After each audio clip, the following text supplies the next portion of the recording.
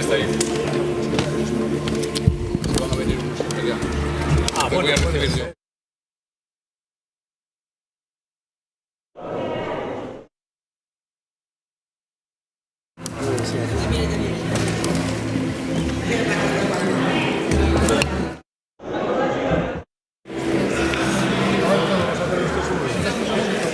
Que me siento.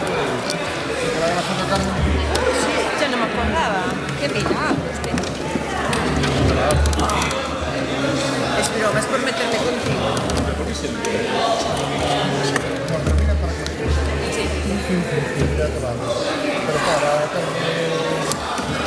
Qué pereza, Miguel.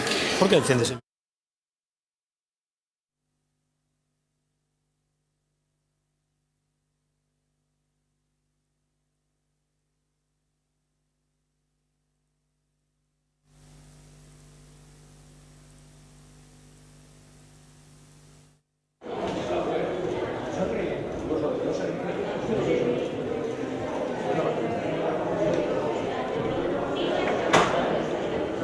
La sonrisa, ¿sabes qué? El libro de la Virgen, el libro de la Rosa, no era la risa, era el libro de la vida.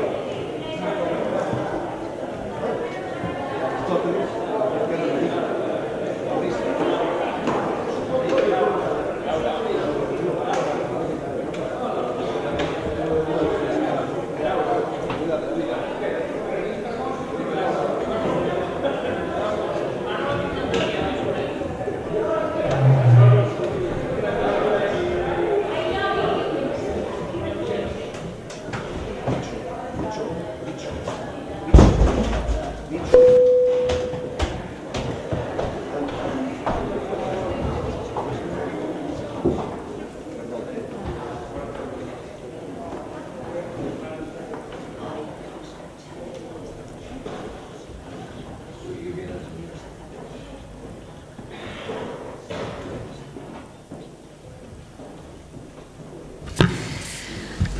Moi bo día a todos e a todas, benvidos á sesión ordinaria deste pleno correspondente ao mes de abril. Saudamos a todos os membros da corporación, o señor secretario xeral, señor interventor xeral, ao personal municipal que nos acompaña e asiste nesta sesión, aos xornalistas e medios gráficos e un saúdo especial aos estudantes do grao de Administración e Dirección de Empresas e grao de Relacións Internacionais que están estes días 9 e 10 de abril con xornadas para coñecer o funcionamento das institucións públicas, das administracións públicas, e agradecemos a Carmen Lema, decana da escola, que hoxe nos acompañen neste pleno. Agardo que sexa unha xornada productiva para todos e para todas, que aprendan algo e trataremos de portarnos ben. Hai menos ruído aquí, menos barullo que no Congreso dos Diputados, así que nos queda por diante unha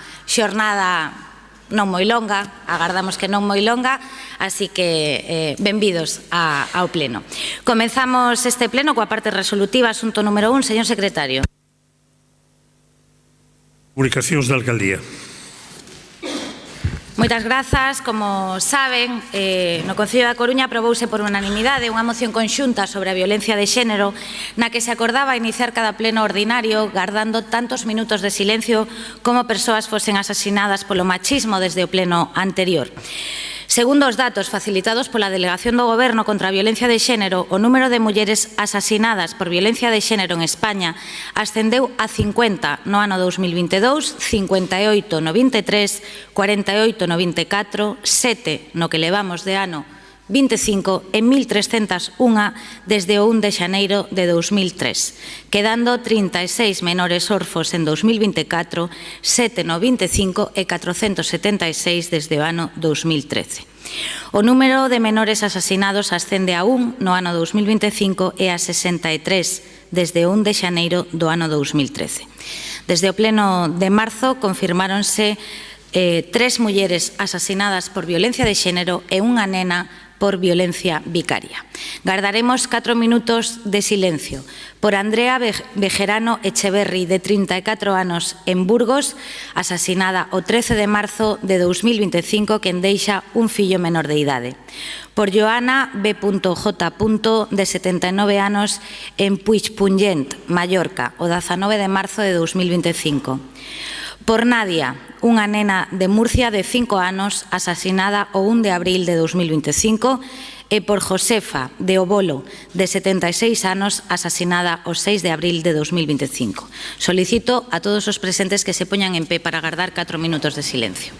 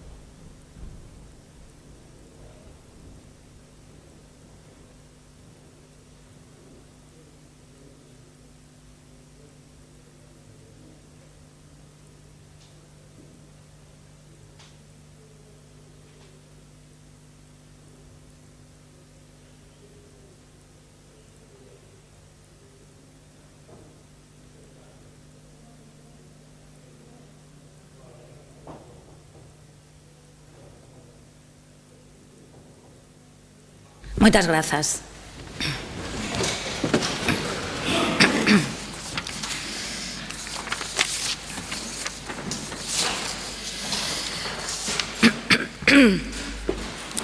Nas comunicacións de alcaldía atópase tamén a aprobación do borrador da acta da sesión ordinaria de 6 de febreiro de 2025, a que non constan alegacións e, polo tanto, entendemos aprobada. Asunto número 2, señor secretario. Toma de coñecemento do informe de intervención xeral de control financiero permanente obrigatorio en cumprimento do disposto na disposición adicional terceira da Lei Orgánica 9/2013 do 20 de decembro de control da débeda comercial no sector público correspondente ao exercicio 2022. Moitas grazas. Toma coñecemento o pleno deste informe e pasamos ao asunto número 3. Asunto número 3, comparecencia no recurso PO 72/2025 contra a aprobación da suspensión cautelar de tramitación de instrumentos de planeamento e outorgamento de licenzas de parcelación de terreos e edificación no ámbito do Plan Especial PE M18 Labañou. Moitas grazas. Este punto se sustancia sin debate, toda vez que o acordo que debe adoptarse polo Pleno, tratarse dun asunto da súa competencia e personarse no recurso do procedimento ordinario 72/2025 promovido por Comisión Gestora ás Percebeiras contra a resolución deste Pleno de 11 de decembro de 2024, pola que se acorda aprobar a proposta de suspensión cautelar de tramitación de instrumentos de planeamento e outorgamento de licencias de parcelación de terrenos e edificación no ámbito do Plan Especial PE M18 de Labañou, delimitado no Plan Xeral de Ordenación Municipal da Coruña polo plazo máximo dun ano coa finalidade de estudiar a súa modificación e, en segundo lugar, conferir a representación municipal ao director da asesoría xurídica e aos letrados dos servizos xurídicos coas facultades legales oportunas para interponer recursos ordinarios e extraordinarios. Polo tanto, procedemos xa á votación deste punto. Votos a favor da comparecencia. Grazas. Votos en contra. Abstencións. Moitas grazas. Queda aprobado. Asunto número 4. Expediente 360/2025-14, aprobación da declaración de especial interese ou utilidade municipal por concorrer circunstancias sociais e de fomento do emprego das actividades de explotación de parques e recintos feriais realizadas pola empresa Sociedade de Fomento e Desarrollo Turístico S.A., no ben inmoble de características especiais situado na Avenida do Porto número 4 en execución da sentenza 29/2024 do Xulgado Contencioso Administrativo número 2 da Coruña. Grazas. Este punto tamén se sustancia sin debate, toda vez que do que se trata é de declarar de especial interese ou utilidade municipal por concorrer circunstancias sociais e de fomento do emprego as actividades de explotación realizadas pola empresa Sociedade de Fomento e Desarrollo Turístico S.A. no inmoble determinado en execución da sentenza 29/2024 do Xulgado Contencioso Administrativo número 2 da Coruña e dar traslado deste acordo á Dirección de Área de Administración Xeral que depende da Consellería de Economía e Planificación estratégica aos efectos de tramitar este expediente. Polo tanto, procedemos á votación deste asunto número 4. Votos a favor. Moitas grazas. Queda aprobado por unanimidade da Corporación. Pasamos xa ao asunto número 5. Asunto número 5, expediente 366/2025/2, aprobación inicial da ordenanza número 42, reguladora do prezo público pola suministración de auga potable aos municipios da área da Coruña. Facer constar que, aínda que non hai unha nota verbal escrita, efectúase en este momento unha nota de conformidade á proposta que se somete ao Pleno Municipal por parte desta Secretaría Xeral. Moitas grazas, señor secretario. Ten a palabra en primeiro lugar o voceiro do Goberno, señor Laje Tuñas, e despois haberá dúas quendas de debate de 4 e 3 minutos antes da votación. Señor Laje, ten a palabra. Grazas, señora alcaldesa. Bo día a todas e a todos. Traemos a este pleno a modificación da ordenanza número 42 para a súa aprobación inicial. Esta ordenanza regula o prezo público para a suministración de auga potable aos concellos da área da Coruña e con esta modificación o que facemos é resolver pois un dos problemas que foron surdindo nos últimos tempos e tiñan que ver con algunhas controversias, nomeadamente co Concello de Oleiros, pero non está libre ningún outro concello de vivir a mesma situación. Estes concellos da nosa área constituíron empresas públicas con participación ao 100% por parte dos mesmos e no caso do Concello de Oleiros existía un litixio polo sistema de facturación da auga por parte da nosa empresa pública, por parte de Malsa, non? A facturación, como saben, está regulada por esta ordenanza e todos os clientes e, polo tanto, os concellos da contorna deben de cumprila.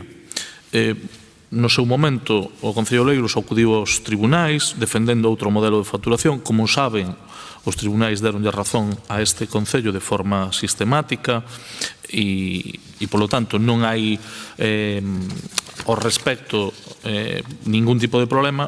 O que hai é unha forma de entender as relacións de veciñanza e as relacións do Concello da Coruña co conxunto de concellos da área, non? Dentro dunha rexión económica urbana como a da Coruña, onde as relacións que ten o Concello dando servicios ou prestando algún tipo de cooperación, como pode ser o caso, pois o normal é ver si se pode mellorar incluso esa relación. Eu creo que boa prova diso dou a nosa alcaldesa nestes días, nomeadamente no día de onte, chegando a un principio de acordo co Concello de Arteixo. Esta modificación que propoñemos aquí non só vai a supoñer un cambio na relación con Oleiros, sino que tamén pode beneficiar a concellos como Arteixo, que tamén teñen empresa pública que tamén dá servizo de suministro de auga potable. Concretamente, a modificación que traemos, para que todos a coñezan, o que di é que están obrigados ao pagamento do precio os concellos ou as empresas públicas participadas ao 100% polos concellos que fosen declarados medio propio dos mesmos e que reciben a suministración de auga a través de Malsa, de acordo co establecido no artigo ao que fai referencia a ordenanza. Isto é, o artigo 2 que se modifica e, polo tanto, tamén se deixa claro que para que as facturas sexan expedidas a nome da empresa participada ao 100% polo Concello Perceptor do Servicio, debe de existir comunicación expresa a Emalsa de que o Concello Perceptor do Servicio se converte en responsable subsidiario do pagamento. Con isto non hai un perxuicio para o Concello da Coruña, que nos iba ben ca ordenanza como a tiñamos e nos vai a seguir indo igual de ben coa ordenanza como quedará se finalmente resulta aprobada. Os concellos da contorna lles vai a ir millor do que lles iba e, polo tanto, tamén entender pois a cooperación dun xeito amplo significa telo en conta dentro desta normativa que coa súa modificación, pois desde logo, pois afianzamos tamén as relacións cos concellos da contorna. Creo que profundizamos nesa cooperación sin perder nada e facendo que todos ganemos, non? Creo que é unha solución boa. Agradecer o posicionamento dos grupos facendo posible a tramitación desta ordenanza reguladora número 42, esta modificación, e creo que é un exemplo, seguramente non o único, pero un exemplo tamén de como actuar nas relacións cos concellos limítrofes, intentando facilitar pois as relacións e a prestación dos servizos. Nada máis, moitas gracias. Moitas grazas, señor Laje. Ten a palabra o BNG a través do seu voceiro, señor Jorquera, cando queira. Grazas, señora alcaldesa. Comezo anunciando que o BNG vai votar a favor da modificación desta ordenanza. Trátase dunha modificación menor. Como se ven de explicar, o que se propón é mudar a redacción para posibilitar que non só os concellos estean obrigados ao pagamento do prezo público da auga suministrada por Emalsa, senón tamén as empresas públicas participadas ao 100% polos mesmos que fosen declaradas medio propio, mas aínda que se trate dun problema menor, preténdese resolver un problema dunha índole de maior seriedade. A débeda contraída polo Concello de Oleiros con Emalsa, pois existe a empresa pública municipal Aquaoleiros e o Concello de Oleiros considera que é a ela a quen se ten que facturar. Para facelo posible é necesario introducir esta modificación na ordenanza. Mas dito isto, como é habitual, quero aproveitar a primeira intervención para saudar o público que estea seguindo este pleno, o persoal do Concello, as traballadoras e traballadores da prensa e os membros da corporación. E quero enviar un saúdo especial ás asociacións de veciños de Oza, Gaiteira, Castros e da Falperra, a Sociedade Filarmónica de Galicia, as asociacións e clubes deportivos Eirís, Montañeros, Batallador, Orzán, Rosalía Mera e Futcor, as asociacións de comerciantes do Belisco, Distrito Picasso e de distintos mercados municipais e a Asociación de Persoas Xordas da Coruña. Menciono estas asociacións porque foron as que presentaron alegacións aos orzamentos. Moitas das súas propostas parécenos razoáveis e o BNG toma boa nota delas por se no futuro houber unha negociación dos novos orzamentos ou dunha modificación dos orzamentos actuais. Digo isto porque o Goberno local decidiu o pasado luns desestimar as alegacións en Xunta de Goberno sen que poida pronunciarse o Pleno. E antonte o señor Lorenzo, nunha rolda de prensa, acusou o Concello de reducir a transparencia por non debater as alegacións o orzamento en pleno e engadiu, cito textualmente, hago responsable al BNG de todo lo que está sucediendo. O ritmo que imos, señor Lorenzo, vai nos facer tamén responsáveis do asasinato de John Fitzgerald Kennedy. Co cal, véxome na obriga de facer unha serie de precisións, porque vostede engadiu. El BNG supo desde el primer momento lo que suponía el cambio en las bases de ejecución. E aínda que, por suposto, non o teño a vostede por un nazi, ao contrario, señor Lorenzo, como ben sabe, teñolle moita estima no persoal, teño que dicirlle que neste tema vostede está aplicando a bella táctica de Goebbels de unha mentira repetida 1000 veces convértese nunha verdade. O BNG votou en contra dos orzamentos. Por tanto, votamos en contra das bases de execución. E como xa lle temos explicado, se votásemos a favor de algunha emenda, os orzamentos admitíanse a trámite e para consolidar esa emenda habería que votar a favor da aprobación definitiva dos mesmos, algo que tampouco vostedes estaban dispostos a facer. Pero sigo coas precisións, señor Lorenzo. Este ano, o Concello da Coruña vai ter uns orzamentos novos a través dun mecanismo excepcional co que o BNG non está de acordo. Non estamos de acordo en que o Pleno rexeite a proposta de orzamentos e tamén rexeite a cuestión de confianza a que se someteu a alcaldesa e pese a iso os orzamentos resulten aprobados por non presentarse e prosperar unha moción de censura.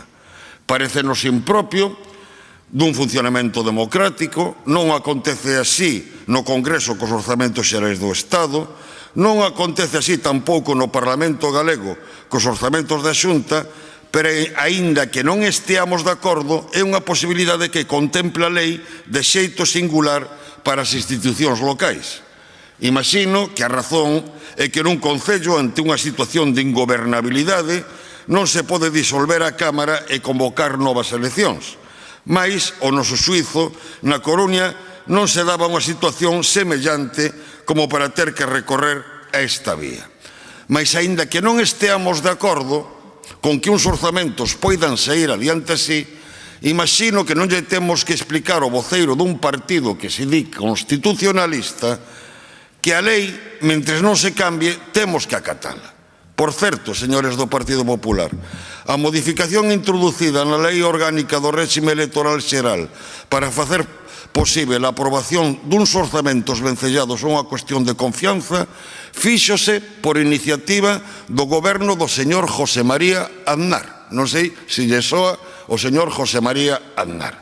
Do mesmo xeito que temos que acatar o establecido no artigo 7.2 do texto refundido da Lei Reguladora das Facendas Locais, que establece que as alegacións non poden ser emendas e di textualmente que só poderá haber reclamacións ao orzamento por non terse axustado a súa elaboración, a aprobación e os trámites establecidos nesa lei, por omitir o crédito necesario para o cumprimento das obrigas exixíveis á entidade local en virtude de precepto legal ou de calquera título lexítimo, ou por ser de manifesta insuficiencia os ingresos en relación cos gastos orzados ou ben destes respecto ás necesidades para as que estea previsto. Resérvome para a segunda quenda, por se fose necesario, facer máis precisións. Moitas grazas. Moitas grazas, señor Jorquera. Turno do Partido Popular, señor Lorenzo. Gracias, señora alcaldesa. Buenos días a todos y a todas, a las personas que nos siguen por streaming y, por supuesto, un saludo especial a los estudiantes de la Escuela de Administración. Bien, vamos a ver. Estamos en el punto 5, creo que de este pleno, de la parte resolutiva, y es la primera vez que se nos da la voz para poder hablar. Porque a mí me gustaría justificar por qué en los dos primeros puntos hemos votado y cuáles fueron las causas de justificar nuestro voto. Me hubiera gustado hablar un poco de por qué nos abstuvimos en el punto número 3, que ya en su día habíamos dicho que no estábamos de acuerdo con la suspensión de la licencia en as percebeiras. Anunciamos que esto iba a dar lugar a un litigio. Hoy vemos que se va a iniciar ese litigio y dada la situación que vive en la ciudad y dado el problema de vivienda, no entendemos por qué se paraliza un proyecto donde más del 40% de las viviendas iban a ser viviendas de protección social, o estábamos hablando de casi 500 plazas de parking, o estábamos hablando casi de un parking de 15.000 metros cuadrados. Más de 20 años de retraso y, sobre todo, al final de todo, vuelven ustedes a suspender esta licencia. O también nos hubiera gustado hablar del asunto número 4, que no viene más que a reafirmar una mala gestión por parte del concejal de Hacienda, la Getuñas, que ha obligado a una empresa a reclamar a los tribunales y que al final le dieron la razón y ahora tenemos que ejecutar la sentencia rebajándole los impuestos. Pero bien, ustedes nos traen hoy aquí a aprobar esta ordenanza fiscal número 42. Ustedes han hablado ya del por qué hay que aprobarla y que es un cambio, decía el señor Jorquera, es un cambio menor, pero que sí que es importante para que puedan las empresas participadas por el ayuntamiento pagar las facturas que les envíe Emalsa, algo que por tal como estaba en la normativa no se podía hacer. No va a ser la única, por supuesto, ordenanza fiscal que van a ustedes tener que traer este año a este pleno. Estamos esperando por esa ordenanza fiscal que va a subir los impuestos en la tasa de basura más de un 33%, o estamos también esperando esa ordenanza fiscal que esperamos que podamos debatir respecto al impuesto turístico y esos 2,5 millones de euros que esperan ustedes recaudar, o esos también 5 millones de euros que esperan recaudar de la explotación del parking de la intermodal, que en principio parece ser que no sé si estará abierto a finales de año. Pero claro, ustedes han hablado, hoy hemos también aquí hablado del presupuesto, quizás hoy aquí de lo que teníamos que estar hablando era del presupuesto, de las alegaciones al presupuesto y de todo lo que ha pasado con el presupuesto, que es el tema más importante, pero ustedes han impedido, recurriendo a un mecanismo legal y a una mala interpretación de la ley, a que hoy aquí al menos debatamos las alegaciones formuladas, tanto por las entidades que mencionó el señor Jorquera como por el Partido Popular. Porque no cabe duda que nosotros también hemos hecho en su momento una alegación, hablando de esos 30 millones de euros de ingresos que nadie sabe de dónde van a venir y que incluso el interventor pone en duda. Pero ustedes, yo sé que esto no les interesa. Me llama mucho la atención, señor Jorquera, usted pasó parte de su disertación hablando del Partido Popular y se dirigió personalmente a mí, el afecto personal que sepa que es mutuo, pero políticamente yo no le quiero dar lecciones, ya se lo digo, pero yo creo que tiene usted que aclararse el lugar en el que se encuentra, porque yo no sé nunca dónde está usted, lo que nace está galego, si está en la oposición o si es realmente el socio colaborador que tiene este gobierno municipal en minoría para que pueda hacer estas cosas. Yo dije y repito y reitero que todo lo que está pasando en este ayuntamiento respecto a los presupuestos es exclusivamente culpa suya, porque usted en su momento ni aceptó las enmiendas que presentó el Partido Popular, tanto a las partidas presupuestarias como ni las enmiendas a la ejecución de bases, esas que nos sustraen al Pleno Municipal la fiscalización de lo que es el presupuesto. Y eso se debe exclusivamente a usted, porque usted no debe olvidarse que el gobierno municipal está en minoría.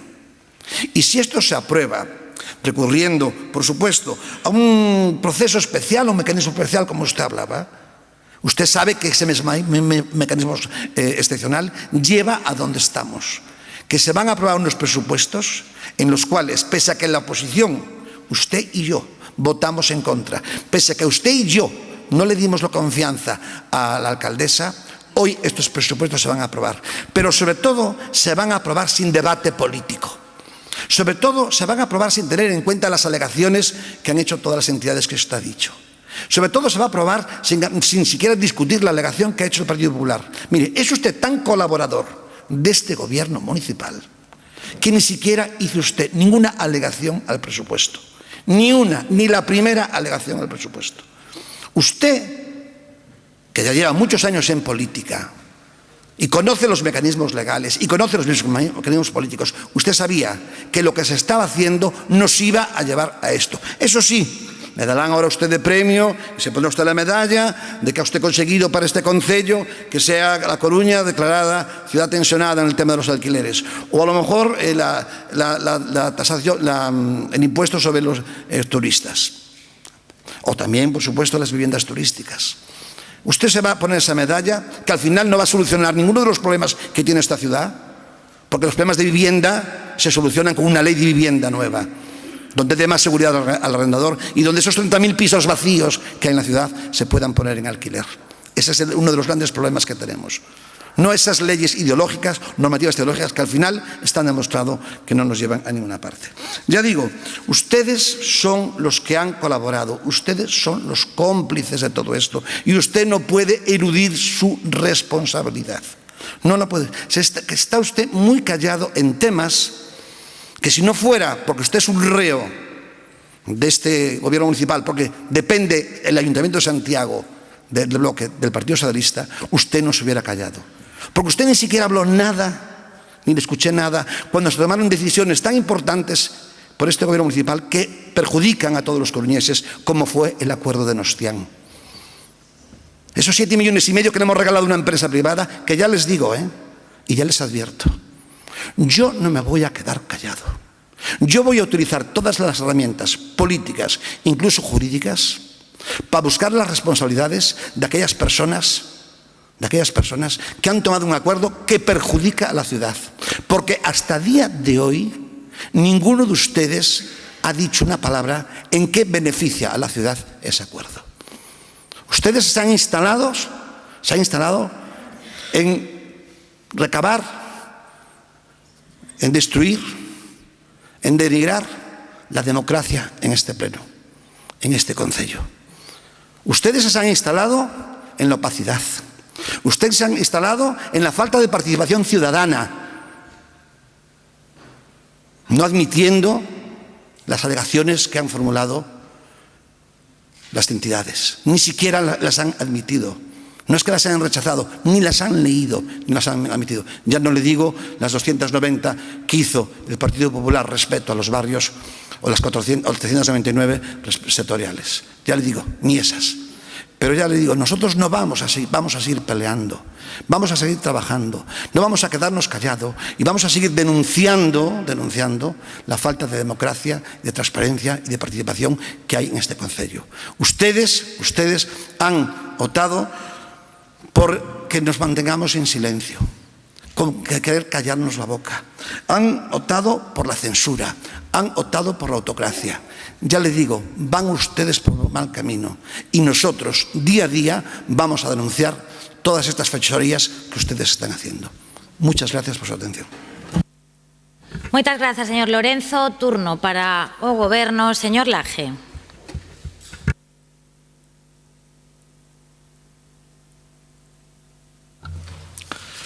Bueno, gracias, señora alcaldesa. A ordenanza 42, que é a reguladora dos precios públicos para o suministro de auga potable, non mereceu o respeto do debate que é o que se trae aquí ao pleno. Falar de democracia eu creo que significa tamén respetar a corporación a respetar os asuntos que se traen ao mesmo, non? Se supón que hai un turno para posicionarse sobre o que teñan dito. Agradecerlle, señor Jorquera, a súa posición favorable.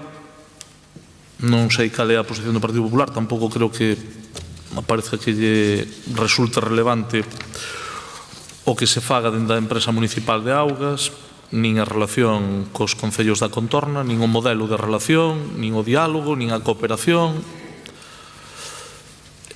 Queren facer outro debate. Pero miren, o debate que tiñan que facer, puderon facer durante un mes, no que estaban convidados a facer unha moción de censura. Eu, deso non se sabe. Claro, debate de orzamento xa houbo. Poden poñer en marcha a máquina do fango, poñer as noticias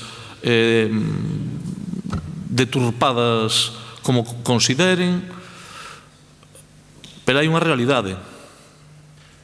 E a realidade é que hai un mecanismo especial para a aprobación dun orzamento, derivado de que un grupo, legitimamente, decideu non negociar, que é o grupo do BNG, e, polo tanto, a alcaldesa tomou unha decisión, que é vincular un orzamento a unha cuestión de confianza. E a lei é clara. Pasado un mes queda aprobado. O que fixo o goberno municipal é, en base á lei de facendas locais, o seu texto refundido, abrir o espacio á participación. Vostedes tiveron oportunidade de participar. Si se lle estuvera poñendo impedimentos á participación, vostedes non estarían hoxe aquí neste pleno. Estarían no xuzgado defendendo os seus dereitos. Vostedes puderon participar a través dos órganos da Comisión Informativa correspondente. Non aportaron nada, silencio. Vostedes puderon opinar nun pleno e tiveron a posibilidade de presentar emendas no seu momento. Que é o que sucede? Que a fase na que estamos non é nin de emendas, nin de aceptar alegacións que non sea según 3 causas tasadas, que é o que di a lei. Co cal, vostedes poden intentar retorcer, poden intentar facer o que consideren convinte, señor Lorenzo. Eu podo non coincidir co que diga o señor Jorquera, pero polo menos respeto ao marco de xogo. Vostedes, pois, unhas veces o que ten a culpa de todo, casi tamén do de Kennedy, está deste lado, agora a culpa ten ao Bloque, bueno, vostedes poñense de acordo se queren co Bloque ou o Bloque con vostedes e tal. Tuveron un mes. Sabe o que significou que os dous grupos que están na oposición decidiran que non había orzamento pola vía ordinaria? Non sei cal é a risa. O que decidiron foi que non había orzamento. E, polo tanto, en vez de entrar en vigor no mes de febreiro ou no de xaneiro, entra en vigor mañá cando se publique no Boletín Oficial da provincia. A cidade non lles importa nada. Vostedes están replicando aquí, señores do Partido Popular, están replicando aquí a técnica madrileña. Gracias. Están replicando a técnica de canto peor millor, do ruído e de intentar, bueno, pois falar de cousas que non lle importan aos cidadáns. O gallá houvese alternativa, porque digamos que sería sano democráticamente. O que hai é barullo e un día din unha cousa e outro día din outra. Creo que a verdade é que é bastante penoso traer unha ordenanza ao pleno e que se dediquen a querer enmendarse a sí mesmos polo que non fixeron nos meses anteriores. Co BNG nos esperamos que sea posible entendernos no futuro e estamos abertos, como non pode ser de outra maneira, a seguir construindo pontes e a chegar a acordos e a sacar ordenanzas adiante e a que poida haber unha apertura de negociación orzamentaria por o ano 26. Non como se dixo aquí, que xa non iba a haber máis orzamentos. Non haberá máis orzamentos se así o decide a corporación. Ahora, que sea o Partido Popular o que diga se vai haber máis orzamentos ou non. Bueno, eu simplemente, señor Lorenzo, quédome con que viven nunha realidade paralela. É dicir, mentras o presidente da Xunta vai a Vigo e pon en valor o entendemento e o diálogo coa alcaldesa da Coruña como exemplo de liderazgo e do que hai que facer para traballar coordinadamente, vostedes dicen que isto é unha autocracia. Primeiro, póñase de acordo vostede co señor Rueda, señor Lorenzo, e despois veña aquí e intente ter algo de coherencia. Se o seu xefe de filas é o que pon en valor o liderazgo da nosa alcaldesa, o que pon como exemplo a cooperación entre administracións, por certo, cando chegamos no ano 19, unha das cousas que se achacaba aos anteriores gobernos municipales, o seu non creo, porque vostedes eran todos da mesma cor política, outra cousa é que non sacaron adiante nada, pero ao seguinte lle achacaron que non practicaba o diálogo institucional.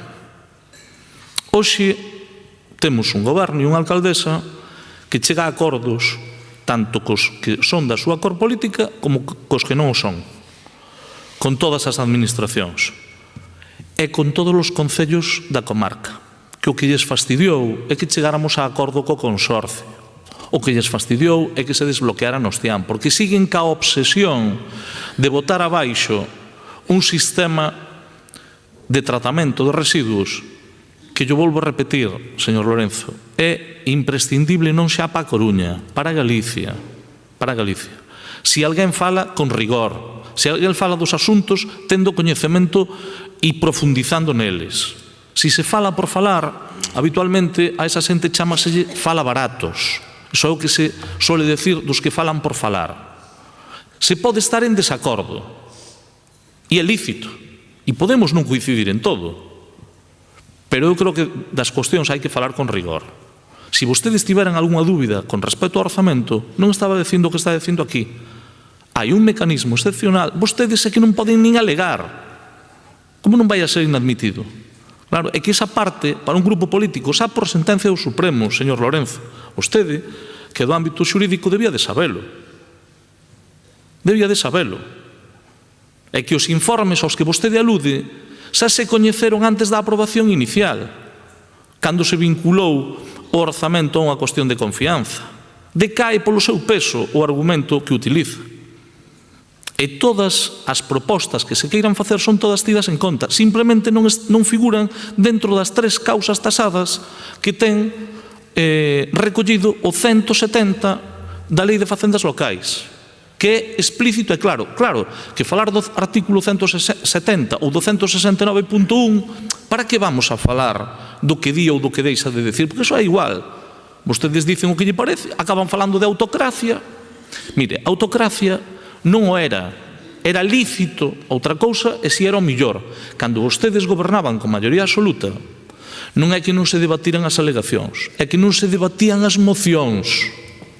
Pero como poden vostedes, con esa santa desfachatez, vir aquí a falar de transparencia, si non permitían que os grupos da oposición debatiran as mocións, señor Lorenzo? Pero por que dice que non? Por que dice que non? Aquí hai membros da corporación que estaban naquele momento. Impedían calquera, é dicir, non aceptaban unha moción, non superaba pola urxencia, con 14 concelleiros que tiñan, impedían o debate. Non había unha soa persoa da oposición en ningunha xunta de goberno local. E agora a veces ainda dicen que non nos avisamos con tempo. Pero que locura é esta? É dicir, pero que locura é esta? É que dificilmente se pode soster un debate con rigor cando as posicións son tan diferentes. Eu simplemente lle digo que reflexione así o modelo de confrontación así a eito, sin máis. Claro que fan críticas e teñen razón en cousas, como non van a telas. Todo grupo político que goberne comete errores. Eu supoño que nós tamén os cometemos. Eu, polo menos, seguro. Ahora, que cuestionen cousas tan elementales, póñanse diante do espello. Póñanse diante do espello. E Si queren que debatamos de outra cousa, bueno, pois nada, se isto ten que ser así, que sexa. Pero, desde logo, vir aquí a decir, señor Lorenzo, a verdade é que a min fastidia un pouco porque, mire, temos outros órganos na corporación, tomamos unha comisión de voceiros. Podíamos coller a acta e mirar se vostede planteou algún problema porque os 2 puntos anteriores non se debatiran. É que lle debería de cara a cara de vergonza. É que non resiste vostede a prueba do algodón. Eu non sei se é que vostede cando entra na comisión e cando chega ao grupo le dice, Miguel, no, así mal. Entón, despois ven aquí a ver, como é o conto? Collemos a acta da comisión de voceiros. Non abriu a boca, mira. Non abriu vostede a boca. E quen asisteu á comisión informativa de economía do lunes tampouco dixo nada do orzamento. E van vostedes e colgan en redes. Protestamos por la tramitación do orzamento. Pero como poden, é dicir, como poden ter esta forma de actuar? Vostedes pretenden que se lles tome en serio. Xa o digo a nivel de funcionamento ordinario. Se vostede estaba en desacordo con que non se debatira sobre a bonificación do IBI á empresa que ten a concesión de Palesco, dixérao, pero non o dixo. Por certo, o que fixo este goberno foi defender o que entendían os servicios xurídicos e administrativos do Concello, que era que non lle correspondía. E se defendeu, porque o que se defendía era o interés do Concello, señor Lorenzo. Por certo, en primeira instancia, a Xusticia decideu que sí, que o Concello tiña razón. E no Tribunal Superior de Xusticia de Galicia se decideu o contrario. Que temos que facelo? Diante dunha controversia, resolvelo a través do Pleno. Abreu a boca na Comisión de Voceiros? No. Dixo algo con respecto a percebeiras? No. Entonces, de verdade que é posible ter aquí unha ordenanza para falar de como nos relacionamos cos concellos da área metropolitana e que acaben dicindo cousas que non se sosteñen. De verdade, que hasta dá pereza manter debates cando non hai un mínimo de rigor. É que hai que chegar a un mínimo nivel, señor Lorenzo. E claro, chegar a este punto, pois non o sei. É dicir, oiga, me resulta complicado e de verdade que me gustaría que as cousas se produciran de outro xeito. Porque é lógico que non estemos de acordo, que discrepemos, incluso que fagan críticas. Pero, por favor, non sei, é o mínimo. Agradecerlle ao BNG, aínda que non coincidamos en todo, pois que sea posible manter o debate no ámbito da corporación, pois, que lle vou a decir? O orzamento aprobouse igual que se aprobou en Pontevedra, da mesma maneira. Me imagino que ninguén terá ninguna dúbida, sobre todo porque dixeron que se cuestionaba, que iban a mirar jurídicamente. Pois falen con Raimundo e con Miguel Ángel Lores, miren si o que vale para Pontevedra vale para a Coruña. Nada máis e moitas gracias. Moitas grazas, señor Laje. Señor Jorquera, segundo turno de 3 minutos. Sí, señor Laje, mire un dato. Orzamentos de 2024 entraron en vigor o 1 de xaneiro de 2024. Por que entraron en vigor o 1 de xaneiro de 2024? Porque se iniciou a tramitación dos orzamentos con moita antelación, sometéronse a aprobación inicial do Pleno en novembro de 2023 e a aprobación definitiva antes do remate de 2023. Grazas a iso entraron en vigor o 1 de xaneiro de 2024. En cambio, orzamentos de 2025 vostedes non os comezaron a tramitar até o mes de febreiro do propio ano 2025. Por tanto, o primeiro responsável de que os orzamentos entren en vigor con moito retraso é o goberno local. Centrándome noutras cuestións, señor Lorenzo, repase o que di a legislación respecto das alegacións aos orzamentos. Vostede é abogado, eu non, pero ainda así creo que sei ler e interpretar a lei.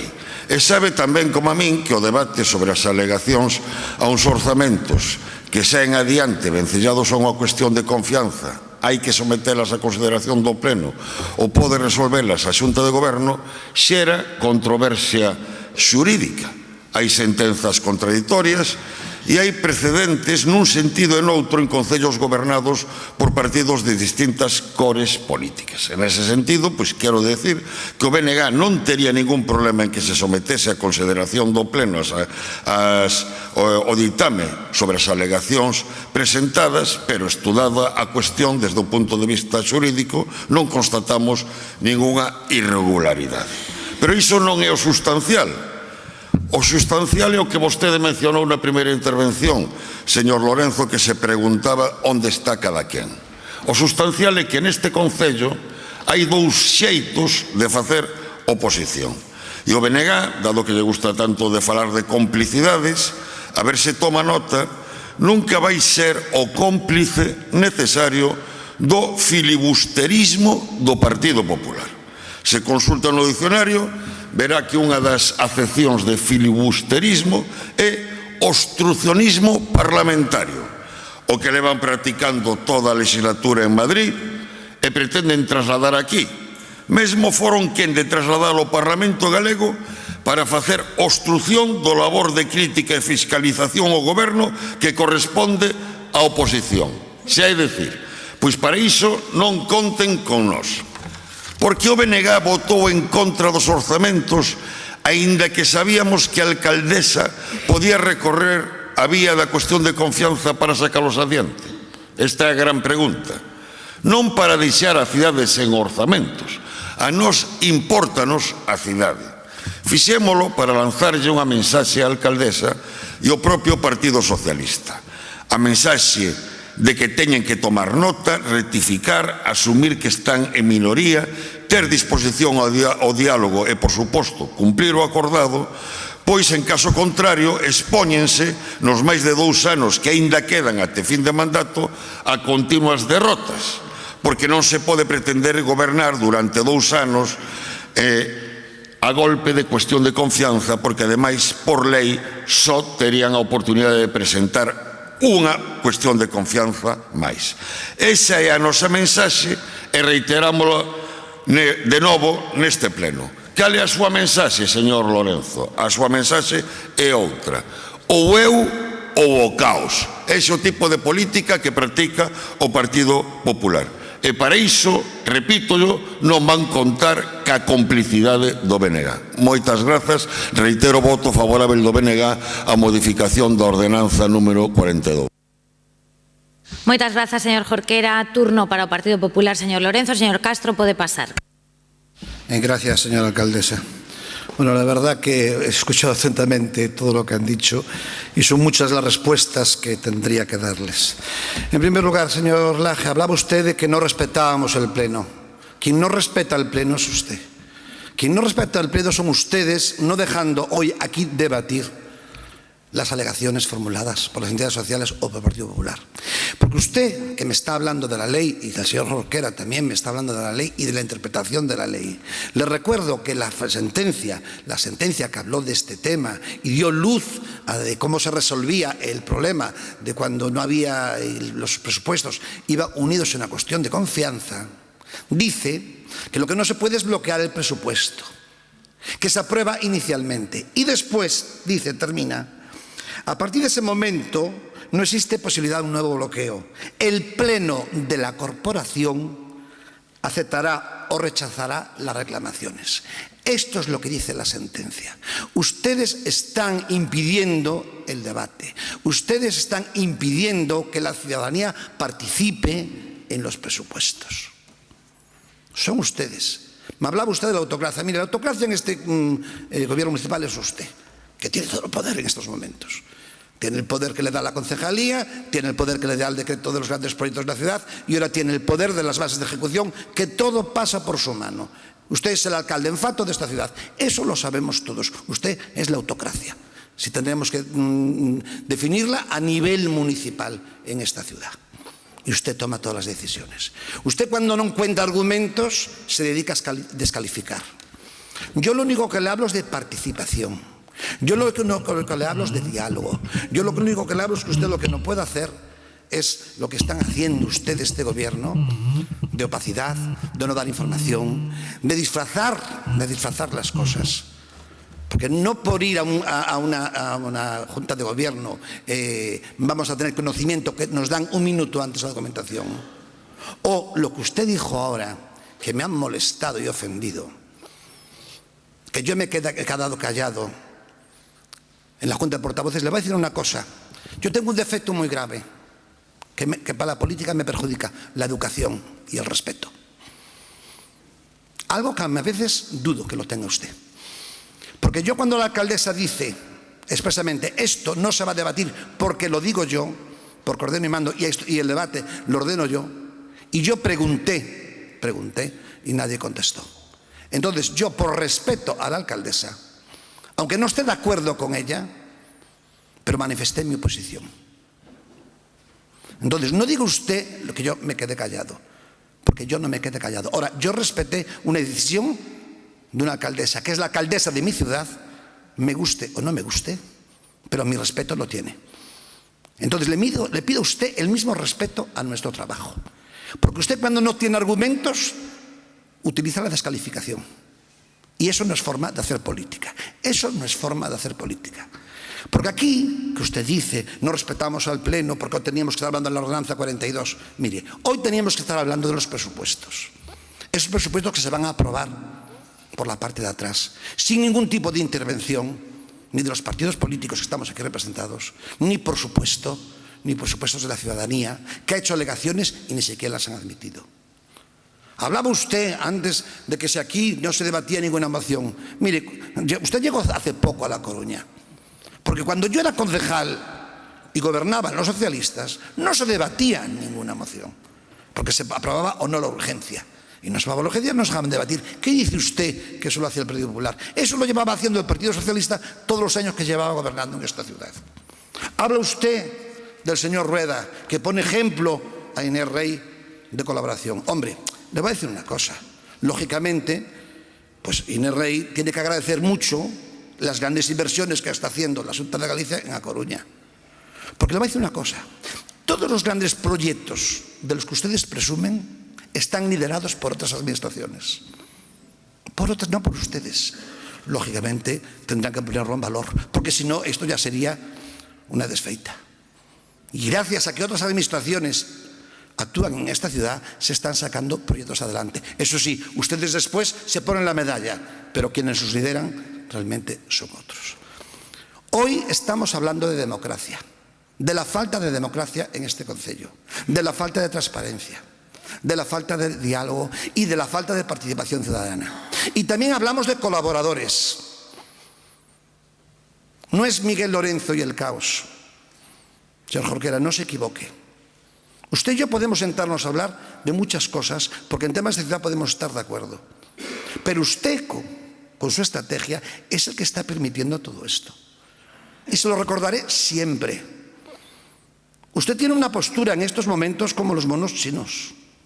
Ni ver, ni oír y callar. Y yo creo que este es el precio que estamos pagando por la alcaldía de Santiago. Pero usted en muchos temas estará de acuerdo conmigo. Pero de hecho, yo leí sus críticas, escuché sus críticas al presupuesto. Usted sabe también, como yo, que si hubiéramos aprobado nuestras enmiendas a la ley de bases, hoy no estaríamos viviendo lo que estamos viviendo, que ya empezó con este día de hoy, con no traer a debatir los presupuestos, con no traer a debatir las alegaciones. Yo no digo que se vote o no se vote el presupuesto, si hay que aprobarlo. Lo que estoy diciendo es que las alegaciones tenían que ser discutidas aquí. Y usted, que habla de que yo hago una oposición del caos, ¿cuál ha sido su propuesta a estos presupuestos? Porque yo presenté 290 aportaciones, perdón, el Partido Popular, 290 aportaciones para los barrios y 399 sectoriales. ¿Dónde están las propuestas del Bloque Nacionalista Galego al presupuesto? Usted dejó pasar todo. No ha hecho ni siquiera en estos momentos, de verdad, alegaciones. En cuanto a los ingresos, esos 30 millones, que usted leyó el informe como yo, ¿qué dice el interventor? ¿Dónde están? Que este presupuesto no se debería aprobar, porque los ingresos y los gastos no coinciden. Esto es una carta a los Reyes Magos, una película de Walt Disney, ciencia ficción. ¿Dónde está su postura ahí?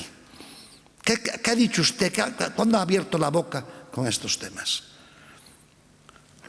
Ustedes son los que han consentido todo esto hasta el día de hoy. Y todo lo que nos viene, porque a partir de hoy los debates en este Concello, en este Pleno, van a ser como la norma 42 de que puedan otros ayuntamientos facturar a nombre de empresas participadas. La gran reforma, los grandes problemas de esta ciudad es que puedan facturarse el agua a través de una empresa participada. Esa es la gran... A partir de hoy este va a ser el nivel de los debates, porque todo lo demás, todo lo que es fiscalización del presupuesto, todo lo que es control de la actividad de gobierno, desaparece del Pleno. Y ustedes son los responsables. Y se lo voy a decir, sé que le duele que se lo diga, pero es la realidad, es la realidad. Y nada de esto hubiera pasado si usted hubiera hecho bien su trabajo, si usted hubiera hecho alegaciones, si hubiera hecho un trabajo conjunto, o incluso si usted hubiera en su momento negociado los presupuestos con ellos, porque serviría como, a lo mejor como un contrapoder. Pero hoy todo el poder lo tienen ellos. Y ustedes y yo, aquí, lo único que nos queda es levantar la voz, protestar, denunciar todo lo que está pasando, porque no me voy a callar nunca respecto a esto, y utilizar todas las herramientas políticas que tengamos para acabar con esta autocracia. Hoy empieza en esta ciudad una nueva forma de gobernar. Triste, triste, donde no se tiene en cuenta la democracia, donde no se tienen en cuenta las mayorías, pero sobre todo donde no se tiene en cuenta a los ciudadanos, porque nosotros, que somos sus representantes, nos han mermado nuestra capacidad de actuación. Muchísimas gracias por su atención. Moitas grazas, señor Lorenzo. Turno de peche para o Goberno, señor Laje. ¿Queres sair? No. Vale.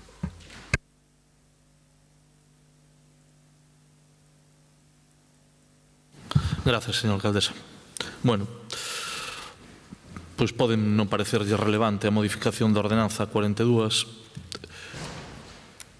Non sei, a verdade é que desde a reforma da lei, no momento que a denominada lei de grandes cidades entrou en vigor, as competencias do Pleno pois están moito máis acotadas e definidas. Entonces, a verdade é que facer con vostede, señor Lorenzo, un debate así, mete todo na batidora, non sei ni se merece a pena. A verdade é que me gustaría ser un pouco pedagóxico, descoñezo que haxa ignorancia, mala fe tampouco me parece que sexa, simplemente creo que é unha forma pois de actuar que ten pouco que ver co debate político, non? Decir que non poden fiscalizar.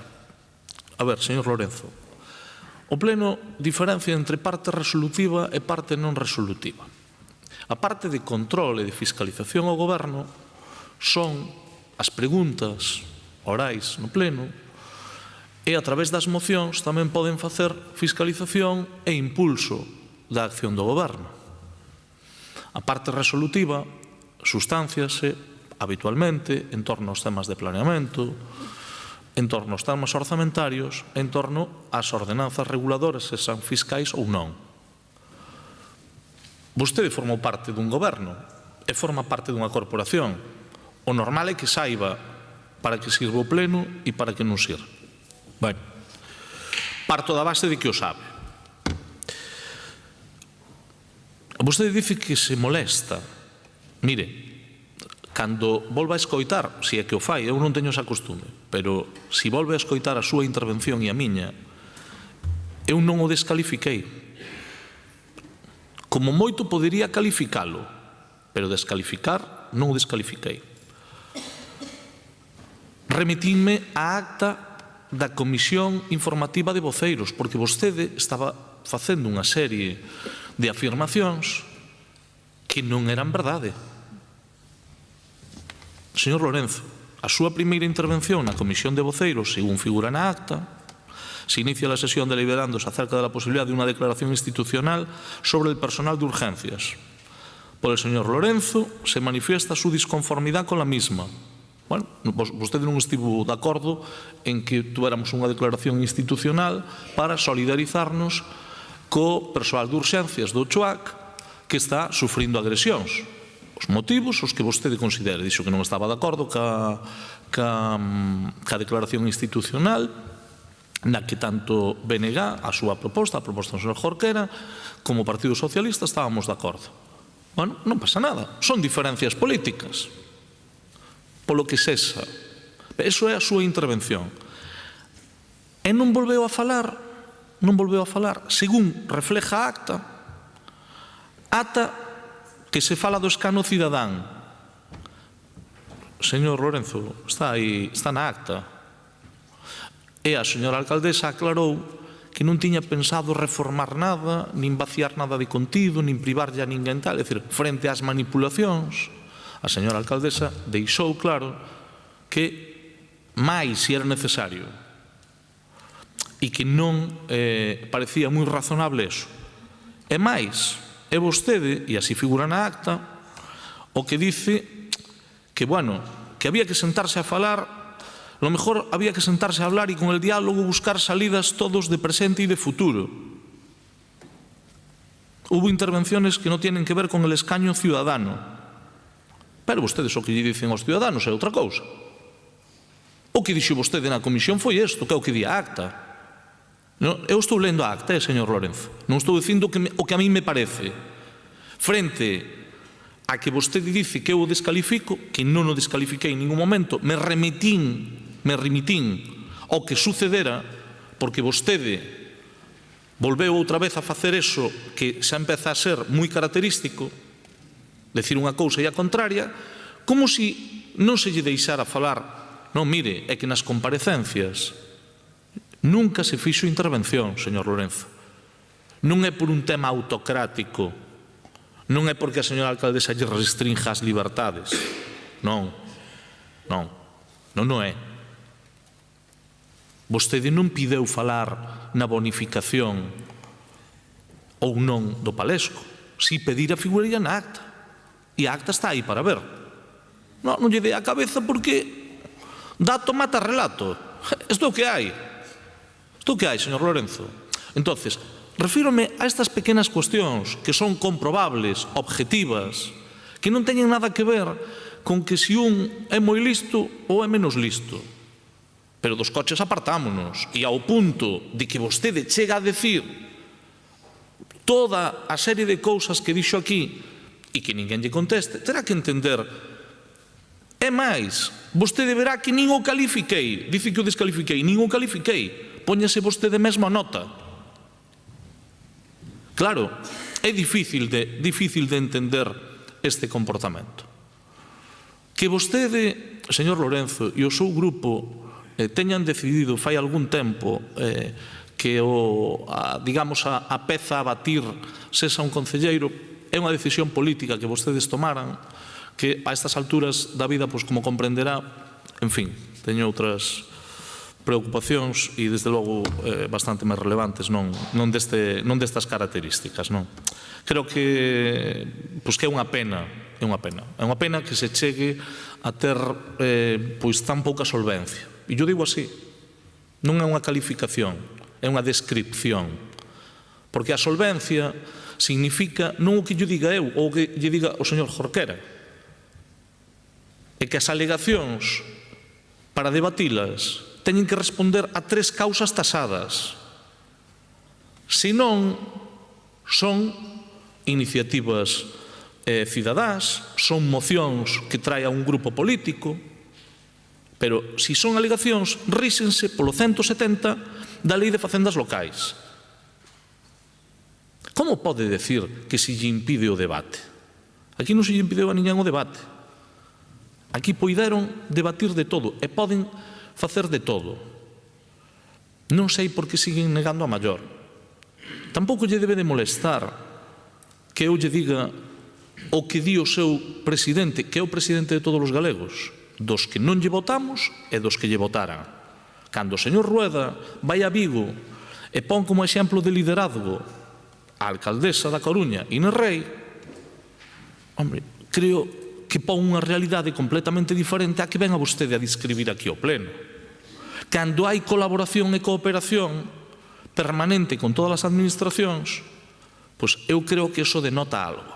E vostedes, en vez de entender eso como unha oportunidade para cooperar e como colaborar, pois apúntanse a doctrina Feijóo. Hai xente que lle chama doctrina Tellado, pero é mentira. Eu que estive no Parlamento de Galicia sei perfectamente de onde sale, como actúan e a falta de escrúpulos que teñen. Polo tanto, quero dicir, descubrirán en Madrid hoxe o que outros xa coñecemos nas nosas carnes fai moito tempo. Sí, novedade ningunha. Agora, que aquí se apunten a cuanto peor mejor, a verdade é que é bastante penoso, señor Lorenzo. É bastante penoso. Mire, pode coller a man tendida que este goberno lle lanzou desde o primeiro día a todos os grupos, ao seu tamén, que teñamos un eixo de diálogo e cooperación co BNG é o normal. Fíxese vostede que a mí ni me molesta que intenten descalificarme. Vostede si o intenta. Porque falan de transparencia e eu falolle de cando gobernaron, porque me imagino que cando un dice algo, será porque cando tuvo a oportunidade de gobernar, pois segueu esa liña. Dabanlle participación á oposición nas xuntas de goberno? Non. Eu non entro a valorar se é bo ou malo, ou o que faría eu. Eu creo que é un órgano de goberno, fundamentalmente. Pero vostedes critican que se enteran un minuto antes.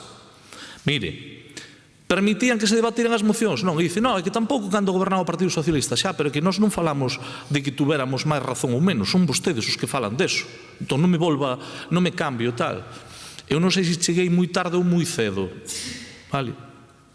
Eu comecei a vivir na calle Europa nos Mallos en marzo de 2008. É moito ou é pouco? Non sei se vostede vai a decidir darme o carné de coruñés ou de coruñesa nalgún momento, se hai que alcanzar os 30 anos. A verdade é que toda a xente que utiliza ese tipo de argumentos demostra, unha, o acomplejaos que son, e hai bastantes. E segundo, que pouco teñen que facer nun debate cando ao final un intenta decir, mire, que vostede pois non naceu aquí como naceron as miñas fillas. Vaya por Dios, señor Lorenzo. Non ve que a vostede o primeiro que tamén intentan facer é descalificalo dicindolle se é de Pontevedra ou non. Eu nacín en Outes, señor Lorenzo. Estou moi orgulloso. Tan orgulloso como que neste pleno da corporación defendera que se implantara o uso da lingua galega cunha ordenanza que en todos os anos que estuveron todos vostedes non o fixeron. Moi orgulloso. A pesar de que a algúns lle moleste. Porque é cumplir a lei do ano 88. Pero mire, vostede non lle preocupa a ordenanza, preocupanlle as cuestións económicas. E voulle decir que eu creo que isto está ben que o teñamos todos. Se quere falar de gestión económica, vamos a facer a comparativa. Vostedes dixeron que se ingresaran 268 millóns de euros en 2024. É falso. O que se ingresou foron exactamente 357 millóns, casi 100 máis. Porque minten, porque dan datos falsos, non se sabe. Pero podemos establecer as comparativas. Se o vemos desde o punto de vista dos ingresos correntes, o orzamento inicial contemplaba 301 millóns, se incorporaron 9 máis.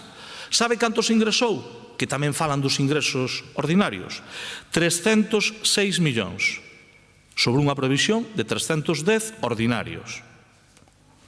O cómputo total, 357, por si quere tomar nota. Por certo, podo anunciarlle hoxe aquí que temos un superávit de máis de 11 millóns de euros. Debemos de gestionar moi mal.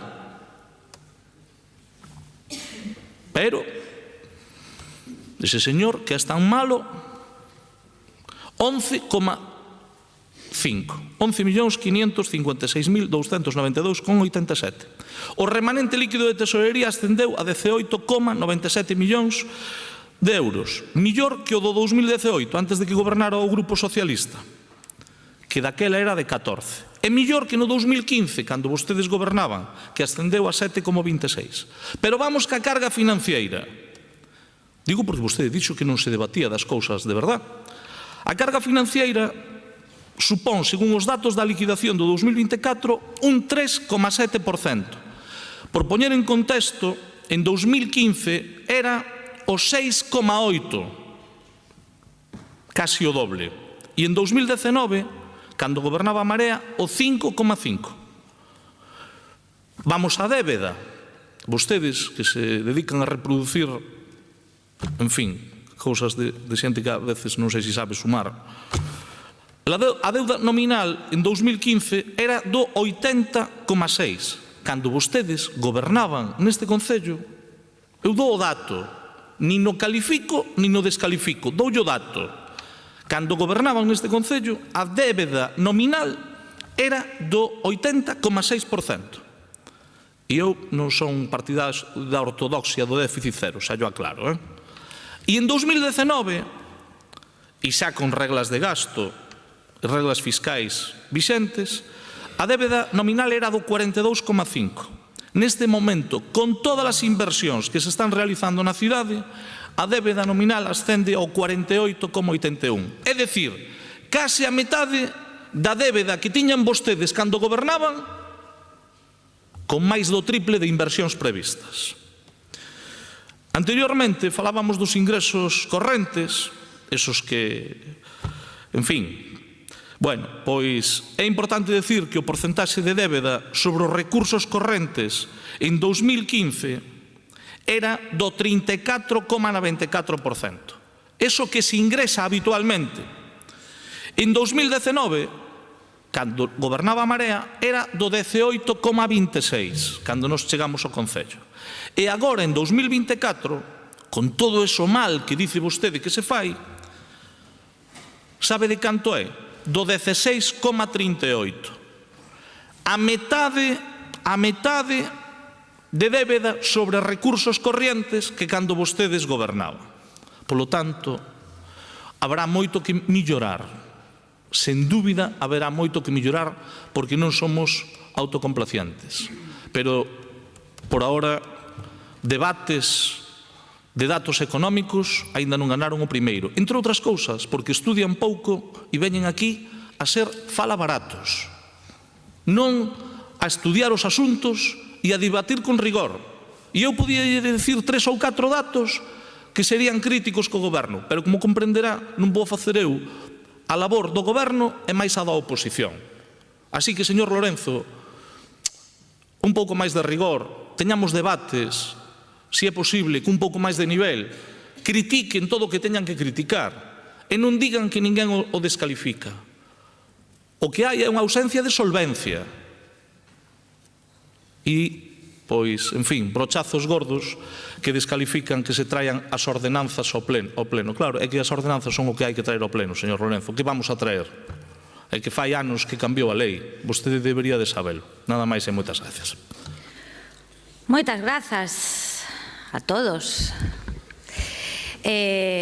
Procedemos á votación deste interesante asunto sobre a ordenanza número 42. Digo por refrescar. Votos a favor da aprobación inicial da ordenanza. Moitas grazas, queda aprobada por unanimidade. Poden saír todos os que me están mandando mensaxes de socorro. Todos, sin dar explicacións. Teño o WhatsApp que ferve. Ben. Pasamos aos asuntos número 6 e 7 da Consellería de Urbanismo. Señor secretario. Asunto número 6, expediente 631-2023-237, aprobación definitiva do estudio de detalle nas parcelas Z4R1L, Z4R5P, Z4R11LA e Z4R11LB do ámbito SURT1 de San Pedro de Visma. E asunto número 7, expediente 631-2024-27, aprobación definitiva do estudo de detalle no ámbito do Plan Xeral de Ordenación Municipal vixente na Falperra, APIP 25.2. Moitas grazas. Estes asuntos serán explicados e debatidos conxuntamente en 2 turnos de 5 minutos e 3 minutos. O segundo ten a palabra o concelleiro de Urbanismo, señor Díaz, e señora Beira. Señor Deus, nas súas mans estamos. Adiante. Gracias, señora alcaldesa. Procuraré no leer los títulos de todos los estudios de detalle para ahorrar tiempo. Traemos hoy a pleno la aprobación definitiva de dos estudios de detalle, uno que va a permitir una intervención de renovación urbana en una zona ya consolidada, como es el barrio de La Falperra, y otro que afecta a 4 parcelas del nuevo desarrollo de Visma, en este momento en pleno proceso de construcción. El primer estudio de detalle, el segundo del orden del día, es el de La Falperra, que tiene como objetivo establecer las rasantes del viario previsto en un área de planeamiento incorporado, delimitado por el Plan General de 2013, de conformidad, por lo tanto, con la Ley 2/2016 del suelo de Galicia y con las normas técnicas de planeamiento de Galicia. El estado actual de los terrenos que conforma ese estudio de detalle es una zona sin edificaciones que genera además problemas al barrio por la existencia de maleza y una apariencia de zona degradada en pleno centro de la ciudad y además muy cercano a un equipamiento deportivo como es la pista de La Falperra. El principal problema del ámbito radica en la topografía, con una pendiente muy considerable entre la calle Falperra y la ronda de Nelle, de casi 5 metros de diferencia. Esta diferencia de rasante es la que tiene que resolver el nuevo viario propuesto por el estudio de detalle y que tendrá que desarrollarse mediante un proyecto de urbanización, que ya se está además trabajando en él para agilizarlo al máximo posible. La actuación proyectada gira en torno a un recorrido continuo y accesible que va desde la calle Falperra hasta el límite inferior del ámbito, creando un espacio público que conecta el entorno. Se plantea la construcción de rampas para resolver las diferencias de nivel, creando secuencias espaciales que incluyen áreas de descanso, miradores y espacios reservados para posibles conexiones futuras como un ascensor urbano o cualquier elemento electromecánico si fuese necesario. La intervención busca maximizar la permeabilidad visual, permitiendo vistas cruzadas entre los diferentes niveles del espacio y creando un vacío urbano que conecta con el exterior. A mayores, también es importante señalar que la aprobación de ese estudio de detalle va a permitir la obtención de suelo residencial municipal que permitirá la creación de vivienda pública o de alquiler asequible, una de las principales hojas de ruta de este gobierno local. La propuesta que traemos a este pleno, por tanto, en cuanto a este asunto, es aprobar definitivamente el documento del estudio de detalle en el ámbito del API P25.2, redactado por los arquitectos Alfredo Garrote Pazos, Mónica Mesejo Conde y Sara Prieto Hortas, ordenar la realización de los trámites administrativos recogidos en los artículos 82 y 88 de la Ley del Suelo de Galicia para procurar la entrada en vigor de este estudio de detalle y notificar el acuerdo tanto al promotor del documento como a los departamentos municipales y otras administraciones interesadas.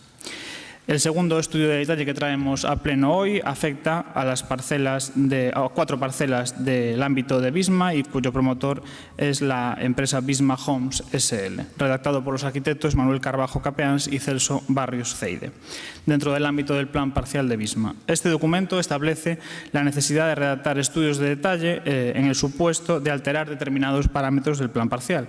En este caso, el objeto del estudio de detalle es delimitar los espacios libres privados de uso público, dentro de uso privativo, dentro de las parcelas y, por otro lado, garantizar que la disposición de estos espacios libres privados de uso privativo no altera la continuidad de los espacios libres privados de uso público, garantizando recorridos peatonales entre las diferentes zonas del ámbito, así como garantizando también la continuidad de la malla de estos espacios verdes. Es, por tanto, que traemos también en ese sentido al Pleno la siguiente propuesta de acuerdo. Aprobar definitivamente el documento denominado Estudio de Detalle de las parcelas Z4R1L, Z4R5P, Z4R11LA, Z4R11LB del SURT San Pedro de Visma, sector 2, promovido, como decía, por Visma Homes SL y redactado por Carbajo y Barrios, arquitectos asociados. Ordenar la realización de los trámites administrativos recogidos en los artículos 82 y 88 de la Ley de Suelo de Galicia y notificar este acuerdo tanto al promotor del documento como a los departamentos municipales y otras administraciones interesadas en la tramitación del expediente. Este estudio de detalle, junto con los otros 3 que se encuentran en este momento en tramitación, va a permitir, desde luego, agilizar las licencias en el ámbito y poder simultanear las obras de urbanización con las obras de los edificios, garantizando, en la medida de lo posible, el impulso a una bolsa de vivienda muy interesante para la ciudad por su elevado nivel de vivienda protegida. Muchas gracias. Gracias, señor Díaz. Ten agora a palabra a señora Beira por un tempo inicial de 5 minutos. Sí, moitas grazas. En canto que son os estudos de detalle, no que ten a ver cos estudos de detalle que afectan o ámbito de San Pedro de Visma, ben é sabido que o Bloque Nacionalista Galego non está moi de acordo co nivel de intensidade que ten este ámbito. Creemos que é bastante desproporcionado, pero con todo é un ámbito que está recollido no PEXOM e que ademais é de desenvolvemento directo e polo tanto nos aí compre acatar en este caso, porque ademais sería moi difícil outra cuestión, o que xa está recollido no PEXOM. De todas maneiras, o que pretenden estes estudos de detalle son, por unha parte, como xa se dixo, adaptar as rasantes a topografía do terreo, a realidade do terreo por unha banda, e por outra habilitar espazos dotar espazos comuns arredor destas parcelas, de dúas das parcelas en concreto, e creemos que iso pode mellorar as condicións desas parcelas. Unha delas, ademais, de vivendas de protección oficial, e polo tanto nos nesta cuestión imos votar a favor, como imos votar a favor tamén do estudo de detalle da Falperra, que o que pretende, como xa se indicaba, é simplemente habilitar ou, de alguma maneira, un itinerario peonil desde a parte alta deste barrio. Falaba o señor Díaz de que habería que pensar si habería que poñer elementos para facilitar a accesibilidade. Eu creo que non é unha cuestión que debera de plantexarse como unha posibilidade, senón como unha obriga, porque o propio estudo de detalle di que o itinerario non vai garantir a accesibilidade universal pola pendente que hai, polo desnivel que hai, a diferenza de cota, pero eu creo que o goberno local está obrigado a instalar ese ascensor, e o estudo de detalle está xa pensado para que se poida instalar, e polo tanto que lle pregamos é que a vez que se habilita este itinerario peonil vayan xa pensando na instalación deses elementos mecánicos para facilitar a accesibilidade universal. E de paso que estamos pola zona, pois tamén lle pedimos que as escaleiras de Maestro Clavé as coiden vostedes un pouquiño máis, porque a realidade é que hai moitas dificultades a cotío, teñen problemas e a xente non pode empregalas, e polo tanto aproveitamos xa que o Monelos pasa pola Coruña para reivindicarlles esta cuestión. Eu pola parte dos estudos de detalle non teño nada máis que comentar. Iso sí, reiterarlle ao goberno municipal, como temos reiterado en moitas ocasións, que teñen moitas tarefas pendentes en materia urbanística, en materia de ordenación urbanística, que son ademais unha exixencia, son cuestións que están ademais nos acordos políticos co Bloque Nacionalista Galego, e outras son cuestións que teñen pendentes xa desde hai moito tempo. Nas cuestións pendentes que teñen desde hai moito tempo está a modificación puntual do PEXOM en canto á norma zonal número 8, están pendentes aínda as cuestións relativas ao catálogo do PEXOM, están pendentes por estar en acordos políticos co Bloque Nacionalista Galego a cuestión do Plan Especial da Torre de Hércules, a cuestión das percebeiras, esa modificación puntual que hai que impulsar, está pendente porque vostedes, fixeron o trámite que fixeron en canto a estes desenvolvementos, o convenio do desenvolvemento do Parque de Oza e tamén das xubias, e polo tanto o que lle pedimos é que se poñan as pilas e que se queren traer algo a pleno, desde logo só van poder traer a pleno e só vai poder prosperar se hai unha negociación política co Bloque Nacionalista Galego. Queda dita esta advertencia e polo demais, nada máis. Moitas gracias, señora Beira. Polo Partido Popular, señor Deus, ten vostede a palabra. Moitas grazas, bo día a todos e a todas. Se presentan en este pleno dos asuntos urbanísticos que tienen que ver con la aprobación definitiva de dos estudios de detalle en desarrollo del actual Plan General de Ordenación Municipal. En mi opinión, siempre es buena noticia culminar tramitaciones que traerán consigo poder poner suelo a disposición de llevar a cabo un proceso edificatorio, y más cuando los procesos administrativos a seguir se dilatan enormemente en el tiempo. Ello unido a la enorme necesidad que tenemos en la ciudad de poner suelo para la ejecución de edificios de viviendas que pueden contribuir a aliviar los precios actuales de las viviendas tanto en venta como en alquiler. Vivimos en una ciudad de pequeño tamaño, con una densidad de población elevada, y o ponemos en marcha y agilizamos los procesos de desarrollo de los ámbitos previstos en el Plan General en vigor, o continuará la escalada de precios y la expulsión de población fuera del término municipal. Por estas razones consideramos positivo la culminación de las tramitaciones de estos dos estudios de detalle. Por cierto, en el desarrollo de Visma, en el estudio de detalle de Visma, viene de un plan parcial que fue aprobado en el año 2005, modificado en el 2008 e incorporado, al igual que otros, en el Plan General de 2013, como un ámbito de suelo urbanizable. Por tanto, se respetaron las condiciones aprobadas y los compromisos adquiridos en la aprobación del Plan General. Ya le he dicho en alguna ocasión que también me gustaría que otros procesos de desarrollos urbanísticos tuviesen la misma agilidad que este de Visma. Les voy a anunciar el voto a favor del Partido Popular en estos dos asuntos. Pero ya que estamos hablando de temas urbanísticos, creo necesario abordar la situación de la vivienda en la ciudad y qué decisiones se están tomando. Coruña está a la cabeza de los alquileres más caros de Galicia. En los últimos 3 años, el precio del metro cuadrado de alquiler pasó de 8,23 a 10,21 euros. Y no solo eso, La Coruña es la ocupa el cuarto puesto a nivel nacional de las ciudades capitales de provincia en que se ha producido la mayor subida de los alquileres.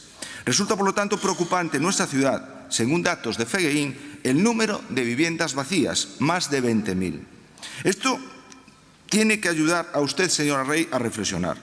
Los expertos indican que la única manera de revertir esta situación no es actuando sobre los precios, sino sobre la oferta de viviendas disponibles, que año a año sigue descendiendo. Si no, lo único que va a conseguir es seguir tensionando los precios al alza. ¿Y qué ha hecho usted, señora Rey? Ir en sentido contrario y solicitar la declaración de la ciudad como zona de mercado tensionado, para intervenir los precios del alquiler. Esto va a provocar lo que ya ha ocurrido en otras ciudades. Se reducirá la oferta de vivienda en alquiler y se agravará el problema. ¿Cuáles serían las medidas necesarias a adoptar? Derogar la actual ley de vivienda, proponer medidas de seguridad jurídica a los propietarios de viviendas vacías, facilitar las licencias de rehabilitación y abrir líneas destinadas a este fin para poner estas viviendas vacías en el mercado. Los datos son tozudos y en nuestra ciudad la vivienda se convierte en el principal factor de exclusión. Existe un desajuste en el mercado de la vivienda que se viene arrastrando desde la crisis de 2008, agravado por esas políticas que se dicen progresistas de demonización de la actividad promotora e inmobiliaria, que tachan todo de especulación. Un claro ejemplo de esas políticas populistas lo tuvimos en la ciudad en el periodo 2015-2019, donde el Gobierno municipal paralizó licencias, no tramitó ningún desarrollo urbanístico del Plan General, todo ello con apoyo del Grupo Municipal Socialista. En estos momentos, según estudios que se han realizado en Galicia, es necesario incorporar unas 8.000 viviendas al año para satisfacer la actual demanda. Y La Coruña lidera también la caída de oferta de vivienda en venta, que baja un 38% en un año, la segunda caída mayor de toda España.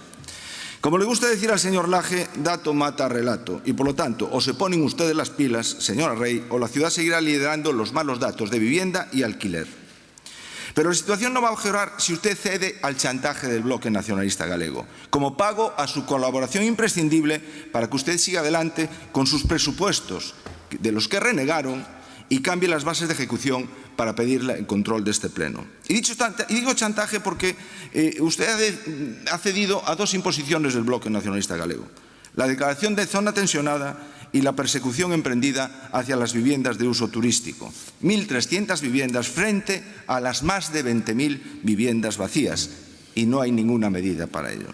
Y además arrastra usted otro problema que ha intentado que pase desapercibido en este pleno, y es la comparecencia de este ayuntamiento en el recurso presentado por la suspensión cautelar de licencias en Aspercebeiras. Los dos asuntos que se han traído a este pleno se tramitan como figura en los informes jurídicos en base a la existencia en el Plan General de fichas que contemplan cuáles son las condiciones de desarrollo de estos ámbitos. Exactamente igual que ocurre con el Plan Especial de Labañou, de Percebeiras. Le decía en el pleno del mes de diciembre pasado que había que evitar un nuevo conflicto que pudiera ser lesivo para los intereses de los coruñeses, sobre todo echando la vista atrás a casos como Someso, como el Castro del Viña o como el edificio del Conde de Fenosa. Y ya tenemos abierto el conflicto debido a una decisión arbitraria de este gobierno municipal y de sus socios del bloque nacionalista galego. Me sorprende, señora Beira, que usted haya dicho en este momento que van a aprobar el estudio de detalle de Visma acatando lo que dice el plan general. ¿Y con Percebeiras? Está a otro nivel completamente distinto a lo de Visma. Muy coherente su posición. Por eso, señora Rey, no tiene usted nuestra confianza para liderar estos procesos urbanísticos en la ciudad. Y le voy a indicar otros dos ejemplos, el convenio de Asiubias y el cambio de ordenación propuesto para el Parque de Oza Castrillón. Afortunadamente, el bloque nacionalista galego ya le ha marcado también la agenda en estos dos temas. Durante el mandato anterior siempre le sugerí en mis intervenciones que era fundamental poner en marcha e implicarse con los desarrollos urbanísticos del Plan General para generar suelo edificable. No sabemos si sus socios les dejarán tramitar Fariña Ferreño o Portiño, el Montanfeirán, el polígono de Peñarredonda o Montemero, impulsado por la Xunta de Galicia. Una incertidumbre urbanística a la que usted está colaborando, señora Rey, condicionada hasta ahora por la necesidad de contentar a sus socios nacionalistas. Muchas gracias. Moitas grazas, señor Deus. Turno para o concelleiro de Urbanismo, señor Díaz.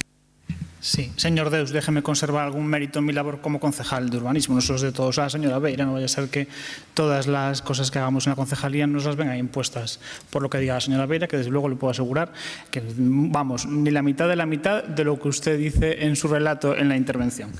Agradecer en todo caso el voto favorable del Bloque Nacionalista Galego a la aprobación de los estudios de detalle que traemos hoy a pleno. Desde luego, en lo que respecta al plan de Visma, como explicaba la señora Beira, lo que había era una, digamos, singularidad en cuanto a que las viviendas libres tenían espacios privados de uso privativo y tenían espacios comunes de calidad, y las viviendas protegidas en el plan parcial no tenían previsto esos espacios. Entendemos que viviendas protegidas y viviendas libres tienen que tener la misma calidad y los mismos estándares de zonas comunes, y que por tanto es un cambio que desde luego va a mejorar eso, principalmente las viviendas protegidas que se construyan en Visma, ¿no? En cuanto a los elementos electromecánicos en Afalperra, es cierto que son necesarios, es cierto que trasladaremos a la Concejalía de Infraestructuras el estudio de esa posibilidad. Es cierto también que, bueno, no podríamos imputárselos tampoco ahora al estudio de detalle y a la Junta de Compensación, porque es un estudio de detalle, desde luego, con muy poca edificabilidad, con muy pocas parcelas de resultado, y al final era una carga que, desde luego, era excesiva para ese ámbito. Me consta, además como concejal de Distrito 3, que las escaleras electromecánicas, ¿no? De Maestro Clavé, los elementos electromecánicos de Maestro Clavé, están siendo objeto de un trabajo constante de la Concejalía de Infraestructuras. Ya lo eran también cuando ocupaba yo esa área. Recientemente mi compañera Noemí Díaz hizo una limpieza integral de las zonas verdes, precisamente para evitar esa acumulación de suciedad y de elementos de las zonas verdes que se colaban dentro de las escaleras. Hay debates, se ha hablado con los técnicos en el mandato pasado, con los técnicos que realizaron ese proyecto, sobre si cubrir no, cubrir sí. Los propios vecinos también tienen su debate. Hay gente de la propia calle que no quiere cubrirlas porque le quitaría vistas o le quitaría iluminación. Bueno, hay que buscar una solución, desde luego, que impida que efectivamente, porque es una realidad, no vamos a negarla, como vecino del barrio no la puedo negar, que fallen, pues la verdad, constantemente alguno de los tramos de esas escaleras. Mano tendida, desde luego, para negociar todos aquellos asuntos que ha mencionado en su intervención, y que desde luego se encuentran en diferentes fases y grados de avance, y que me dirán viniendo al pleno en cuanto estén preparados. Señor Deus, también agradecerle desde luego el voto favorable, pero bueno, voy a hacer algunas puntualizaciones sobre lo que ha comentado en su intervención. Pide la misma celeridad para algunos asuntos que para el asunto de Visma. El asunto de Visma, que fue el primer asunto que llevé yo como concejal a la Junta de Gobierno local, era un asunto 2000 / el número de expedientes, o sea, es un asunto que llevaba 22 años tramitándose. Espero que no pide la misma celeridad para el resto de asuntos que ese, porque desde luego es un asunto que tenía que haberse tramitado mucho antes, seguramente incluso en el mandato del Partido Popular, que no se tramitó nada en cuanto a ese ámbito. Sobre la subida de alquileres también, bueno, me parece como cuanto menos llamativo que nos den lecciones desde el grupo del Partido Popular. 2009-2023, 0 viviendas de la Xunta de Galicia en la ciudad de promoción pública o protegidas. No han hecho nada en esos años para ampliar el parque público de vivienda en la ciudad, que desde luego nosotros consideramos como gobierno local que es la principal solución, no habiendo, como digo siempre, varitas mágicas, la principal solución para bajar el precio de los alquileres en la ciudad y para bajar el precio del venta en la ciudad es la promoción, el tener un parque público de vivienda, una bolsa de parque público de vivienda protegida en la ciudad que permita regular los precios. 0 viviendas desde 2009 a 2023, con lo cual yo creo que no están para dar lecciones. Es cierto que en el último año se han puesto las pilas y que desde luego es algo de agradecer y que le agradezco siempre que puedo a la consellera, en el sentido de que creo que en este último año sí están tomando más en serio el tema de la vivienda. No sé si es por creencia o electoralismo, en todo caso nos valen igual esas viviendas. Y en cuanto a las reflexiones que hace sobre el resto de ámbitos que está comentando, pues el problema de Percebeiras es un problema que, como ya les dije en el pleno que trajimos la suspensión, generaron ustedes. Es un problema de un cambiazo que se da en la ficha del Plan Especial de Labañou, un cambiazo que lleva a que se incrementen 15.000 metros cuadrados de edificabilidad entre la aprobación inicial y aprobación provisional, 15.000 metros cuadrados que no cabían por ningún lado. Ustedes no amplían el ámbito, pero sí le meten 15.000 metros cuadrados más de edificabilidad, por lo tanto, era un ámbito de imposible resolución. Si se lee los informes de los técnicos de planeamiento que motivan la suspensión y los informes de toda la tramitación que llevó el plan de Percebeiras en los últimos años, lo que verá es que nunca se ha llegado por parte de la Junta de Compensación a ninguna propuesta que cumpla con el plan general. No es un tema de capricho. No es que nadie no quiera cumplir una ficha en Bisma o una ficha en Falberra y no quiera cumplir la ficha en Percebeiras. Es que Percebeiras, los proyectos que se han presentado no cumplían tampoco el plan general en cuanto a estándares de zonas verdes, en cuanto a las separaciones de los edificios con el resto de los edificios del barrio y en cuanto a una serie de medidas que es imposible cumplir, como ya le hemos hecho ver a la Junta de Compensación, precisamente por esos 15.000 metros cuadrados que sin explicación alguna ustedes metieron entre aprobación inicial y aprobación provisional, que imagino que algún día, desde luego, tendrán que explicar. Y en todo caso, bueno, con respecto al resto de medidas, como le dije, déjeme conservar algo de iniciativa en la concejalía, no todo es de la señora Beira. Si la señora Beira hubiese querido, desde luego, tuviese alguna influencia en lo de zona tensionada, a lo mejor hubiesen esperado que se hubiese aprobado de Santiago para ser ellos los primeros y al final nos hemos colado, por lo tanto entiendo que el Bloque Nacionalista Galego tampoco tuvo tanto que ver en ese asunto. Muchas gracias. Moitas grazas, señor Díaz. Segunda e última quenda de intervencións de 3 minutos. Señora Beira. Sí, moitas grazas, señora alcaldesa. A ver, señores e señoras do Partido Popular, póñanse de acordo.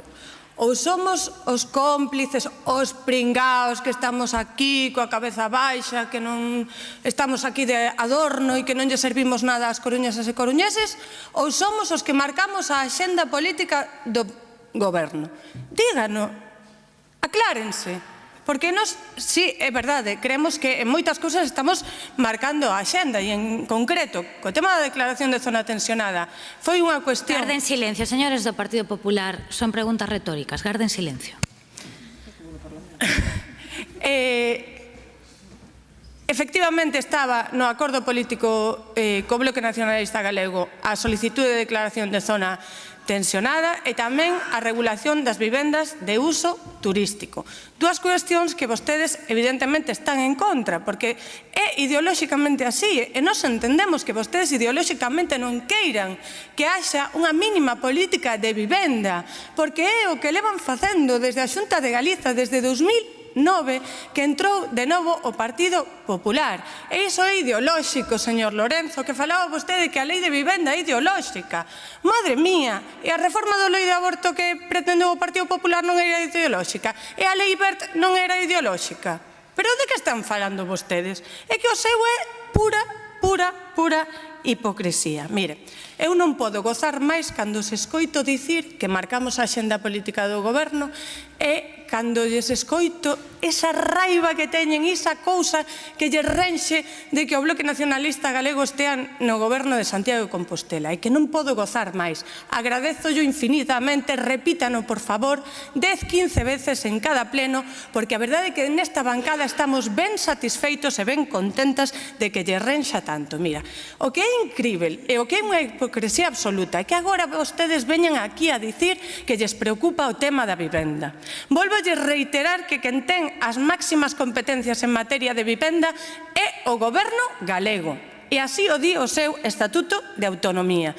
E que fixeron vostedes para a Coruña, para resolver o problema de vivenda na Coruña? Mire, 40 vivendas que non sei cantas veces anunciaron que iban a entregar as chaves, que iban a sacar a abrir o proceso para seleccionar a xente, que iban... Mira, a cada letra que engadían deste asunto sacaban vostedes unha nota de prensa. 40 vivendas en Xuxán de 2009 a 2024.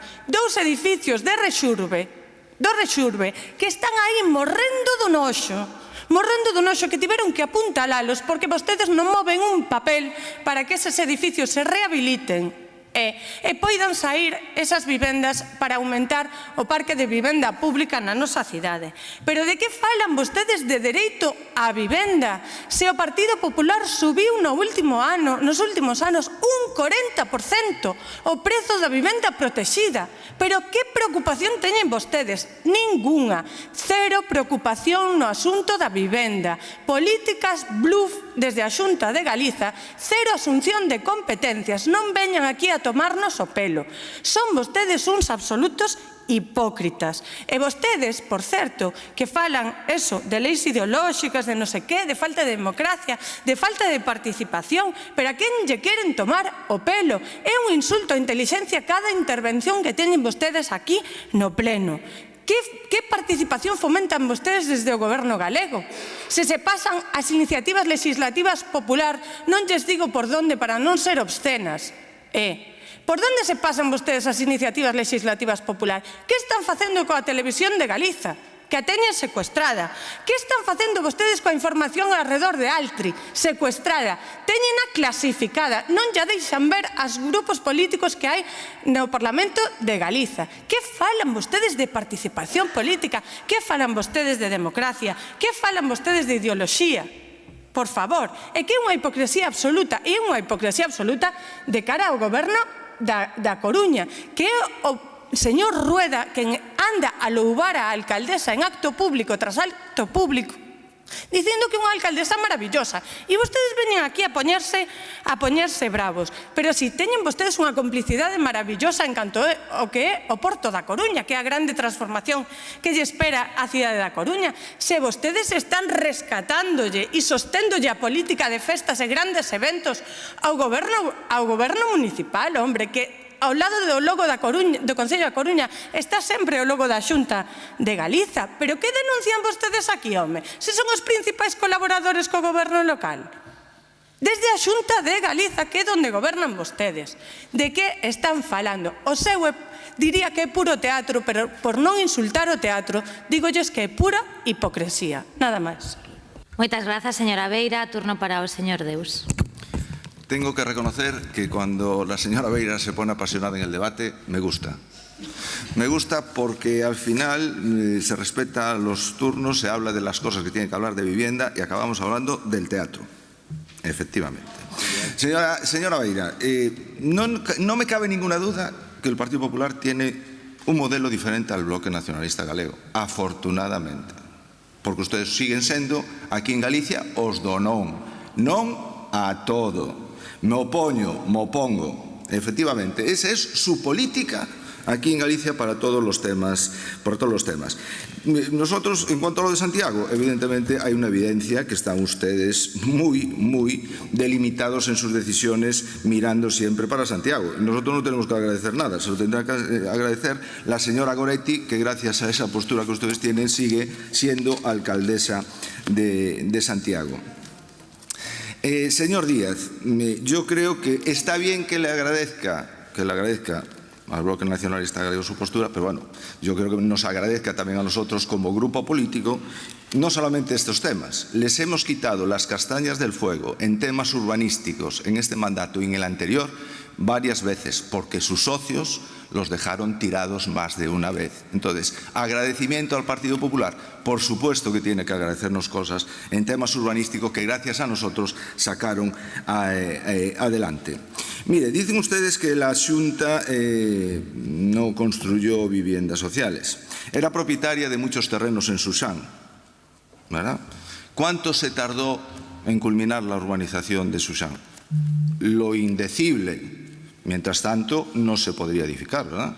Efectivamente. Pues entonces, no echemos toda la culpa a una administración cuando la colaboración que siempre puso la Xunta para construir aquí, y se podía haber hecho mucho antes si se hubiesen agilizado los trámites, y estarían muchas más viviendas en este momento construidas. Mire, señora Beira, yo no sé si usted conoce las iniciativas de la Xunta en materia de vivienda en este mandato.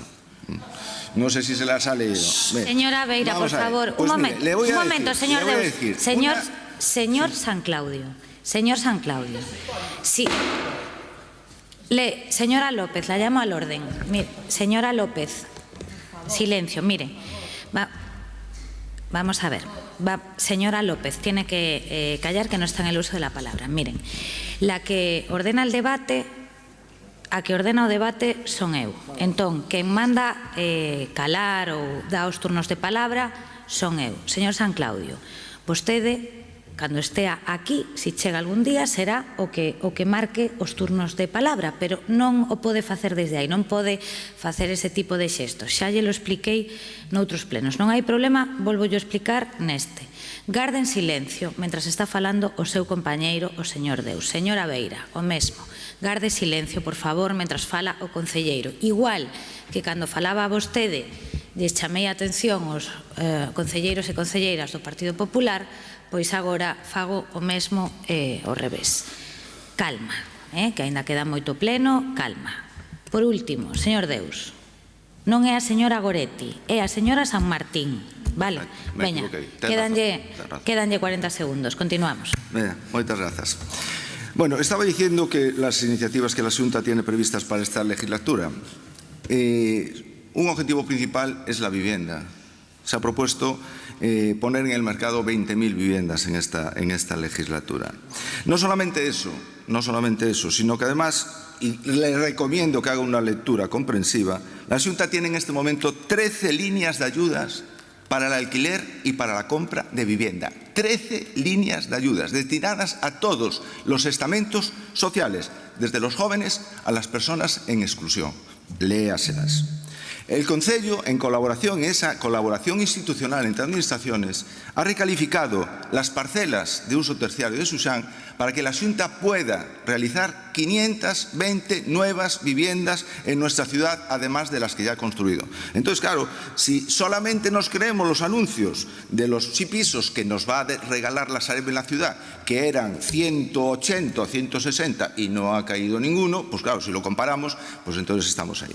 Y no quisiera acabar mi intervención, señora alcaldesa, sin dirigir unas palabras al señor Laje.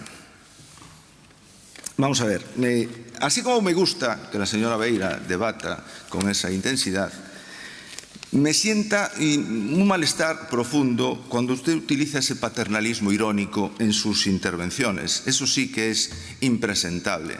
Y hable usted de rigor, cuando es el único concejal que ha sido reprobado en este pleno por hacer obras sin licencia en un local comercial que usted había adquirido y que dijo que era una vivienda, que ha mentido en este pleno y nos exige rigor y dice que somos los demás los que falseamos y los que contamos mentiras. Yo creo que es para hacérselo mirar un poquito. ¿No le parece, señor Laje? Entonces, lecciones las justas, con la actitud. Y ese paternalismo que usted a veces utiliza en sus intervenciones, creo que debe destinarlo para otros ámbitos. Muchas gracias. Moitas grazas, pois vamos a ver o que lle parece, porque ten a palabra o señor Laje para contestar, se así o desexa, as alusións directas que acaba de facer o señor Deus. Garde silencio, señor San Claudio. Garden silencio, señores do Partido Popular. Señor Deus, eu non me vou a poñer á súa altura. Creo que ten bastante pouca memoria da súa forma de proceder, das cousas que ten pedido, da desfachatez que ten facendo a intervención que fixo, da doble moral que ten, e repítolle o mismo que xa lle repetín noutras ocasións. Por moito que repitan 20 veces algo, non vai a ser verdade. Tuveron un ano inteiro e aínda estamos esperando por todas esas iniciativas que iban a tomar e por todas esas denuncias que iban a facer. unha falsidade, intentar manchar coa complicidade de algunhas persoas que se saberá cando eu deixe de estar aquí, que está todo recopilado, non? Todo, con todas as complicidades, non fai que sexa unha verdade. A falta de rigor non sei se ten moito ou pouca. O que é absolutamente extemporáneo é que cada vez que fan unha intervención intenten descalificar a unha persona. Invito novamente a que se considera que hai algunha irregularidade, vai á calle Monforte. Xa llo dixen fai un ano a vostede e a quen en privado di unha serie de cousas e en público di outras. Teñen unha doble moral, se lles vai a volver en contra e deberían de mirar un pouquiño máis para si mesmos, porque ao mellor levámonos todos unha sorpresa. Nada máis, moitas gracias. Moitas grazas. Pecho o debate o señor Díaz na última quenda deste punto. Non podes, non ten a palabra, señor Deus. Señor Díaz, pode... Garden silencio, señores do Partido Popular. Miren, voulles dicir unha cousa. Xa sei que é unha técnica que teñen, que xa levo aquí moito tempo. Entón, de verdad, que bater nunha parede non o van a conseguir. Calma, garden silencio. Deixen falar o concelleiro de Urbanismo. Garden silencio. No, por mi parte, teniendo en cuenta que en esta segunda intervención no se ha hablado ni del estudio de detalle de Bisma ni del estudio de detalle de Falperra, y para evitar hablar del Morriña o de Santiago de Compostela, que tengo cero interés en hablar de Santiago de Compostela, yo creo que el turno puede quedar ya cerrado. Gracias. Moitas grazas, señor Díaz. Procedemos, polo tanto, a votación destes dous asuntos, o 6 e o 7, por separado. Votos a favor do asunto 6. Grazas, queda aprobado por unanimidade. Votos a favor do asunto 7. Moitas grazas, queda aprobado por unanimidade. Se lles parece, como queda un asunto nada máis na parte resolutiva que ten un turno de intervención, pois o facemos e así despois facemos a pausa. Señor secretario, asunto número 8 da Dirección de Área de Seguridade Cidadana. Expediente 861-2025-31, concesión das distincións policiais por trayectoria profesional exemplar, mérito e felicitacións públicas correspondentes ao ano 2025. Moitas grazas, señora Paz. Ten a palabra para a exposición e despois haberá unha quenda de 3 minutos. Gracias, señora alcaldesa. Buenos días a todas y todos. La Comisión de Distinciones del Cuerpo de la Policía Local propone a este Pleno la concesión de la Medalla al Mérito Policial con distintivo rojo al inspector de la Policía Local, Rubén Álvarez Hermida, y a don Antonio Pedro Vilar Perón, técnico medio de Biología Marina del concello. La conducta de ambos salvó la vida de una persona que se lanzó al agua hace casi un año. Se propone también la concesión de la Medalla al Mérito Policial con distintivo azul a los funcionarios de la Policía Local que siguen: Jefe del Cuerpo, Superintendente, don José Antonio Brandariz Castelo. Oficial, don Iván Ramos Cadierno. Policía, don Abel Rodríguez López. Policía, don Juan Manuel Brea Asorey. Policía, don Carlos Sanjurjo Lorenzo.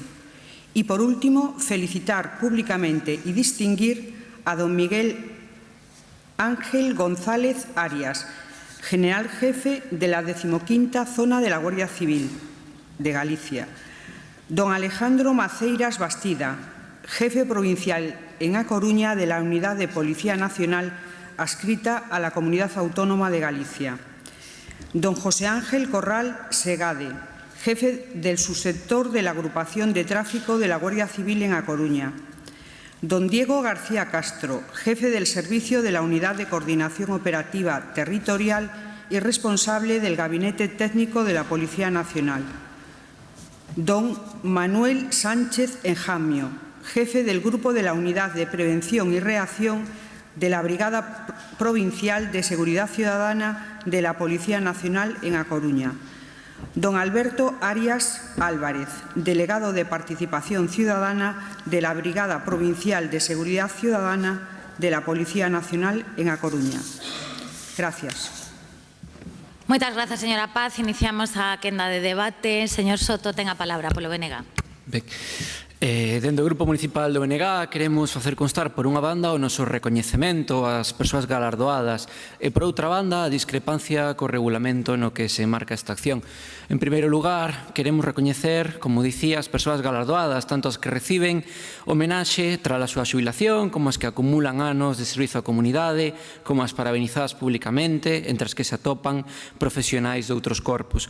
Agradecemos en todos os casos a súa entrega a esta cidade. Moi en particular a quen ven recoñecida a súa actuación e intervencións arriscadas, como a do axente e o técnico do Aquarium que se lanzaron ao mar para salvar un descoñecido. Sabemos tamén de outras actuacións heroicas por parte de membros do Corpo de Policía Local, no que se salvaron, en algúns casos, tamén vidas en perigo, e certamente teríanos gustados tamén que se recoñecesen esas intervencións, pero en calquera caso estamos satisfeitos e satisfeitas co resultado. En segundo lugar, queremos amosar, como tamén adiantei, a nosa desconformidade co regulamento, o de honras e distincións do Corpo de Policía Local, que entendemos debería ser único para todos os traballadores do Concello.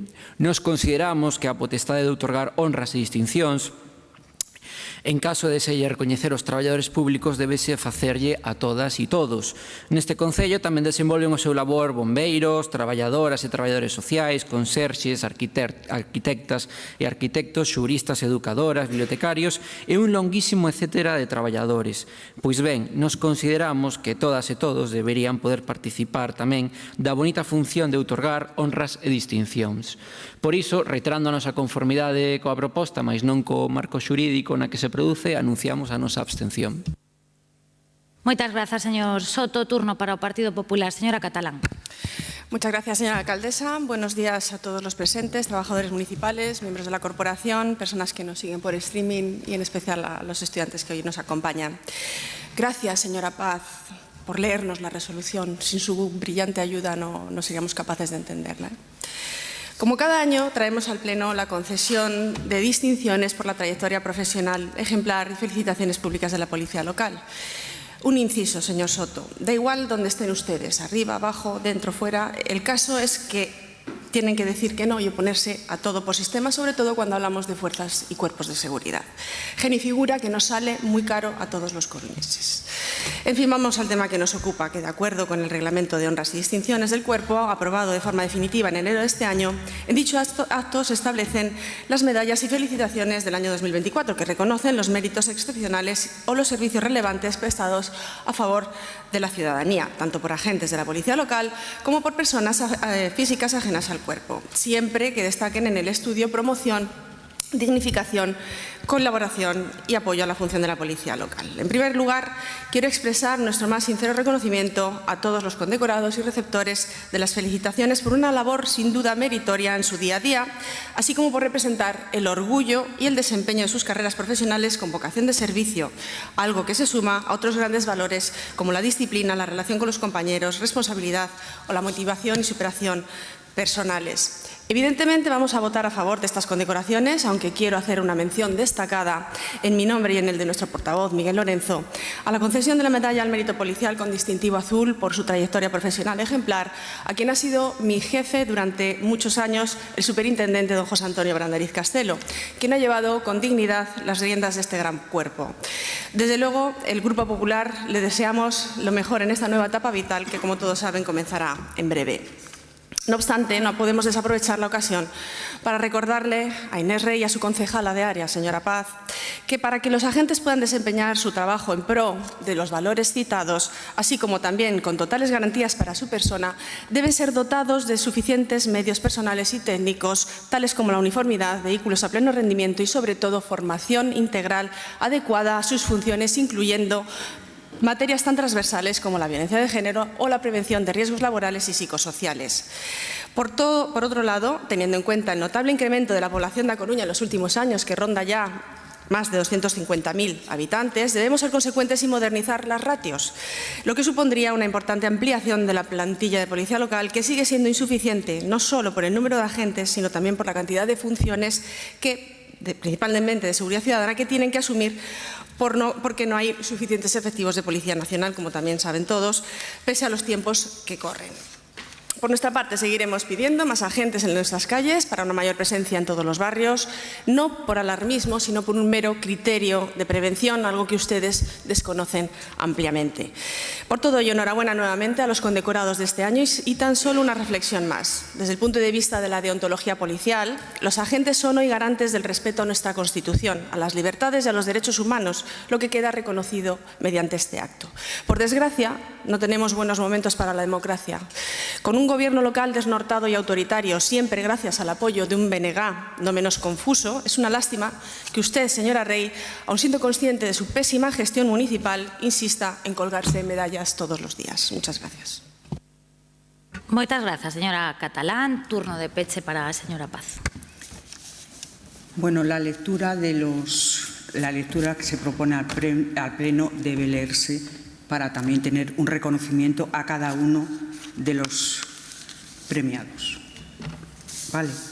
El Reglamento de Honras e Distincións del Cuerpo de Policía Local del Concello da Coruña nos da la oportunidad de poder agradecer y distinguir públicamente a personas de prestigio reconocido y que destacan en la colaboración activa con la Policía Local de A Coruña. La distinción de funcionarios y funcionarias de la Policía Local se reconoce con la concesión de la Medalla al Mérito Policial con distintivo azul que se otorga a aquellos miembros del cuerpo que sobresalieron con notoriedad en el cumplimiento de los deberes de su cargo, observando una conducta ejemplar y prolongada en el tiempo. Y para reconocer la actividad realizada por los funcionarios y funcionarias de Policía Local por exceder con carácter extraordinario de su normal cumplimiento profesional en beneficio de la libertad, seguridad y de la convivencia de la ciudadanía, se concede la Medalla al Mérito Policial con distintivo rojo. Por último, desde el Gobierno municipal agradecemos el trabajo y compromiso por y para la ciudadanía de los hoy distinguidos y de todos y cada uno de los hombres y mujeres que forman parte del cuerpo de la Policía Local de A Coruña. Muchas gracias. Moitas grazas, señora Paz. Remata aquí o debate. Procedemos, polo tanto, á votación deste asunto número 8. Votos a favor? Grazas. Votos en contra? Abstencións? Grazas. Queda aprobado. Ben, son as 12:10. Si lles parece, facemos unha pausa de 15 minutos, 12:25, 12:30 como máximo, retomamos a sesión.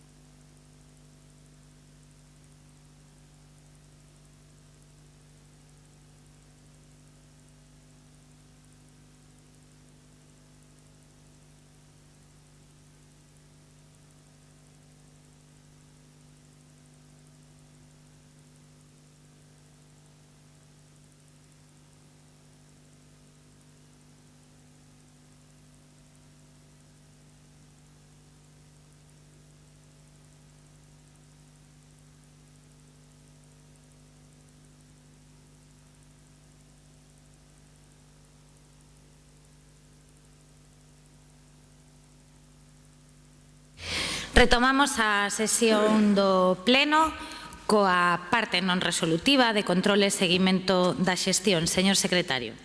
Tomas de coñecemento das resolucións da Xunta de Goberno Local desde o número 4.351 de 10 de marzo de 2020, a 6.065 de 25 de abril de 2025, dos decretos da Alcaldía desde o número 1.469 de 12 de marzo de 2025 ao 2.237 de 5 de abril de 2025. Do expediente 366-2025-2, dación de conta do acordo adoptado pola Xunta de Goberno Local na sesión celebrada o 7 de abril de 2025, relativo ás tramitacións para a entrada en vigor do límite de gasto no financiero do Orzamento Xeral e do cadro persoal da Corporación da Coruña para o exercicio 2025 vinculado a unha cuestión de confianza, que é o artigo 197 bis apartado 5 da Lei Orgánica 5/1975 de 19 de xuño do réxime electoral xeneral. A continuación, mocións, rogos e preguntas. Moitas grazas. Comenzamos polas mocións do BNG, a primeira delas relativa a zonas verdes. Señor Jorquera, ten a palabra. Grazas. As zonas verdes teñen unha relación directa coa saúde e a calidade de vida das persoas. Ademais, a protección dos espazos naturais e a mellora e o incremento das zonas verdes é fundamental para loitar contra o cambio climático. As zonas verdes e as árbores en particular non só proporcionan sombra, enverecen unha cidade e dan soporte a distintas formas de vida, senón que actúan como sumidoiros de carbono e nas épocas de calor contribúen a moderar a temperatura, atemperando as chamadas illas de calor provocadas polo asfalto, os edificios e as emisións dos vehículos. O 3 de xuño de 2021, o Pleno ratificou a adhesión do Concello da Coruña ao Acordo por unha cidade verde, do que participan múltiples cidades europeas que declaran o seu compromiso co medio ambiente e a loita contra o cambio climático. Entre os seus múltiples obxectivos figura, en materia de conservación e aumento da biodiversidade urbana, aumentar o alcance e calidade da infraestructura verde e reconectar zonas verdes urbanas e periurbanas. Porén, alén de simples declaracións de intencións, é ben pouco que se ten avanzado na Coruña neste sentido. Calcúlase que na nosa cidade hai alrededor de 25.000 árbores, moi por baixo dos 40.000 ou 50.000 exemplares que os expertos consideran desexáveis para unha cidade de máis de 250.000 habitantes. Ademais, nos últimos anos, pragas como a do bicudo ou orgullo das palmeiras, a da grafiose, que afectou de xeito singular o xardín de San Carlos, ou a talla de árbores en mal estado, están a atinxir seriamente o patrimonio arbóreo da Coruña. A ONS recomenda o mínimo de entre 10 e 15 metros cadrados de zona verde por habitante. Segundo os datos do Concello da Coruña, no ano 2022 a superficie de zonas verdes no termo municipal era de algo máis de 3 millóns de metros cadrados a razón de 12,69 metros cadrados por habitante. Porén, este dato é en boa medida froito dun cambio no criterio de cómputo. O cálculo debería de facerse tendo en conta só a superficie urbanizada, non o conxunto do termo municipal. E, de feito, durante moito tempo só se contabilizaban parques e xardíns, pero recentemente incorporáronse tamén ao cómputo os bosques periurbanos, incluídos os que son simples plantacións forestais.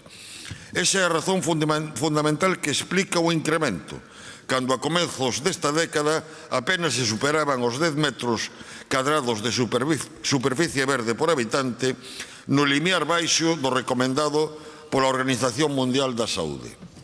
Ademais, grande parte da superficie verde gañada nas últimas décadas, caso, por exemplo, dos parques de Bens do Monte de San Pedro, está situada en zonas afastadas, as que a maioría dos visitantes acoden en coche.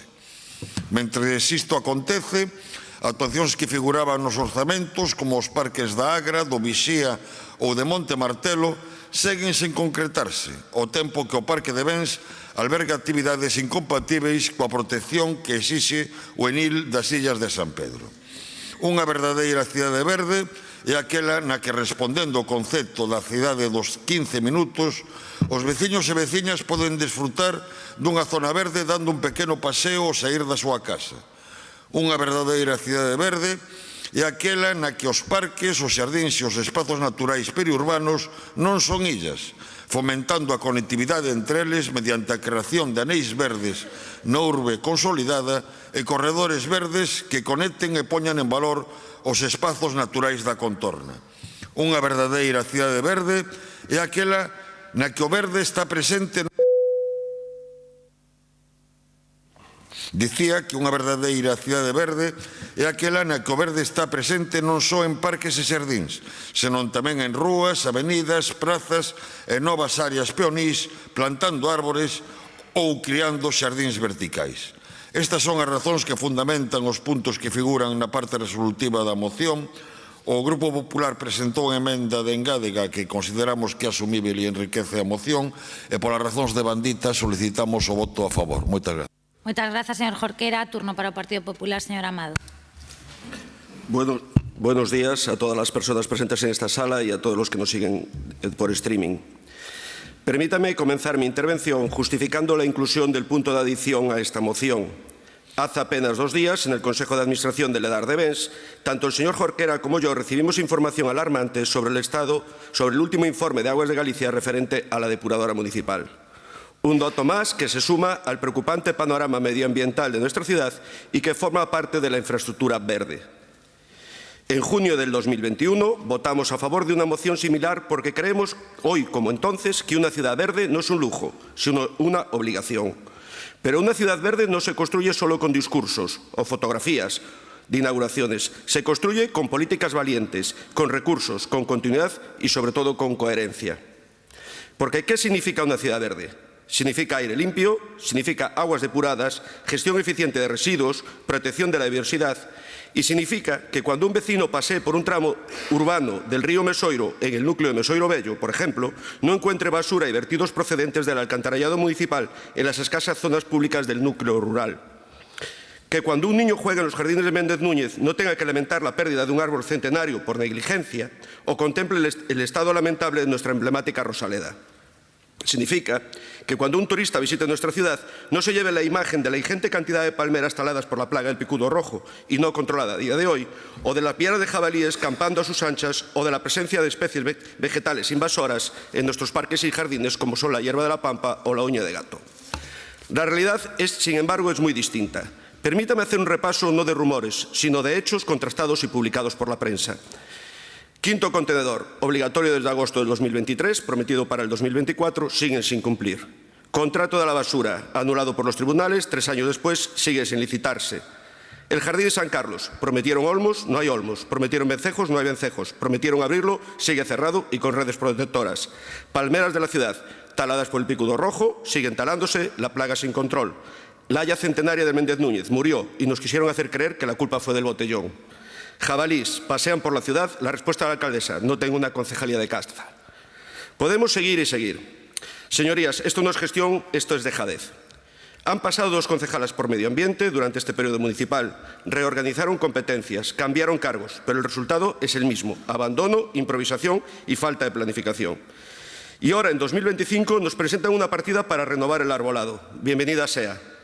Pero no nos engañemos, de nada sirve plantar árboles nuevos si no somos capaces de cuidar y evaluar el estado de los que ya tenemos. El árbol que cayó esta semana en la calle Juan Castro Mosquera era un aviso ignorado, dado por la Asociación de Vecinos de Alfalperra, que podía haber matado a un trabajador de los que está allí trabajando o a un vecino transeúnte. Y acabo. Señor Jorquera, permítame terminar con una reflexión. En el mismo pleno que se aprobó en junio del 21, tuvo usted una intervención donde dijo: unha forza política responsable ten que votar sempre como se o seu voto fose decisivo. Palabras sabias. Palabras que, de haber sido aplicadas, habrían cambiado el rumbo de este ayuntamiento. Pero hoy estamos en 2025. Ustedes no son la oposición testimonial que eran en aquel momento. Hoy son socios preferentes de Inés Rey y de Laje Tuñas. Socios que les permiten gobernar como si este ayuntamiento fuera su cortijo. Socios que miran para otro lado cuando se regala el dinero público. Socios que, pese a su retórica verde, avalan políticas que han convertido nuestras zonas verdes en un símbolo de abandono. Señor Jorquera, las palabras del 2021 las juzgan los hechos del 2025. Ustedes tenían una alternativa. Podían haber exigido acuerdos claros en materia de medio ambiente y no han conseguido ni el primer punto que figuraba en el pacto de investidura. ¿Se acuerda cuál era? a apertura dun proceso de investigación para determinar se as empresas concesionarias dos servicios de limpeza e recollida do lixo se inhibiron das súas responsabilidades. Podían haber roto el pato ante tanto incumplimiento. ¿Van a permitir que sus socios den autorización a una nueva edición del evento de música electrónica que se va a celebrar en el Parque de Benés este año y que tanto denunciaron el año pasado? Podían al menos haber sido coherentes con lo que un día defendieron y que hoy vemos cómo incumplen y permiten con su silencio las arbitrariedades de este gobierno todos los días. Pero no lo hicieron. Y ahora cada árbol caído, cada palmera talada, cada contenedor que no llega, cada río contaminado también lleva su firma. La historia no juzgará sus discursos, juzgará sus actos. Y los actos, señoras y señores, son evidentes. Muchas gracias. Moitas grazas. Quenda para o Goberno, señora Díaz. Moitas grazas, señora alcaldesa. O primeiro, moi bo día a todas as persoas presentes e todas aquelas que nos siguen por streaming. Adiantar que votaremos a favor da moción porque son cousas que xa estamos a facer. Maioritariamente estamos a facer porque gustaríame facer un inciso. Facemos aquelas que son da nosa competencia e por iso vou falar precisamente das especies exóticas invasoras. O primeiro é aclarar que non é o mesmo unha especie exótica ou alóctona que unha especie exótica ou alóctona invasora. Non todas as exóticas teñen ese carácter invasor. Digo, por exemplo, na emenda do BNG falando Pittosporum, pero Pittosporum non é unha planta invasora. A invasora é a cortaderia, que é o plumacho, é a uña de gato, que é o Carpobrotus, ou a margarita africana. Esas son invasoras e, polo tanto, nós consideramos tamén fundamental o seu control porque chegan a expulsar incluso as especies autóctonas do seu hábitat. Pero, oh, sorpresa, quen ten o control das especies exóticas invasoras? A Xunta de Galicia, e non fai nada. E nós o reclamamos, así que, señor Amado, por favor, traslade esa reclamación que estamos a facer desde o Concello da Coruña.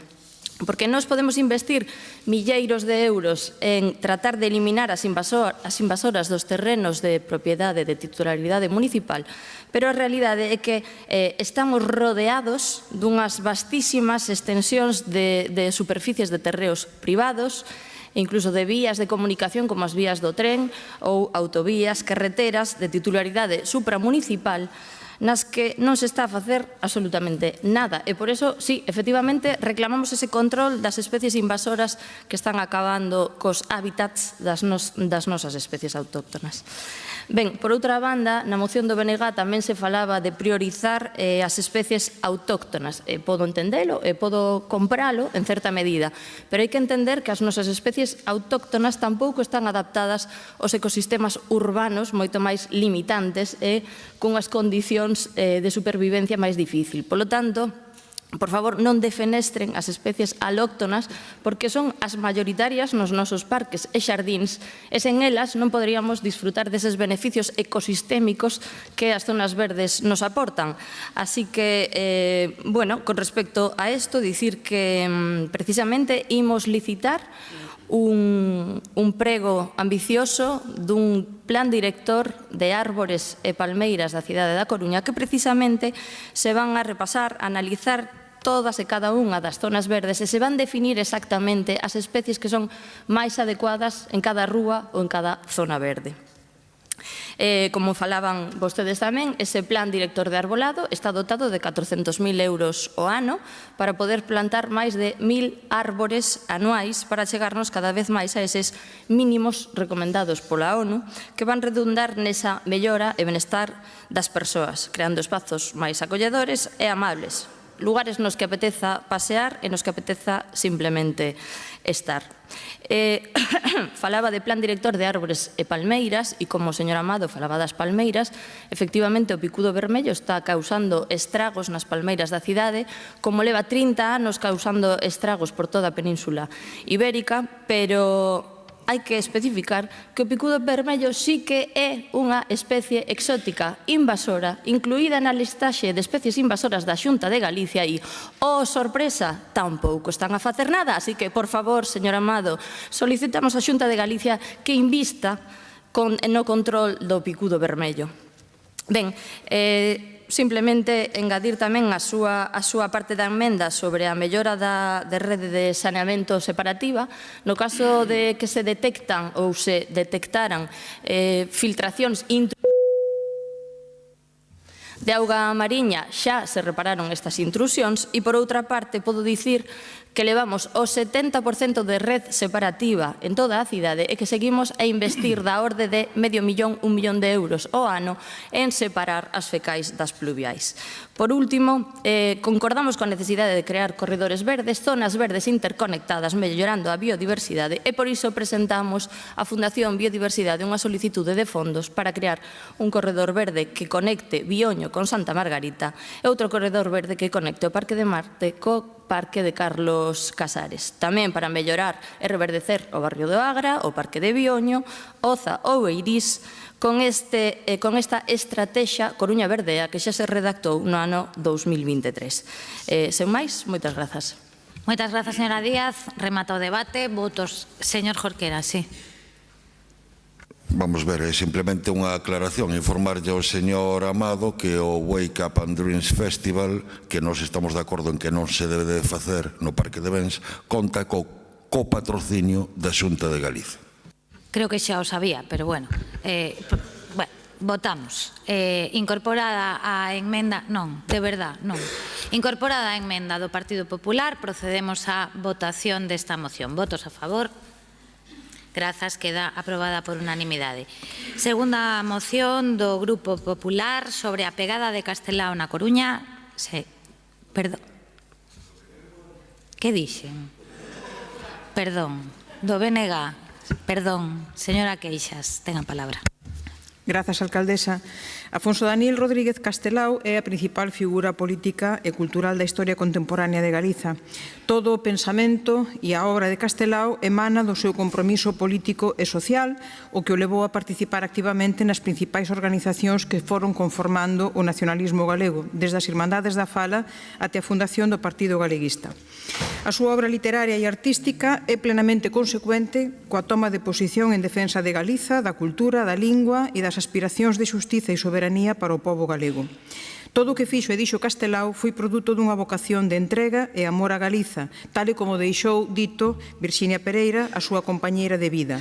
Toda a arte de Castelao, debuxos, conferencias, son esencialmente política. Un compromiso firme e inquebrantável polo que Castelao tivo que pagar un alto prezo. Primeiro, o desterro a Badaxoz e logo, a partir do golpe de Estado fascista de xullo do 36, ao exilio definitivo do que non volvería nunca máis con vida e no que sería nomeado presidente do Consello de Galiza. Toda a súa vida e a súa obra constitúen un inmenso legado político e cultural depositado hoxe en día na súa maior parte no Museo de Pontevedra por empeño da súa viúva en cumprimento do desexo explícito do propio Castelao.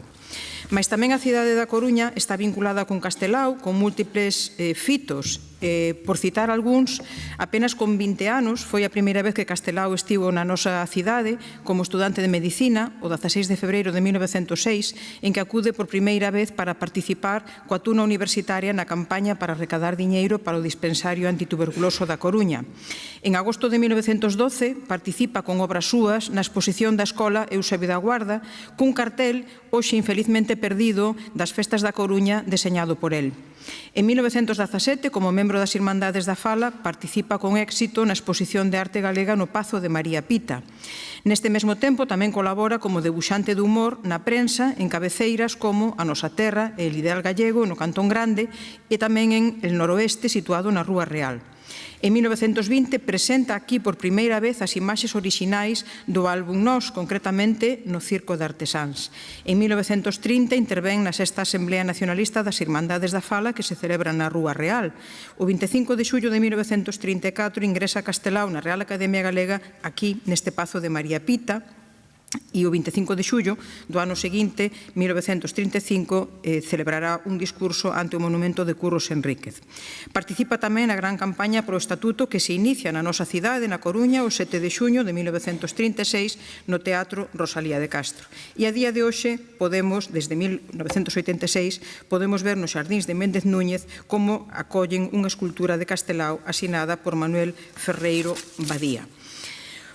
Mais cremos que é xusto que a nosa cidade, que a Coruña, protagonista de forma significativa na vida de Castelao, o lembren neste ano Castelao como un xesto de recoñecemento institucional necesario e de compromiso coa actualización do seu legado. Por iso propoñemos estes dous acordos.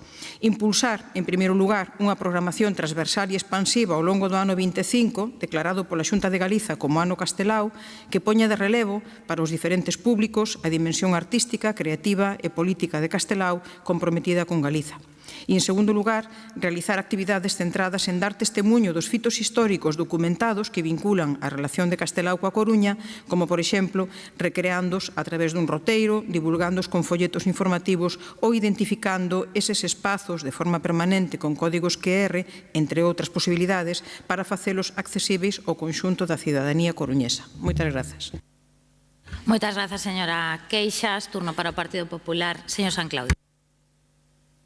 Moitas grazas, señora alcaldesa. Sen dúbida algunha, señora Queixas, coincidimos en que Castelao constitúe unha das figuras máis relevantes e senlleiras da historia de Galicia, da nosa cultura, como escritor, debuxante, caricaturista, político, e que foi moito máis aló na defensa da identidade de Galicia, do recoñecemento da súa riqueza lingüística e das súas tradicións, recollidas como dereito a autonomía no artigo 2 da Constitución Española. Foi, por tanto, un pioneiro no xeito de entender como entendemos hoxe dende Galicia e a Organización Estatal do Estado, froito do Estado das Autonomías, e creo que o seu recoñecemento e o que fai vostede hoxe aquí da labor que está a facer a Xunta de Galicia respecto á figura de Alfonso Rodríguez Castelao é notable. Polo que lle agradezco, por tanto, señora Queixas, que vostede hoxe non se parezca nada a señora Queixas do 17 de febreiro de 2023. Cito textualmente: o deseño da política cultural da Xunta de Galicia non pode ser sempre un actor secundario. Grazas por traerla de referencia aquí ao Concello da Coruña. Ia o facir eu, pero grazas por adelantarse. A verdade é que cando vostede ven aquí sen manosear a figura de Castelao como fan reiteradamente ca cultura de Galicia, é loable, é fruto de agradecimiento, de verdade. Porque vostedes levan empeñados na utilización dos símbolos da cultura e dos persoeiros que construíron esta identidade galega.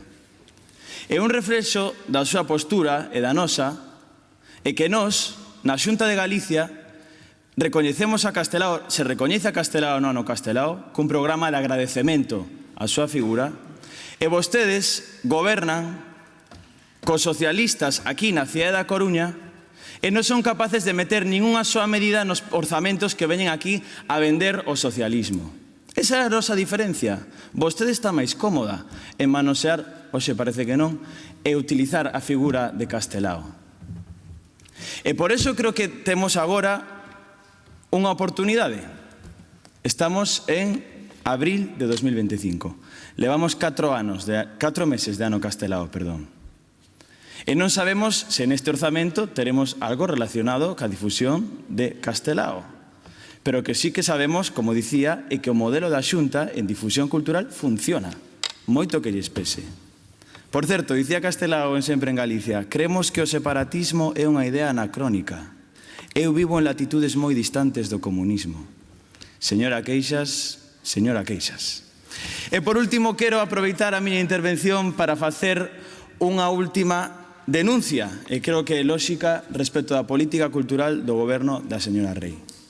Que deliberadamente, e vostedes hoxe non poden ter outra postura máis que estar calados, se non é do Bloque Nacionalista Galego, porque levan co sí rotundo e dicindo que influen na política desta cidade cando a defensa dos autores, artistas, pintores, históricos desta cidade está absolutamente nun caixón no goberno da señora Rei. Ela, quen fora concelleira de Cultura durante 2 anos, hoxe confirma o seu desprezo absoluto a figuras, e podemos falar de outras máis que Castelao, cun vínculo expreso ca cidade da Coruña. Álvarez de Sotomayor, Genaro Pérez Villamil, Isidoro Brocos, Germán Taibo, que este concello ten orgullo de poder ser unha das maiores coleccións de Germán Taibo. E onde está o proxecto cultural en defensa destes artistas, que constitúen a esencia misma do xeito de ser e do xeito de facer arte na cidade da Coruña? E podemos seguir. Luis Seoane, Tiveron que cambiar moito as cousas para poder estar falando de enseñar o Seoane. Por certo, señora Rei, presidenta do Padrón da Fundación Luis Seoane. Bueno, no último non a vin, pero nos anteriores sí estaba e confirmaba o desprezo que facían a figura de Luis Seoane. Urbano Lugrís. Vostedes, cando sentan a negociar co socialismo, lles exixen que cumplan co programa electoral cando dicían que ian facer un espacio no gris na Rúa Olmos. E onde temos enfrente? A Xunta de Galicia. Que se non fora por a Xunta de Galicia, os murais de Lugrís estaban camino a unha galería privada de Vigo. E iso é xestión e defensa do patrimonio cultural, señora Queixas. E podemos continuar con outras tendencias artísticas nos anos 80, o Grupo Orzán, a Galga, que van quedar no esquecemento pola deliberación e dolo deste goberno que ten un proxecto contra a cultura e contra a esencia artística desta cidade. Mais nada, moitas grazas. Moitas grazas, señor San Claudio. Turno para o goberno, señor Castro. Ben, é complicado, por iso vou intentar ceñirme a falar de Castelao. É complicado facelo en 3 minutos, sobre todo cando ademais este concelleiro non é precisamente modelo de síntese. Porén, eu quería facer unha reflexión, porque creo que incluso os plenos, fundamentalmente para que nos está escoitando, deben servir para facer certa pedagogía. Nunha intervención anterior, por parte da concelleira do Bloque Nacionalista Galego, da señora Beira, se falaba de compartir logos institucionais e compartir, digamos, actuacións conxuntas por parte do goberno da principal e máis importante cidade deste país, xunto co goberno do noso país. Creo que iso forma parte efectivamente da normalidade democrática e creo que ademais é un exercicio de responsabilidade traballar conxuntamente en accións baseadas no interese xeral, non? E creo que noutros sitios tamén o entenden así, porque, por poñer un exemplo, non? No Concello de Pontevedra, creo que despois de casi 26 anos de goberno do alcalde de Pontevedra non fai falta nin decir a que forza política pertence, pois eses logos e presentacións conxuntas se comparten pois en eventos como o Río Verbena Fest, que precisamente non é unha romería popular, sino que é un festival mainstream onde pasan artistas como Viva Suecia, Álvaro de Luna, Coquemalla, etc., ou a recente presentación de Jennifer López. Creo que efectivamente deberíamos de facer non deberíamos de facernos trampas ao solitario nin facer leituras parciais ou interesadas da realidade. A realidade é a que é e, obviamente, a responsabilidade que teñen depositado os cidadáns en nós é a de entendernos. E iso ten que ser o que guíe efectivamente a acción dun goberno municipal como da nosa alcaldesa. Sobre Castelao, poderíamos falar e moito. E eu, a verdade é que estou satisfeito, alégrome de que se teña presentado esta iniciativa por parte do Bloque Nacionalista Galego. Quero facer só unha reflexión e que non sexa mal entendida, pero, bueno, presentouse o cartel, como ben sabido, o cartaz de viñetas adicado a Castelao, onde Castelao incluso no mesmo cartaz interactúa con Crazy Cat nunha fusión, digamos, de tradición, identidade e modernidade que creo que nunca se tiña producido nesta cidade e que creo que deixa ben as claras, non? Cal é a idiosincrasia da nosa cidade, defensa da tradición e apertura á modernidade, e se presentou o venres 4 de abril ás 18:30, non? O seguinte día hábil, isto é o luns 7 de abril ás 10:55, se presenta esta moción por parte do Bloque Nacionalista Galego. Bueno, non sei se é así ou non, pero poderíamos estar niso que os xuristas chamamos unha presunción iuris tantum de causa-efecto, non? Entre unha cousa e outra. É probable. En todo caso, tampouco creo que sexa o xeto de debate. En todo caso, quedándonos co principal, creo que é importante que todos nos sumemos, non? A ensalzamento e a homenaxe da figura de Castelao nun ano que está dedicado a él. Pero óbviase na propia moción que xa se teñen realizado accións por parte deste goberno municipal en colaboración coa Academia Galega. Gústame chamarlle Academia Galega, non Real Academia Galega, a verdade. Gústame chamalo e escribilo así, unha cuestión, unha teima persoal. coa Academia Galega o pasado 18 de febreiro, onde apareceu incluso na propia convocatoria a participación do Concello cunha ofrenda floral nos xardíns de Méndez Núñez, un roteiro guiado da memoria e da pegada de Castelao na nosa conferencia posterior. Bueno, sobre a memoria e a pegada de Castelao na nosa cidade poderíamos falar moito, pero eu creo que por resumir, xa se teñen dito cousas, creo que hai dúas cuestións que hai que poñer de manifesto. A pegada e a participación de Castelao na vida da nosa cidade ten posto de manifesto o seguinte, que a nosa cidade foi e segue a ser a capital política e cultural deste país. E iso entendeu moi ben Castelao coa súa participación en numerosos actos de carácter artístico, de humorismo, dibuixo gráfico, etc. Non obstante, incluso en esta cidade onde por primeira vez a Castelao un xornal págalle por unha obra artística destinada a publicar no mesmo, a primeira vez.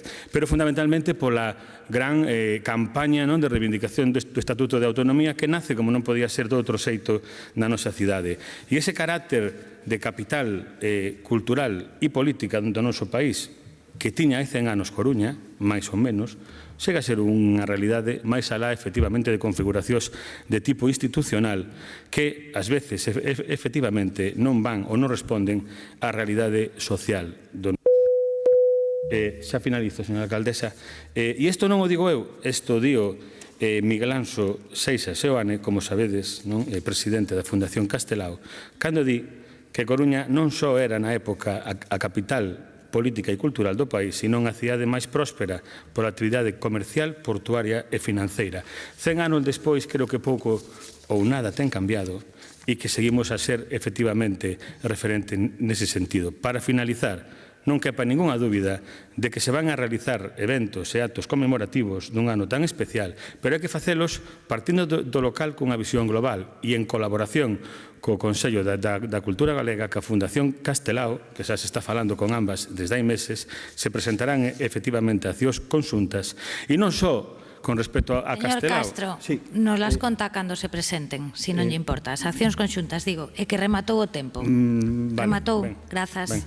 Ben, procedemos á votación desta moción. Votos a favor. Grazas, queda aprobada por unanimidade. Terceira e última moción do BNG sobre as campañas institucionais. Señora Beira. Grazas, señora alcaldesa.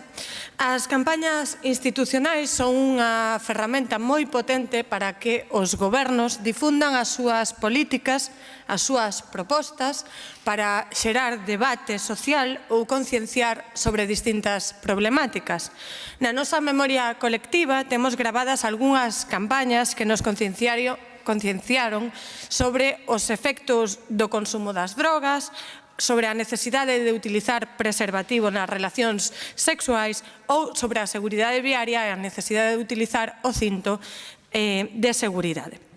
A importancia das campañas institucionais está nas mensaxes e nas imaxes que da man transmiten conxuntamente unha idea do que os gobernos, desde as administracións públicas, propoñen ou a problemática sobre a que queren concienciar e funcionan ou estaren deseñadas para un momento concreto cunhas casuísticas e un contexto concretos. Na Coruña temos a inmensísima sorte de gozarmos cun ecosistema moi rico de profesionais do deseño e da ilustración consolidados, mas tamén emerxentes, que o goberno local debería ter sempre presentes para realizar todas as súas campañas institucionais. Mais para iso debería tomar en serio os encargos de todas elas. Desde o Grupo Municipal do BNG, o que entendemos e consideramos é que o goberno local impulsa algunhas campañas pola mera rutina das datas, mas sen lle prestar atención á mensaxe, ás imaxes que se difunden con ela e os momentos en que se deseñan e sen recoñecer e potenciar públicamente a autoría dos traballos.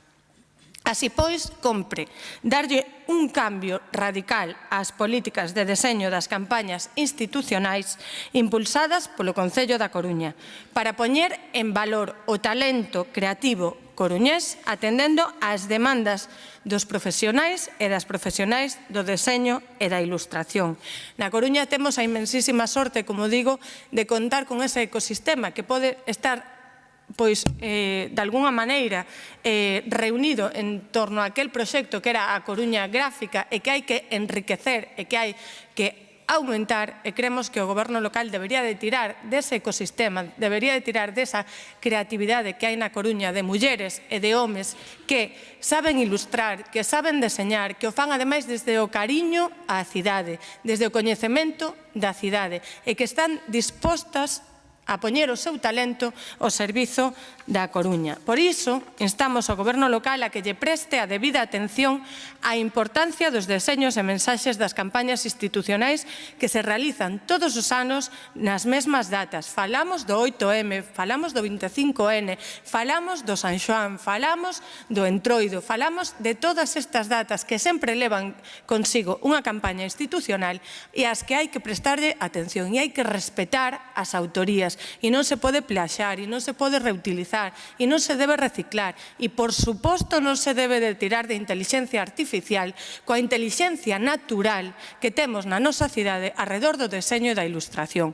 Por iso lle pedimos ao goberno local que emprega as campañas institucionais como unha ferramenta para darlle oportunidades e impulsar as profesionais e os profesionais da ilustración e do deseño con concursos restringidos que teñan en conta unha serie de principios que recollemos aquí, pero sobre o que quería destacar que hai que respetar as autorías e hai que nomear sempre as autorías e que as cesións de dereitos teñen que ser por un tempo determinado e só para a explotación desas ilustracións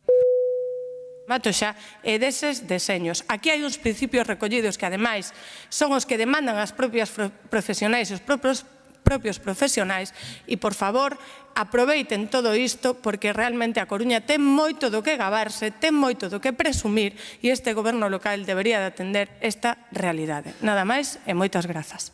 Moitas grazas, señora Beira. Turno para o Partido Popular. Señor Rodríguez. Bo día a todos. Concordo, señora Beira, con vostede en que as campañas institucionais son unha potente ferramenta para os gobernos para difundir as súas políticas, as súas propostas, e máis, non só para os gobernos ou a administración, tamén para outras institucións ou organizacións, tamén para os partidos políticos. E por iso, antes de continuar e tamén de cara a decidir o sentido do noso voto, pregúntolle, este é o criterio de selección de profesionais que queren empregar? Porque vostedes, o BNG, con motivo do Día da Muller, lanzaron esta campaña. Eu non vou entrar no deseño, pero o certo é que acadou repercusión debido principalmente ás declaracións da creadora que vostedes elixiron, referidas á presidenta da Comunidade de Madrid, Isabel Díaz Ayuso. Abro comiñas, le daría hostias hasta en el carnet de identidad, lo tengo clarísimo, qué manera de descargar, engancharla del pelo y tal, además creo que la puedo, la veo escuálida, pecho comiñas. Porque si vostedes para conmemorar o 8M optan por contratar a unha muller que lle quere dar de hostias a outra, aínda que esa de dereitas, que xa sabemos que eso a vostedes pois é como un atenuante, pois, que quere que diga, señora Beira? O seu modelo nin é moi coherente, nin inspira confianza. E esta pregunta que eu lle fago ten todo o sentido polo peso que están a cadar neste Lajerato 4.0, no que a señora Rei é alcaldesa emérita e o señor Laje, novo alcalde, sen necesidade de votación. Xa o dixemos no pasado pleno. Veñen vostedes de se converter no Junts de Inés Rei. Neste salón pretenden pasar por oposición. Pero en privado a súa senda ten máis peso que nunca. Escapouselle esta mañá, señora Beira, escapouselle esta mañá. A solicitude de zona tensionada, a tasa turística, a ordenanza de vivendas de uso turístico. Quizáis esa explicación para que coa que está a caer nesta cidade traigan a debate iniciativas de calado como esta. Non se fala de outra cousa na cidade. Mire, señora Beira, non nos dá rabia, nos dá pena. A cidade. Teñen no BNG un serio problema de credibilidade. A nivel Galicia, pero aquí en Coruña é especialmente grave, porque xa é mala sorte para os coruñeses. Vostedes en Galicia son os do non a todo. É xusto, aquí na Coruña son vostedes os do sí a todo. Mire, no de o non a todo non me podo deter que non teño tempo, pero na Coruña sí a todo. Sí a unha alcaldesa a que lle retiran a confianza E si aos tejemanejes do señor Laje e aumentar aínda máis o seu poder. Si a que conserve as súas competencias en materia de contratación pese a terse contrato no Ostián, a recollida do lixo, o bus urbano ou todas as instalacións deportivas. Si a que faga obras sen licencia nun inmoble da súa propiedade. Está máis que demostrado que as fixo. Nós non imos ir ao xulgado porque o señor Laje non cometeu ningún delito. Cometeu unha sirvenconzonería, pero non un delito. Por certo, sí que está tardando o señor Laje en ir ao xulgado a denunciar ao policía e ao inspector do seu Departamento de Urbanismo que puxeron por escrito que estaba a facer obras sin licencia, porque se el di a verdade, estes sí cometeron un delito. Non somos nós os que estamos tardando en ir á calle Montrobe. Si a súa política de persoal, están a dicir, a colonización do Concello con fichaxes externos para postos clave, as comisións de servicios arbitrarias, as oposicións envoltas en sospeitas de enchufe sistemático. Si a uns orzamentos que non executan, pero que recortan partidas sociais e aumentan o gasto en propaganda. E unha cousa máis lle digo, de casualidade non lle dixeron sí a que Jéssica traballara no plan estratégico da man da señora Pardo de Vera, porque a eso vostedes tamén dixeron sí, calaron. Señora Beira, sí a todo. Eso que lle de dar, como dixo vostede, todo o gozo do mundo. Parabéns. Remato. Da igual que veñen aquí cada pleno a facer unha sorte de acto de contrición, non sei se motivado pola cercanía da Semana Santa. Quen sabe, mesmo os vemos procesionando vestidos de nazarenos no seu enésimo servicio da política do disfraz. Dá igual, os coruñeses cada vez teñen máis claro que non son de fiar porque son responsables de todo o que critican. Pasamos de ter un goberno sen proxecto a ter o seu. Que barata lle sai a señora Rei e ao señor Laje a alcaldía da Coruña e que cara lle está a sair aos coruñeses a alcaldía de Santiago. Máis nada e moitas gracias. Grazas. Turno de peche para o goberno, señor Laje. Grazas, señora alcaldesa. Bueno, chegamos a algunha conclusión despois dun ano. Agradezco moito a absolución do tribunal, non sei que tribunal constituíron aí, pero decidiron que non había delitos. Xa un ano despois queda claro. Teño no que explicar a todos os que se reúnen así inconciliábulos para ver se van a la fiscalía, se convencen a concejales, todas esas cousiñas que estuveron facendo todo este ano e que están todas documentadas. Teñen que ver a ver como vai o tema de que non haxa delitos. Levoulles un ano. A verdade é que non teñen ningún tipo de escrúpulo. O tempo ha de ir poñendo a cada un no seu sitio e despois cando se miren ao espello pois xa verán. Eu teño a fortuna de saber que me equivoco como que máis e que non son un iluminado e que creo que os demais poden ter razón, pero polo que se ve hai pouca xente así en política, así que se queren seguir nesa línea, nese tal, eu non os vou a despistar. Señor Lorenzo, teóricamente vostede é o que dirixe ese grupo. Non lle explico nada máis que vostede xa sabe ben todo o que pasa en Santiago e, polo tanto, xa imos falando pouco a pouco. Señora Beira, á vista de que aquí non se quere debatir nin de campañas institucionales, nin de como facelo tal, parécenos razonable todas as cuestións que apunta. Nunhas coincidimos máis, noutras menos. Evidentemente a moción pois é unha labor de impulso. Estamos contando, poderíalle poñer exemplos de bastantes campañas institucionais. Se me dice que non, teño que dicirlle quen o fixo. Hai bastantes campañas institucionais feitas por autoría de deseñadores e deseñadoras. E, polo tanto, creo que nese espírito que temos integrador, pois, non sei, se quen fai o cartel do San Xoán é un artista coruñés como Cráneo, pois supoño que nos parece ben. Se hai outros artistas que estuveron participando tanto no deseño do Nadal, do San Xoán ou das festas de María Pita, tamén nos parece ben. Creemos que as empresas coruñesas deben de contar con deseñadores, que esos deseñadores cos criterios que vostede apuntou que se teñan en conta, parecenos ben. Parecenos ben que se incorpore o talento e a creatividade. E parecenos ben que se faga política pois de xeito constructivo e en positivo, igual que se fai pois noutros concellos ao respecto. Eu non vou entablar unha conversación que está completamente deteriorada, porque aquí pois non se quere ter conversacións que melloren o ámbito público. O que se quere pois é intentar que isto sea un lodazal. Quédense con que aí fora, donde hai 251.000 habitantes, cousa que non sucedía desde fai moitos anos, incluso antes de que eu vivira na Coruña, poden decilo, xa yo digo eu, pois volve a haber 251.000 habitantes. E penso que todas as cousas das que falan, o 95%, aínda non sei se chegaron á conclusión de que teñen pouco que ver coas preocupacións cidadás. Hai un goberno con paso firme, unha alcaldesa que ejerce o liderazgo, como recoñece o propio presidente da Xunta, que eu entendo que non lles guste, pero teñen que roelo. Remato cando lle fan entrevistas, o señor Lorenzo lle preguntan 3 veces, e fai que non o escoita, pero lémolo todos. Bueno, a cidade ten un rumbo, ten un orzamento a partir de mañá mesmo da súa publicación no Boletín Oficial da provincia, e, polo tanto, teremos que falar de todo aquilo que está por diante. A esa tarea constructiva estamos chamados todos e todos. Pódense dedicar á destrucción, incluso a intentar destruir as persoas. Non me parece que sea boa técnica. Boa técnica. Según se sembra, según se recolle. Bueno, pois, creo que sería bo analizar as cousas en positivo e non en negativo. As campañas institucionais. Pois vamos a facer máis campañas institucionais.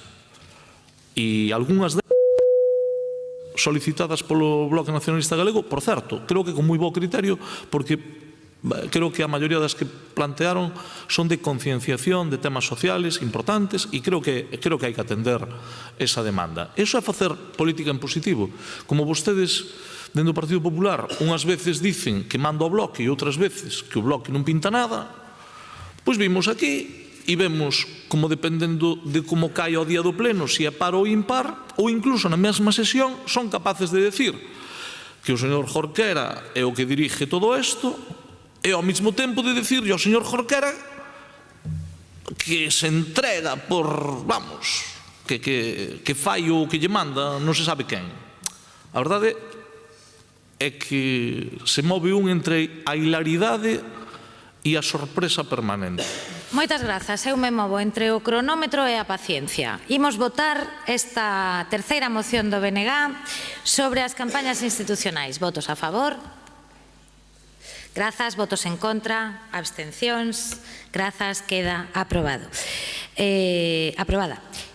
Grazas ao BNG por estas mocións. Que vaya todo ben, señora Queixas. Agora comezamos coas mocións do Partido Popular. Primeira, Plan de mellora e revitalización dos mercados municipais. Hai unha emenda de adición do Bloque Nacionalista Galego. Señora No, ten a palabra.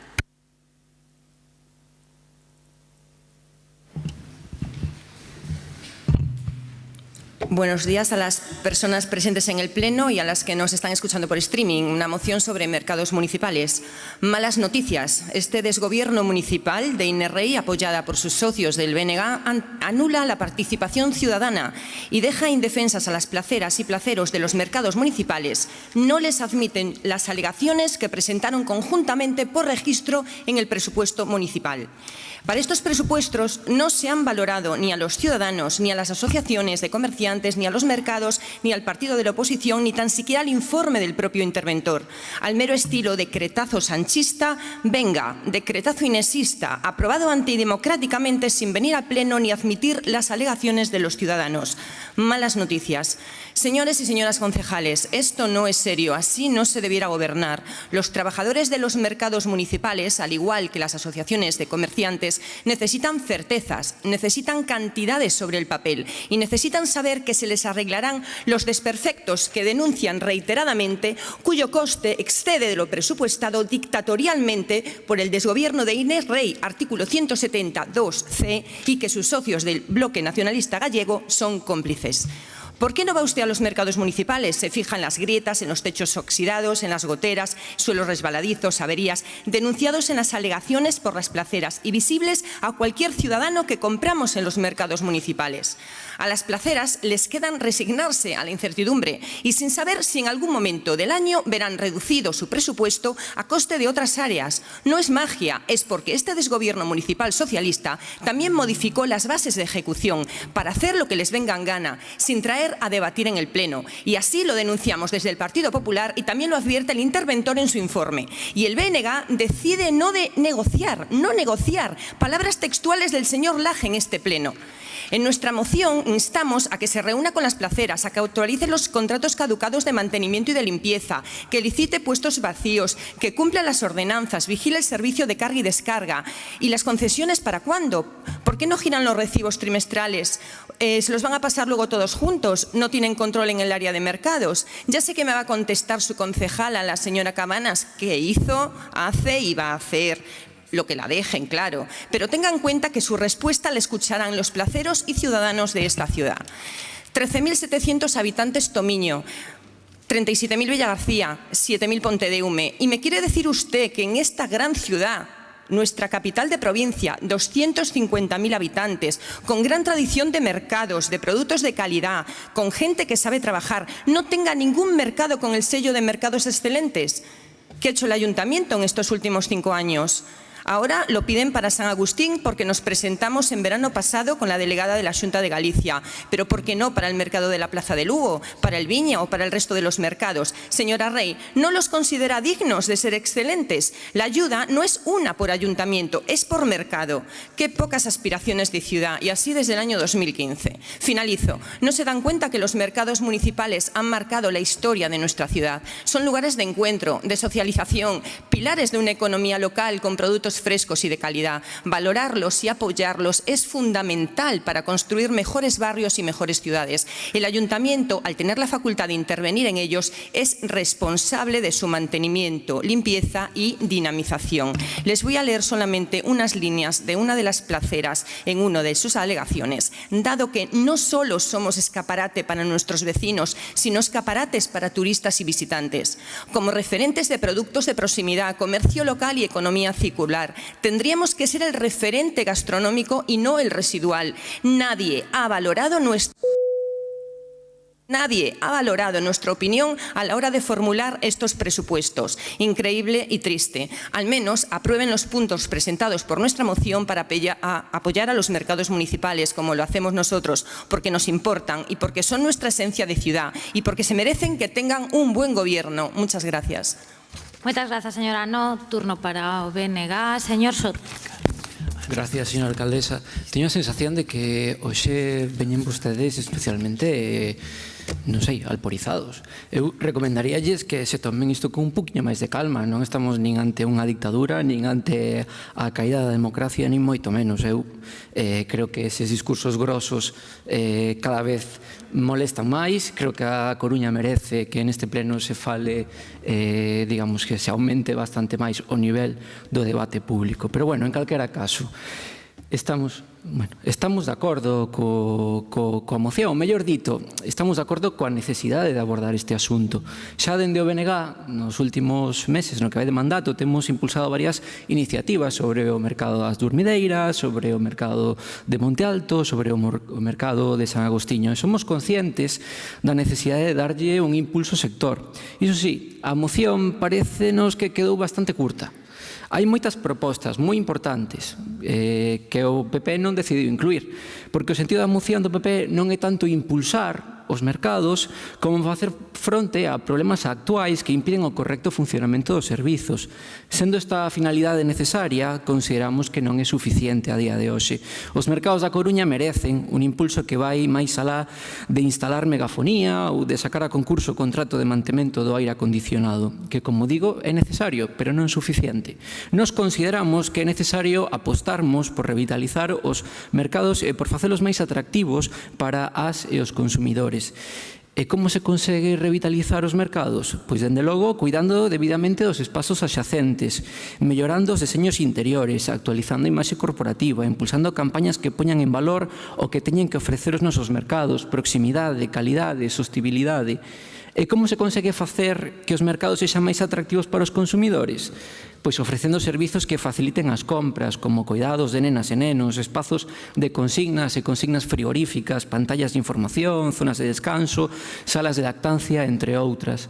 Os concellos do BNG son punteiros na promoción dos mercados municipais. Diso dan testemunho o dinámico mercado de Carballo, por exemplo, un dos centros de maior actividade social da vila bergantiñá, ou o de Ribeira, por cuxa mellora continua traballa o goberno local, acadando incluso o recoñecemento do goberno da Xunta. Ou, en fin, vostede mesmo dixo, o mercado de Tomiño é referente a todos os niveis, a nivel nacional e estatal, cunha oferta que vai para moito máis alén que a compra-venda de mercadorías. En fin, mercados competitivos que enriquecen a vida veciñal e que resultan atractivos mesmo para quen veñen de visita. Iso é o que nós queremos para a Coruña. Grazas.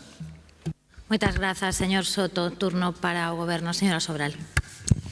Gracias, señora alcaldesa. Bueno, comparto la percepción del señor Soto. No sé qué tenemos hoy en el aire, que madre mía, cómo venimos algunos y algunas.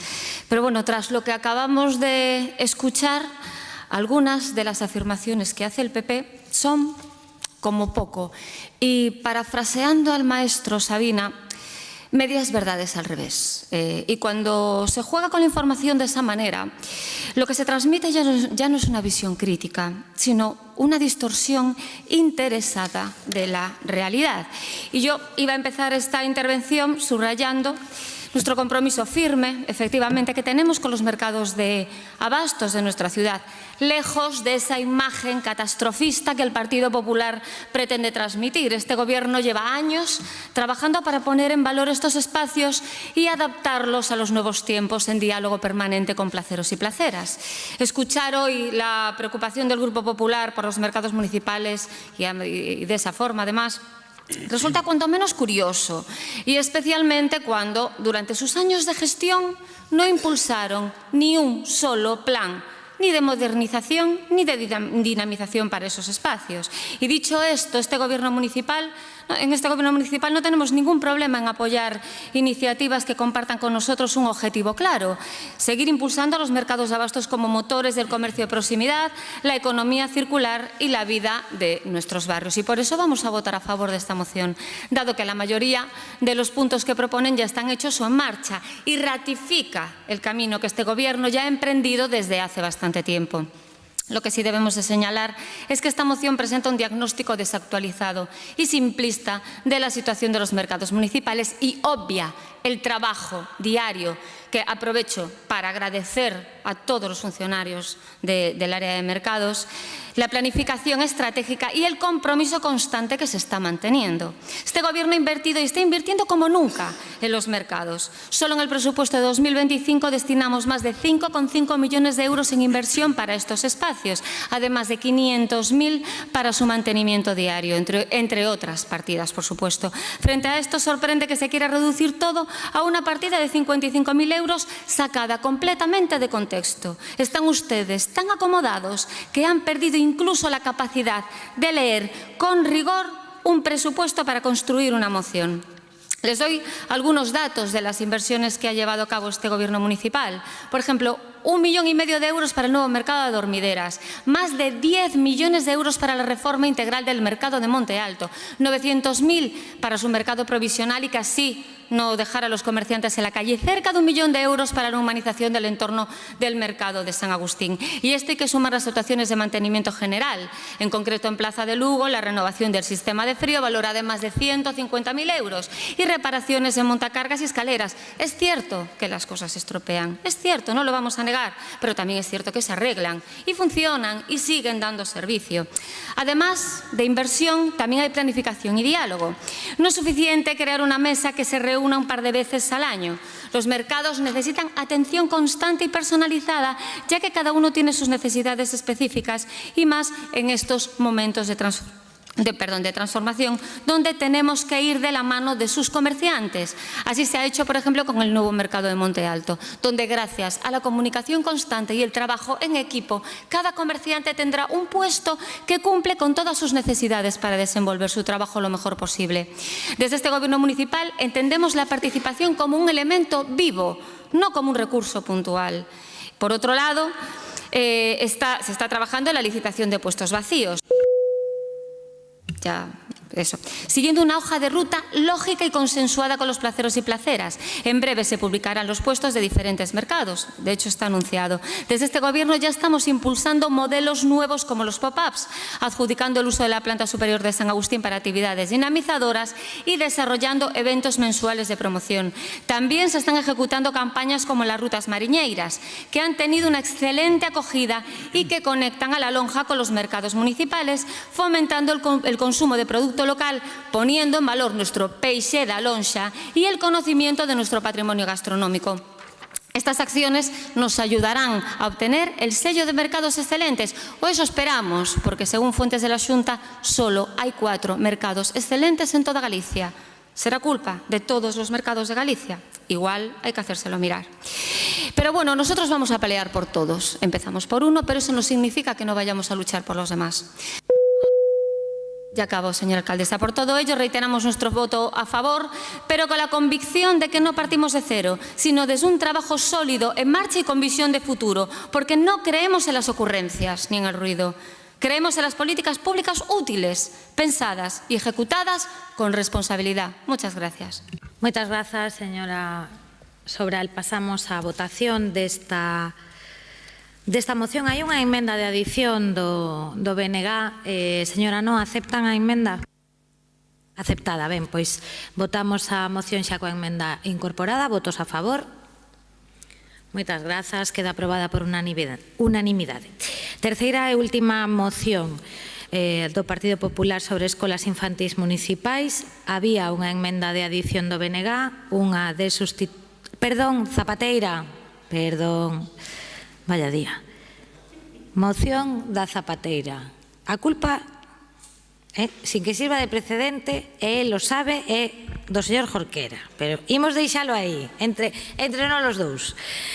Zapateira, non hai enmendas. Señora Catalán. Muchas gracias, señora alcaldesa. Hoy traemos al Pleno una moción sobre el barrio de la Zapateira, un territorio con más de 2.000 habitantes comunicado con los accesos a la ciudad a través de la única vía principal del barrio, que es la avenida de Nueva York. Si ustedes van entre semana, sobre todo a horas punta, que es cuando mayor aglomeración de tráfico hay, comprobarán que las colas de vehículos se alargan hasta el punto de que los vecinos se ven obligados a salir incluso hasta 1 hora antes de su casa para llegar a tiempo a su lugar de trabajo, esté fuera de Coruña. ¿Y qué otra alternativa tienen los vecinos? Pues a una sola línea de bus urbano. Tampoco se vislumbra a corto plazo la ansiada cuarta ronda ni el vial 18, que aliviarían gran parte de los nudos de tráfico que actualmente se producen.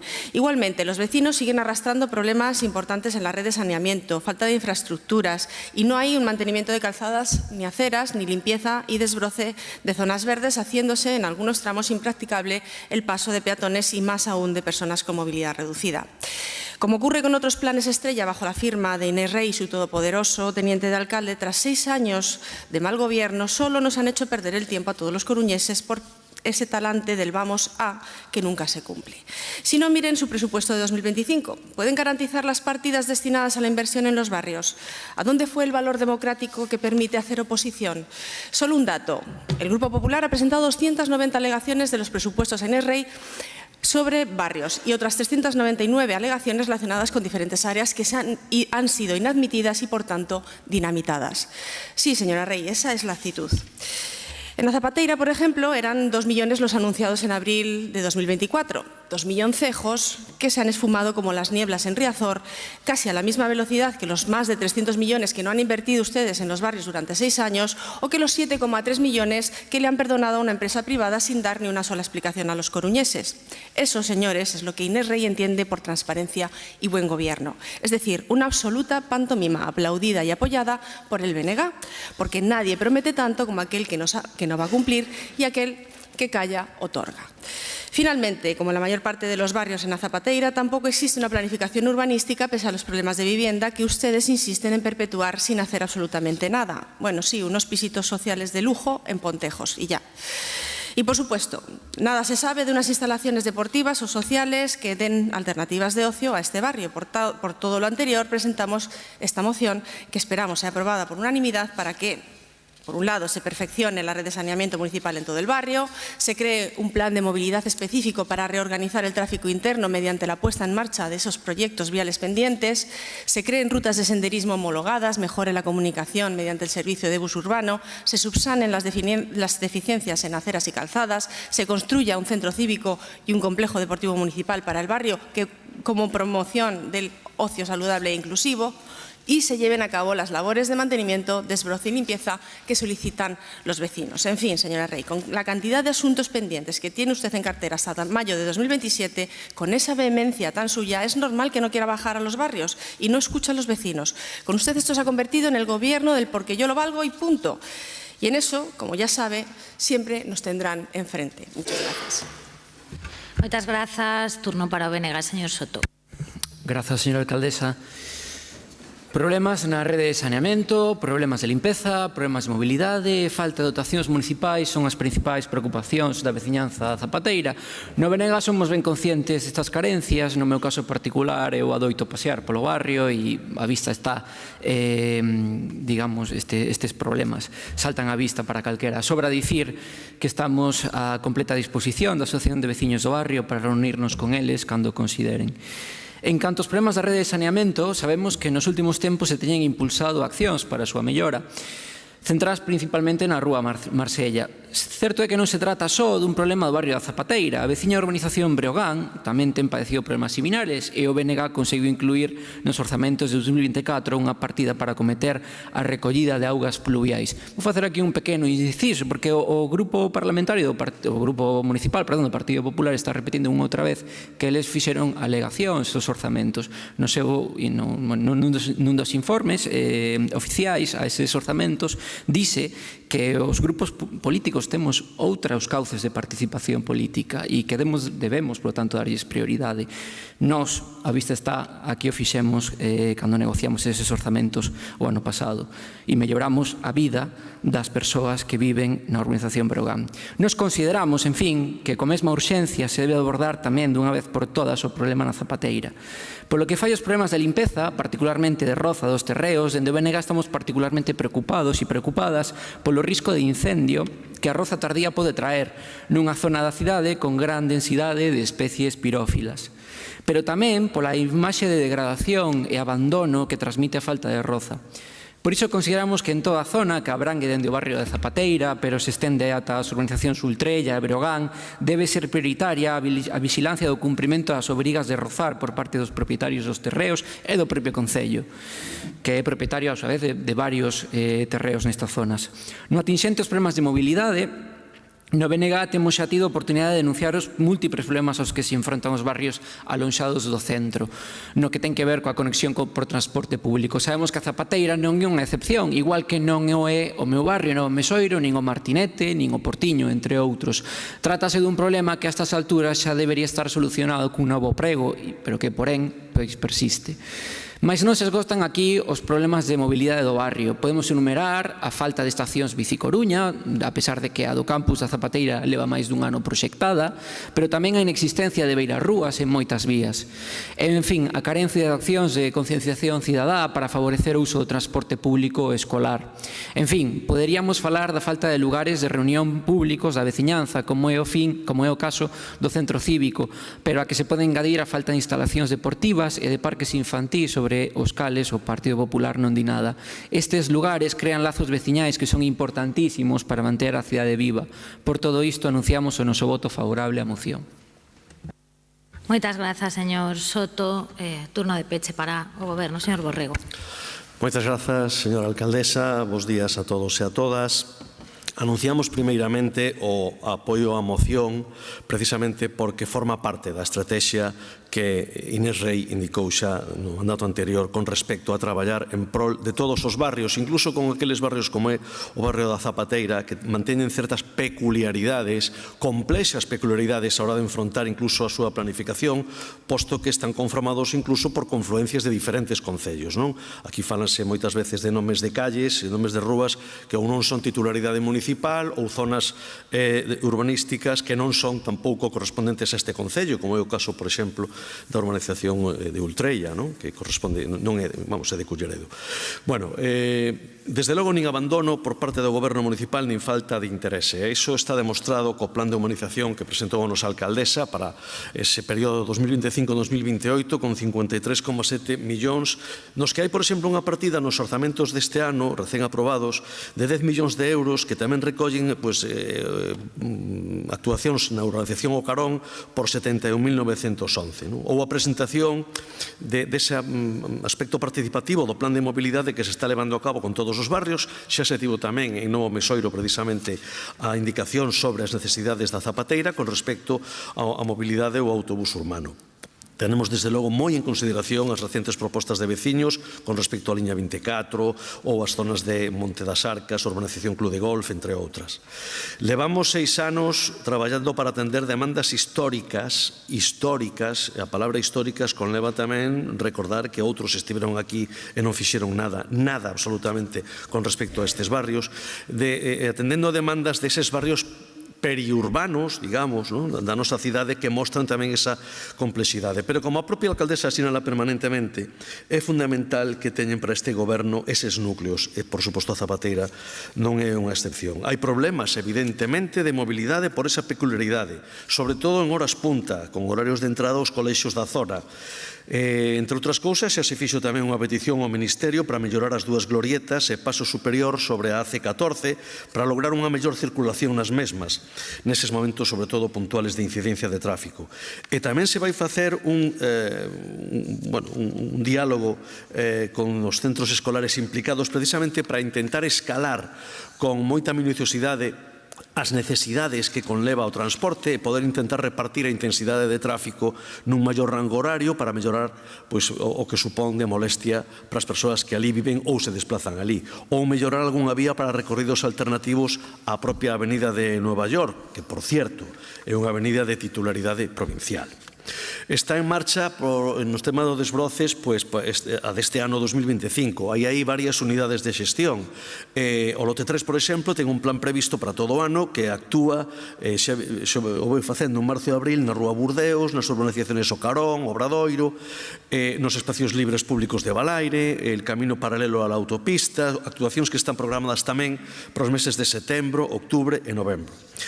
E con respecto ao saneamento, evidentemente, dentro desas peculiaridades ou complexidades que plantexa o ámbito da Zapateira, agora mesmo se están desenvolvendo distintas actuacións urbanísticas que condicionan precisamente o acceso á rede. Novas urbanizacións proxectadas con máis de 200 vivendas e, aínda que agora xa existe un saneamento separativo en todas as calles nas que é viable, desde a área de urbanismo se está moi encima e pendiente desas actuacións precisamente para poder acometer un acceso definitivo total á rede desde ese movimento de urbanización previsto.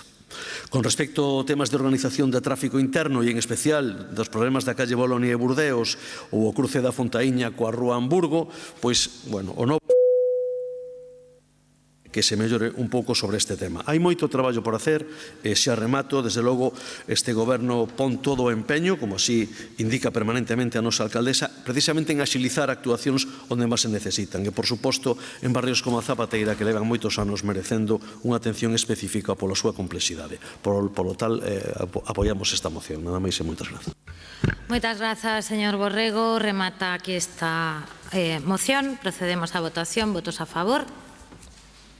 Moitas grazas, queda aprobada por unanimidade. Agora sí, a terceira, que é a das escolas infantis municipais, a que había unha emenda de adición do BNG e unha de sustitución do PSOE que finalmente transaccionaron ambos os dous grupos e, polo tanto, existe unha única emenda transaccional presentada. Quen a vai facer? Señor Mora, ten a palabra.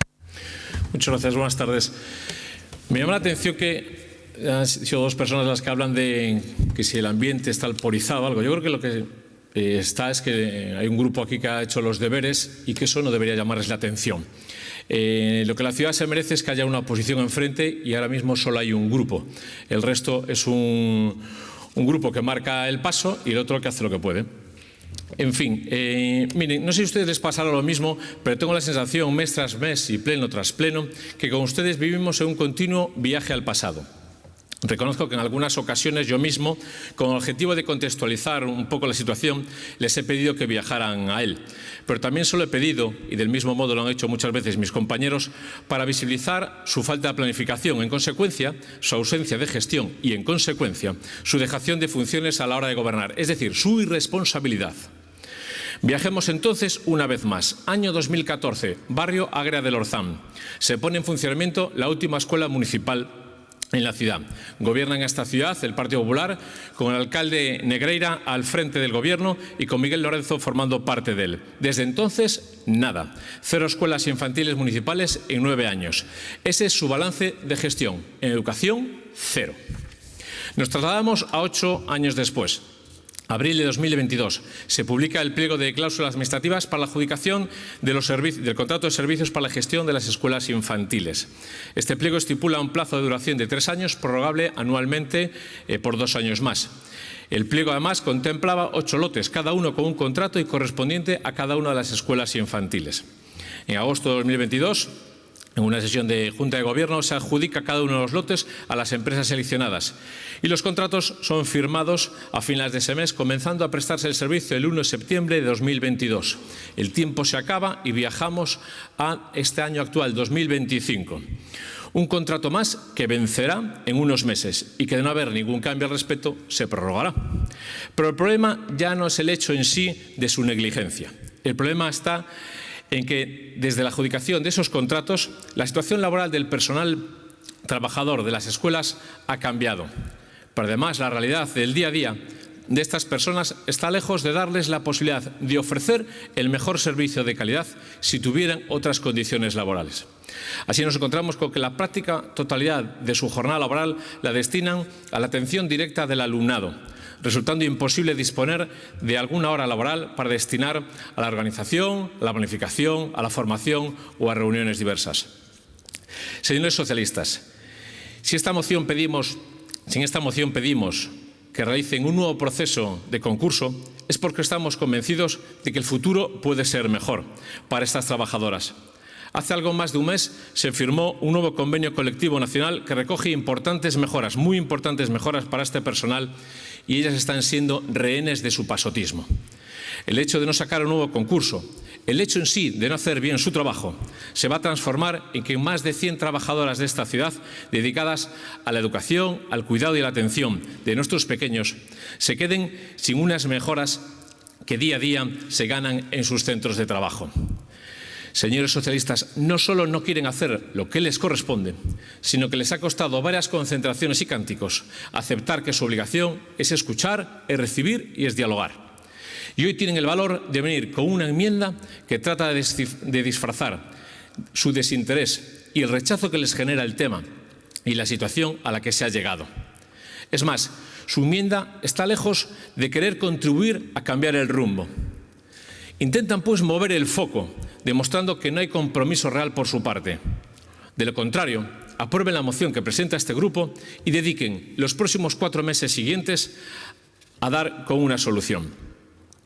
Señores nacionalistas, ¿qué decir de ustedes? Menudo papelón llevan desde 2025.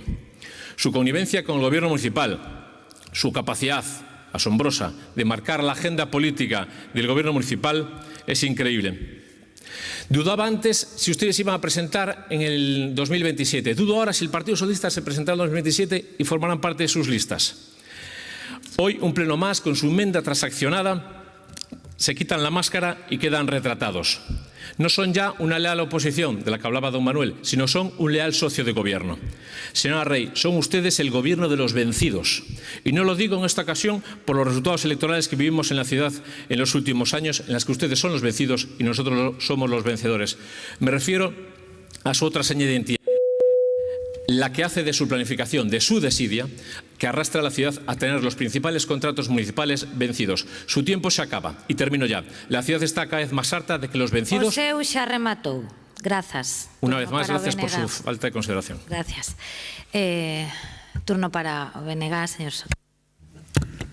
Grazas, señora alcaldesa. Vai xa para 20 anos, cando o BNG estaba fronte da Secretaría Xeral de Igualdade, que se impulsou a rede de galescolas. A intención que se perseguía era garantir un servizo ao alcance de toda a poboación. Por iso implantáronse en centos de municipios espallados por este país, onde non había nada. A vez, apostábase por un servizo de calidade, garantindo o modelo de parella educativa, fomentando a aplicación das técnicas pedagóxicas máis avanzadas e o funcionamento en rede que permitiu a optimización dos recursos públicos. Este modelo avanzado foi albo do ataque do Partido Popular de Feijóo dende o primeiro momento, que decidiu facer ruído contra as galescolas, da man de colectivos marxinais contra a normalización do galego. Tal foi así que, en canto puideron, lle mudaron ata o nome. Hoxe o Partido Popular segue a desprezar a educación infantil pública. Que outra razón hai detrás da decisión de non aproveitar 22 millóns de euros, 22 millóns de euros procedentes de fondos europeos para crear novas prazas públicas. Unha decisión nefasta, que contrasta co escenario comarcal en que preto de 400 nenos e nenas están hoxe en listaxe de agarda para poder acceder a unha praza nunha escola pública. E como podemos explicar que se teñan negado a aceptar esa financiación? Pois porque temos o de sempre, a subordinación do interese público ou privado, a acción de goberno dirixida a garantir beneficios empresariais, o capitalismo de colegas, a Xunta S.A. Eu creo que antes de exixirlle nada a ningún concello en materia de escolas infantís, a Xunta debería facer autocrítica e reflexionar.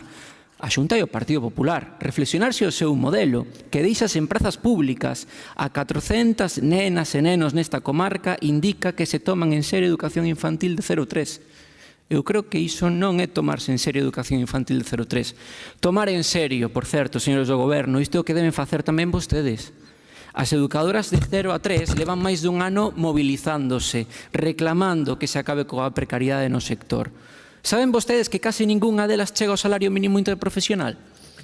Saben vostedes que moitas están contratadas a tempo parcial? Saben vostedes que moitas delas están pluriempregadas para poder chegar a fin de mes? Eu creo que un goberno progresista non pode permitir que as que coidan o máis delicado e prezado da nosa sociedade estean nunha situación tan precaria. E é certo que a Xunta discrimina as escolas públicas municipais, pero tamén é verdade que as traballadoras legitimamente senten que non sempre tiveron as portas deste concello abertas e que non houve unha posición proactiva por parte do goberno para abordar a precariedade. En canto á moción que presenta o Partido Popular, e explicolle agora por qué, señor Mora, nos propoñemos emendala e o PSOE uniuse a nosa emenda. Nos estamos de acordo cos puntos 3, 4 e 5 da súa moción, que se refiren á reducción das ratios nas aulas, a contemplar a atención do alumnado con necesidades educativas especiais e a fixar un calendario compatible coas necesidades de conciliación das traballadoras. Non é iso a única solución ao problema, por iso nós tamén engadimos outras, como que se garanta a parella educativa. E así o recollemos nesta transacción que propoñemos, lembrando, a vez, que a responsabilidade da situación actual recae parcialmente, e este parcialmente é bastante amplo, na Xunta. O primeiro punto, porén, parécenos que ten unha reacción torpe, discordante coa natureza das concesións administrativas e coa aprobación dun novo convenio colectivo. O certo é que ven de asinarse recentemente, como vostedes saben, un novo convenio de carácter estatal que vai ser de obrigatorio cumprimento para as empresas concesionarias en canto se publica oficialmente. Este convenio supón unha mellora salarial con respecto ao convenio actual. Pero ese convenio contén diferentes tabuas salariais en función de se trata de novas concesións ou concesións xa iniciadas, tendo mellor retribución a referente ás novas. Vou rematando. De aí que na nosa moción transaccionada engadamos que o Goberno municipal comezará a preparar a maior brevidade uns novos pregos, pois iso permitiría un aumento sustancial do salario das traballadoras. Ruído fronte solucións, señores do Partido Popular. E nós tamén entendemos que iso abriría a porta a incluir melloras do convenio, a incluir a obriga de contratar a tempo completo, a garantir dereitos esenciais das traballadoras como a conciliación laboral e familiar. En fin, remato. Presentamos unha moción ambiciosa, pero realista e rigorosa. Sabemos que un resultado satisfactorio dependerá da movilización das educadoras. Nós, neste proceso, prometémoslles acompañalas e defender os seus intereses, que son os intereses de toda a veciñanza da cidade. Coidaremos de quen coida. Moitas grazas.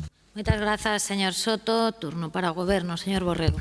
Moitas grazas, señora alcaldesa. Bueno, a Rede de Escolas Infantís Municipais da Coruña, o primeiro que hai que decir é que é un dos múltiples exemplos do que son as políticas que fai un goberno socialista, neste caso orientadas a factores fundamentais como son a educación e a necesidade tamén de conciliación na etapa de 0 a 3 anos.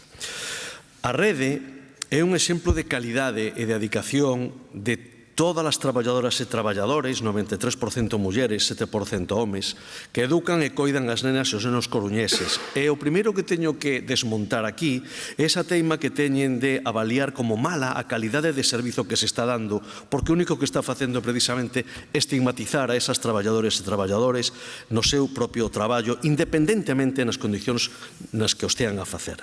Aí están os datos tamén de satisfacción e valoración dos 8 modelos de escola que temos na Coruña, que ofrecen nesa rede un abanico de posibilidades educativas diversas a que os pais poden optar. Son 8 empresas, non son petroleras nin multinacionais, que nun 90% generan autoemprego para traballadoras e traballadores vocacionais que sí necesitan ser postos en valor. A rede é pioneira na aplicación da gratuidade educativa de 0 a 3 anos porque hai unha alcaldesa que así o decidiu, que se chama Inés Rei, cuestión a que se adheriu posteriormente a Xunta de Galicia, gobernada polo Partido Popular, a efectos de propoñer unha educación de 0 a 3 gratuita. E por que falamos aquí neste pequeno inciso da Xunta? Porque visto a súa moción o que descoñecen vostedes é de quen dependen certas competencias ou as competencias plenas en educación ou nos queren facer pasar un pouquiño por parvos. Eu non me quero enfadar. Desde hai máis de ano e medio, este goberno municipal e ademais con pleno coñecemento da nosa alcaldesa pola súa propia indicación, está seguindo o que foi a negociación do convenio nacional no sector, en contacto permanente con empresas e traballadores. E moi atento ao seu desenvolvemento, incluso nos momentos máis tensos da negociación, onde fomos quen de apoiar precisamente que se pudiera visibilizar a reivindicación da parte social. Hai por aquí un dos seus representantes o que quero saludar, a Enrique. A diferencia do que fixeron outras administracións. O compromiso deste goberno municipal con este asunto queda demostrado nos propios orzamentos de 2025, nos que ante a posibilidade daquela posible firma de convenio que se fixo hai un mes, xa se consignou un incremento do 15% en todas as partidas destinadas ás escolas infantís municipais. Coñecido ese acordo de convenio alcanzado na mesa de negociación, acordo que tamén respetamos, como non pode ser de outra maneira, precisamente polo que ten un acordo de mesa de negociación, que é a voluntade decidida de parte social e parte patronal, pois desde a propia Concellaría citamos unha por unha a cada unha das empresas para garantir que, aínda que o texto do convenio aínda non está publicado, para garantir que se aplique de inmediato o mesmo, cuestión que xa se nos confirmou por parte de cada unha das empresas coa retroactividade correspondente. Aprovechando tamén esta circunstancia, cousa que tamén coñecen traballadoras e empresas da rede, xa estamos valorando plantear a nova contratación antes do previsto. Señor Mora, o contrato non caduca, o contrato ten unha posibilidade de prórroga. Outra cousa é que 2 anos despois non se fixera nada, pero de momento estamos en vixencia do contrato. Hai que saber puntualizar o que se di. Levaremos neste sentido un proceso de escoita en toda a comunidade educativa que nos debe definir precisamente uns pregos que actualicen e melloren ese servizo educativo e asistencial, aplicando o que o... Pero vamos a ver, descoñece de quen depende a ratio de alumnos por aula o Grupo Municipal do Partido Popular? Descoñece de quen depende a asignación de persoal vía ratio para a atención adecuada das necesidades educativas especiais o Grupo Municipal do Partido Popular? Apoian vostedes como grupo a discriminación tácita e cuantificable de forma brutal que fai a Xunta de Galicia, que gobernan vostedes con maioría absoluta, con esa diferencia de liñas de subvención a escola pública con respecto a privada, na que, por exemplo, está asignado unha tarifa de comedor para aplicar nas escolas públicas de 74 euros mes e neno. Pero é unha cifra que non actualiza a Xunta desde 2017. Se ve que non subiu nada a cesta da compra ou non afectou a inflación, nin a guerra de Ucrania, nin determinados costes. Apoian o estrangulamento económico-financiero que fai a Xunta de Galicia, que gobernan vostedes, con respecto ao esforzo que fai este Concello, no que supón máis de 3,5 millóns ao ano.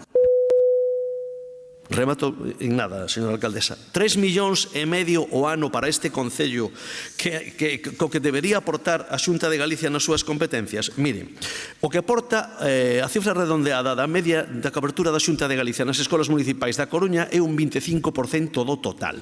O resto do 75% aporta o presuposto municipal. Bueno, deberían plantearse claramente, xa remato, señora alcaldesa, exixirlle a Xunta de Galicia que asuma verdadeiramente as competencias, pero que non o faga como en sanidade, que asuma que, por exemplo, se rompe un cristal do choac, non vai o Concello a arranxalo. Ben, grazas, señor Borrego. En calquera caso... En calquera caso, rematou. En calquera e en todos. De verdad, estou sendo exactamente igual con todos, teñen que axustarse os tempos. Así que remata aquí o debate desta moción. Acepto, señor Mora, a enmienda transaccional presentada por los grupos municipales. Por respecto a las trabajadoras con las que mantuvimos relación en estos últimos meses, no la aceptamos y retiramos la moción. Se retira... No, pero... Sí, bueno, el grupo propone retirar la moción y si la alcaldía lo acepta, pues queda retirada. Si la alcaldía lo acepta, queda retirada. Bueno, entendo que non a presidencia non vai a aceptar que se retire a moción toda vez que se presentou unha enmenda de transacción e se acaba de debatir. O que terían que facer é retirala antes do debate. Unha vez debatida, imos proceder á votación. Únicamente lle pedín se aceptaba ou non a enmenda, polo tanto, pois os mecanismos son así. Vostedes presentan unha moción, se hai unha maioría que a enmenda e gana a votación, porque, mire, pode ser tamén que decidamos non votar a enmenda e aprobemos a súa moción, e que non se sabe. Polo tanto, non se pode retirar a moción. Perdón, una cuestión de orden. Vamos a ver, nosotros hemos retirado la moción. Entendemos que según el reglamento, si nosotros retiramos la moción ya no se puede votar, porque es la moción del Partido Popular, no es la moción de sustitución del Partido Socialista. Como no aceptamos la sustitución y al retirar la moción, entiendo que no es una cuestión, y perdón por decirlo de esta manera, pero es una interpretación, que la moción decae y por lo tanto no debe ser votada. Non, señor Lorenzo, a moción non decae, decae cando se vota e non se aproba. Outra cousa é que vostedes anuncien a vontade de retirala, pero vou pedir o criterio do señor secretario xeral da Corporación que garante a legalidade das sesións plenarias para que nos aclare o regulamento neste punto. Vamos a ver, o asunto non está completamente resolto no regulamento orgánico municipal. Entón, hai que facer unha interpretación en relación co réxime común. No réxime común se votaría retirada. No réxime especial de grandes cidades, pero, bueno, subsiste do réxime común que a decisión sobre retirar ou non un asunto se produce tras do debate do asunto. Isto é o que dice o ROF. Pero o regulamento orgánico no artículo 45 atribúe á presidencia retirar algún asunto, deixalo sobre mesa ben de oficio ou a petición dun membro corporativo. Entón, en este sentido, o membro corporativo que representa o Grupo Popular pide, digamos, á alcaldía a retirada do asunto. A alcaldesa é que ten a facultade de decidir se o retira ou non a vista do razonamento que teña expresado o grupo ou do seu criterio superior como, digamos, persoa que garante a orde da sesión. Sí, quen pediu a palabra polo o señor Jorquera? Sí. Vamos a ver, non sei se cabe expresar a opinión. Non disculto a facultade da alcaldesa, simplemente quero aportar un argumento. A emenda transaccionada estaba asinada e era coñecida por todos os membros da corporación antes de comezar este debate. Se o Partido Popular, á vista, porque sabe facer contas, non? A vista desa emenda transaccionada, di ao principio, retiramos a moción, o BNG o ia respetar, pero que nos parece unha falta de respeto á corporación e que se sustancie o debate e a hora da votación agora non me interesa. Pois o BNG entende que o Partido Popular non pode pretender que se actúe contra os seus propios actos porque defendeu a moción, sustanciouse o debate para pedir agora que se retire no momento da votación, porque era coñecedor desa emenda transaccional antes de que comezase o debate. Sí, polo Grupo Socialista, voceiro. Sí, señora alcaldesa, vamos a ver, hai dúas circunstancias. Unha, si se aplica supletoriamente. Lo dice o réxime común. Lo dice el propio texto del reglamento orgánico. Si se aplica, o digo porque aquí non estamos nunha discusión de grupos políticos, estamos nunha discusión que pode sentar un precedente. E ademais de que penso que non é unha situación que este delimitada. Si temos en conta o reglamento orgánico, si temos en conta a lei de grandes cidades e temos en conta a lei de base, o réximen común que resía mentras non entrou en vigor a lei de grandes cidades, ou se vota a retirada da moción, ou se vota a retirada da moción, ou senón eu entendo que a facultade última, independentemente da decisión que tome a presidencia, que nin entro nin saio, e ademais unha cuestión é a discusión política, que concordo co que dixo o señor Jorquera, pero debe de quedar claro, ou votamos a retirada, e entonces eso, porque, bueno, ou ben é unha facultade da alcaldía presidencia a retirada ou non no punto no que estamos. Claro, evidentemente, permítaseme facer un comentario. Eu non me meto en que queiran retirar a moción. Creo que debatida a moción, coñecida a transacción, o momento no que estamos, parecería un fraude. Un fraude de debate político, vale? Entón, o único que pido é que se fixe un criterio sin ter que pronunciarme por nada, pero ou ben o retira a presidencia porque decide facelo en base a unha petición, ou ben vamos a ver se se aplica supletoriamente sempre o réximen común. Ben, moitas grazas, queda clara a opinión, señor secretario, para... Sí, vamos a ver, cuando yo mencioné que se aplicaba supletoriamente el régimen común es únicamente respecto al momento en que puede pedirse la retirada de un asunto, no el fondo del tema. El fondo del tema es una competencia clara de la alcaldía, presidencia, a diferencia del régimen común, porque lo dice el reglamento orgánico, y es la única que puede decidir que cualquier asunto, una vez efectuada la discusión del mismo, se retire de la sesión, bien a iniciativa propia porque le parezca conveniente hacerlo, o bien porque un grupo, como en este caso, lo haya pedido, pero no se vota la retirada, es competencia de la alcaldía por reglamento orgánico. Ahora, el momento en que se produce es realmente tras la discusión del asunto. Ben, pois de cara a decidir sobre a petición que formula o Grupo Popular para actuar coa máxima transparencia e diálogo posible, vou suspender o pleno polo tempo imprescindible para que os voceiros dos grupos municipais e o señor secretario presidido por min, unha comisión de voceiros convocada de urxencia e in voce, podamos comentar o asunto. Non nos levará máis de 5 ou 10 minutos. Se lles parece ben, nos podemos reunir mesmo no meu despacho. Grazas.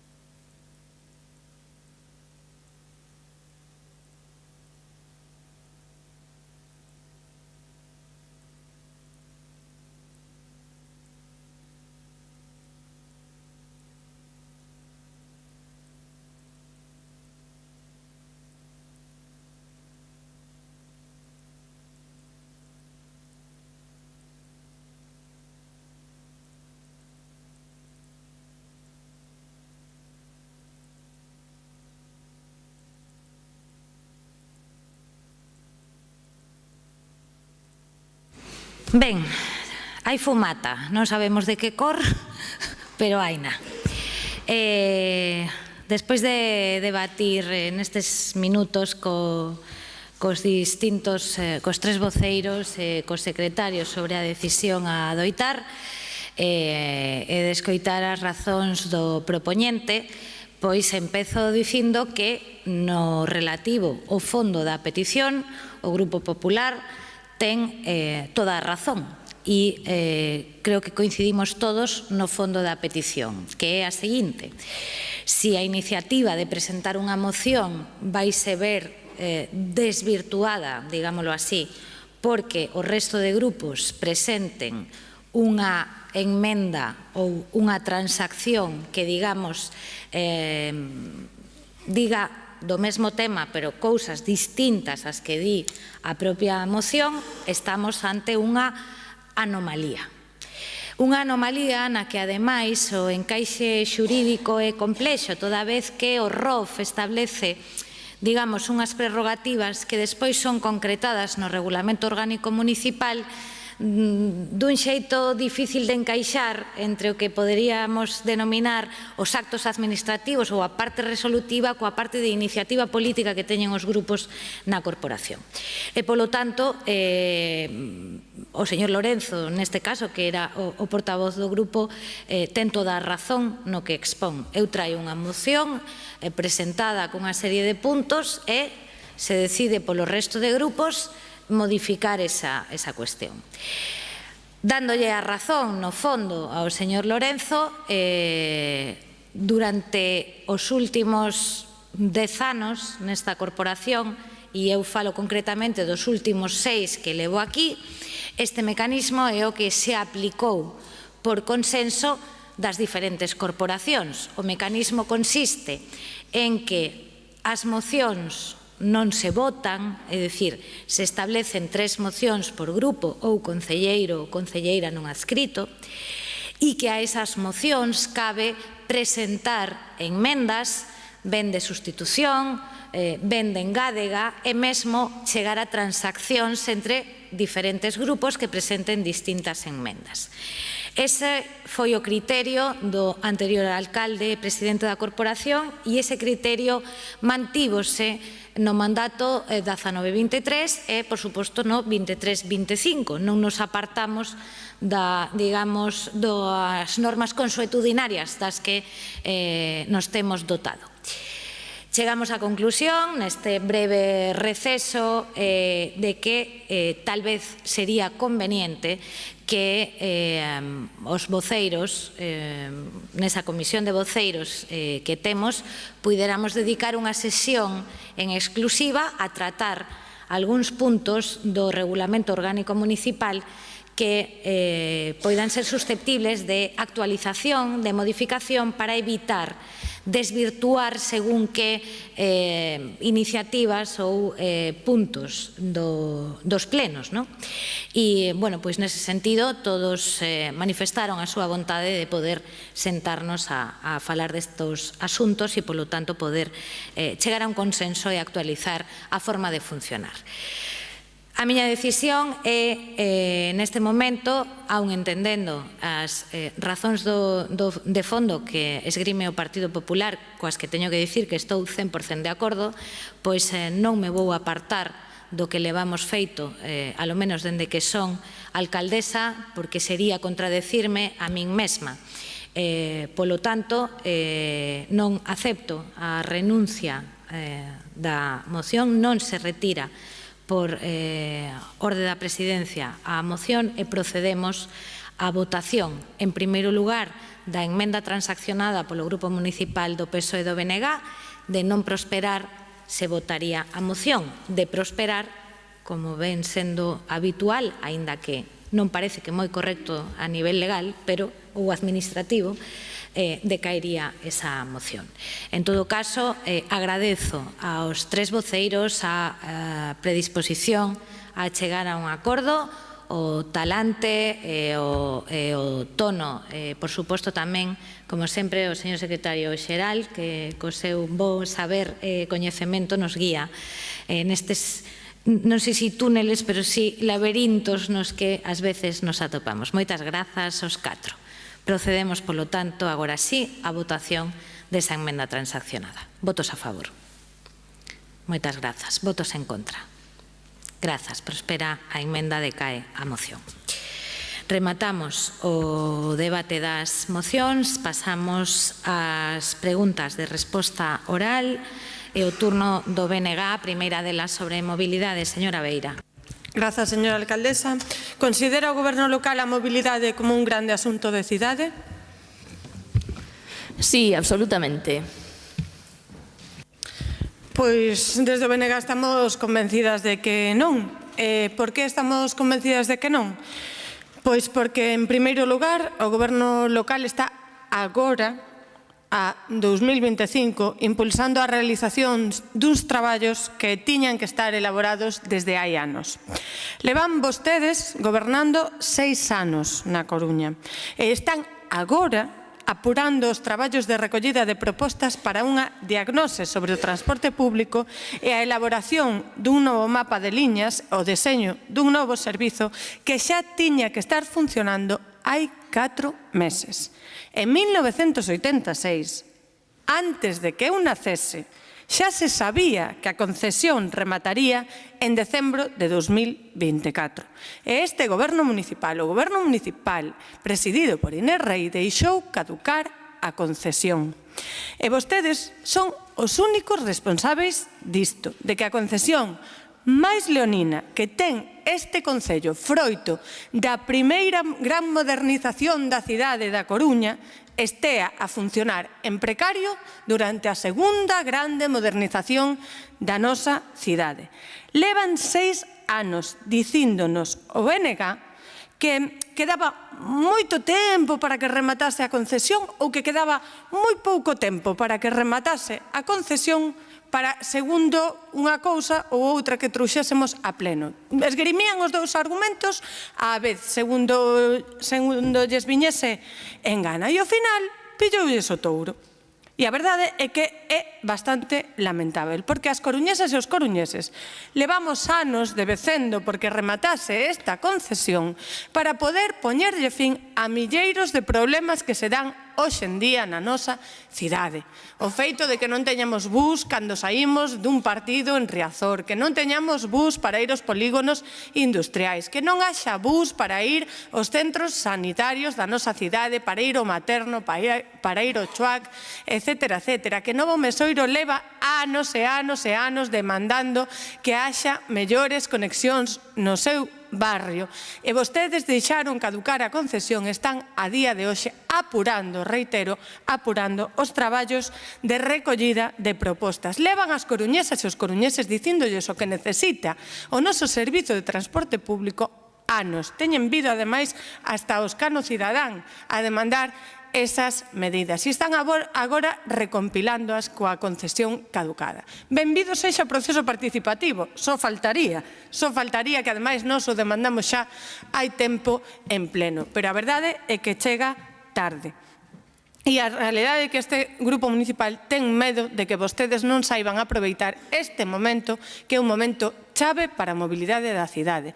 E non queremos que sexa un asunto de cidade para vostedes, porque ademais están vostedes levando estes traballos todos en solitario e teñen vostedes que contar coa oposición, porque isto é un asunto de cidade. Hai unha comisión de mobilidade, hai unha moción que se aprobou aquí en pleno que di que teñen que convocar a comisión de mobilidade.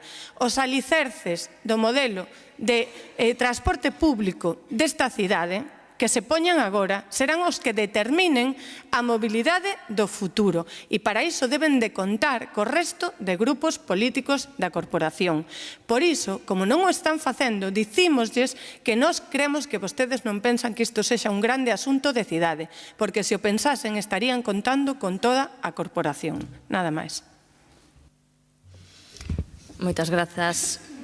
Pois a ver, eu lamento dicir que a mobilidade urbana é moito máis que o transporte urbano, moito máis que o bus. E, por suposto, hai vida máis alá dos coches. A mobilidade é un elemento fundamental que contribúe precisamente ao crecemento e ao éxito socioeconómico da nosa cidade. E hai que dicir, por suposto, tamén que é unha tarefa complexa, porque hai que facer fronte a distintas demandas, moitas veces que están contrapostas entre sí, de distintos sectores da cidade. Hai que procurar elevar a calidade de vida das persoas, pero tamén crear contornas atractivas para o tecido comercial e empresarial da cidade. Ás veces hai que restringir o paso de vehículos en zonas sensibles, e hai que procurar afectar o mínimo posible o tránsito de persoas e bens, coa finalidade de que? De acadar a mobilidade máis sostible e saudable posible. O noso goberno leva 2 mandatos revertindo políticas de mobilidade urbana de décadas, que estaban baseadas, como digo, no uso do vehículo particular a combustión, dos coches. Pero como di Jeff Speck, que é un arquitecto e urbanista estadounidense, para conseguir cidades máis prósperas, eso é importante, máis prósperas, necesitamos, o primeiro, ubicar os coches no seu lugar, non como agora, que son os amos das cidades. Mezclar usos, barrios que estean dotados de todo tipo de funcións e servizos, o que nos chamamos esa Coruña dos 15 minutos. Fomentar o transporte público e, polo tanto, facer ese esforzo orzamentario para conseguir a financiación, a subvención do transporte público. As bicicletas sempre van ser benvidas, porque son vehículos que saen da rúa, coches que saen da rúa, pero que ademais melloran a saúde das persoas ciclistas.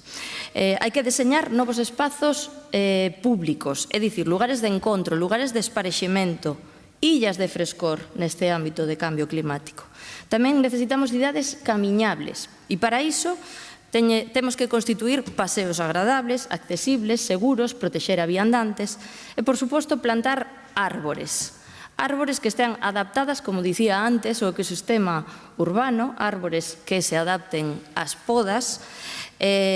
Por suposto, poden ser autóctonas ou alóctonas. E fago un chascarrillo que antes non fixen, se expulsamos as alóctonas do país, entón non teremos patacas para botarlle o caldo.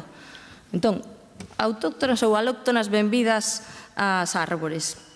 E ben, en todo isto estamos a traballar, porque o noso obxectivo é integrar precisamente os distintos medios de transporte público, é dicir, o autobús, o sistema Bici Coruña, con esa mobilidade branda e activa, é dicir, a mobilidade peonil e ciclista. E así acadaremos esa mobilidade mixta que será eficiente e, ademais, equitativa en termos de inclusión social, que vai redundar en que? En reducción de tráfico, reducción de vehículos, polo tanto, desconxestión das vías, reducción nas emisións de gases contaminantes e promoción de vida saudable, co cual, ao final, indudablemente vai mellorar a saúde e a calidade de vida de coruñesas e coruñeses.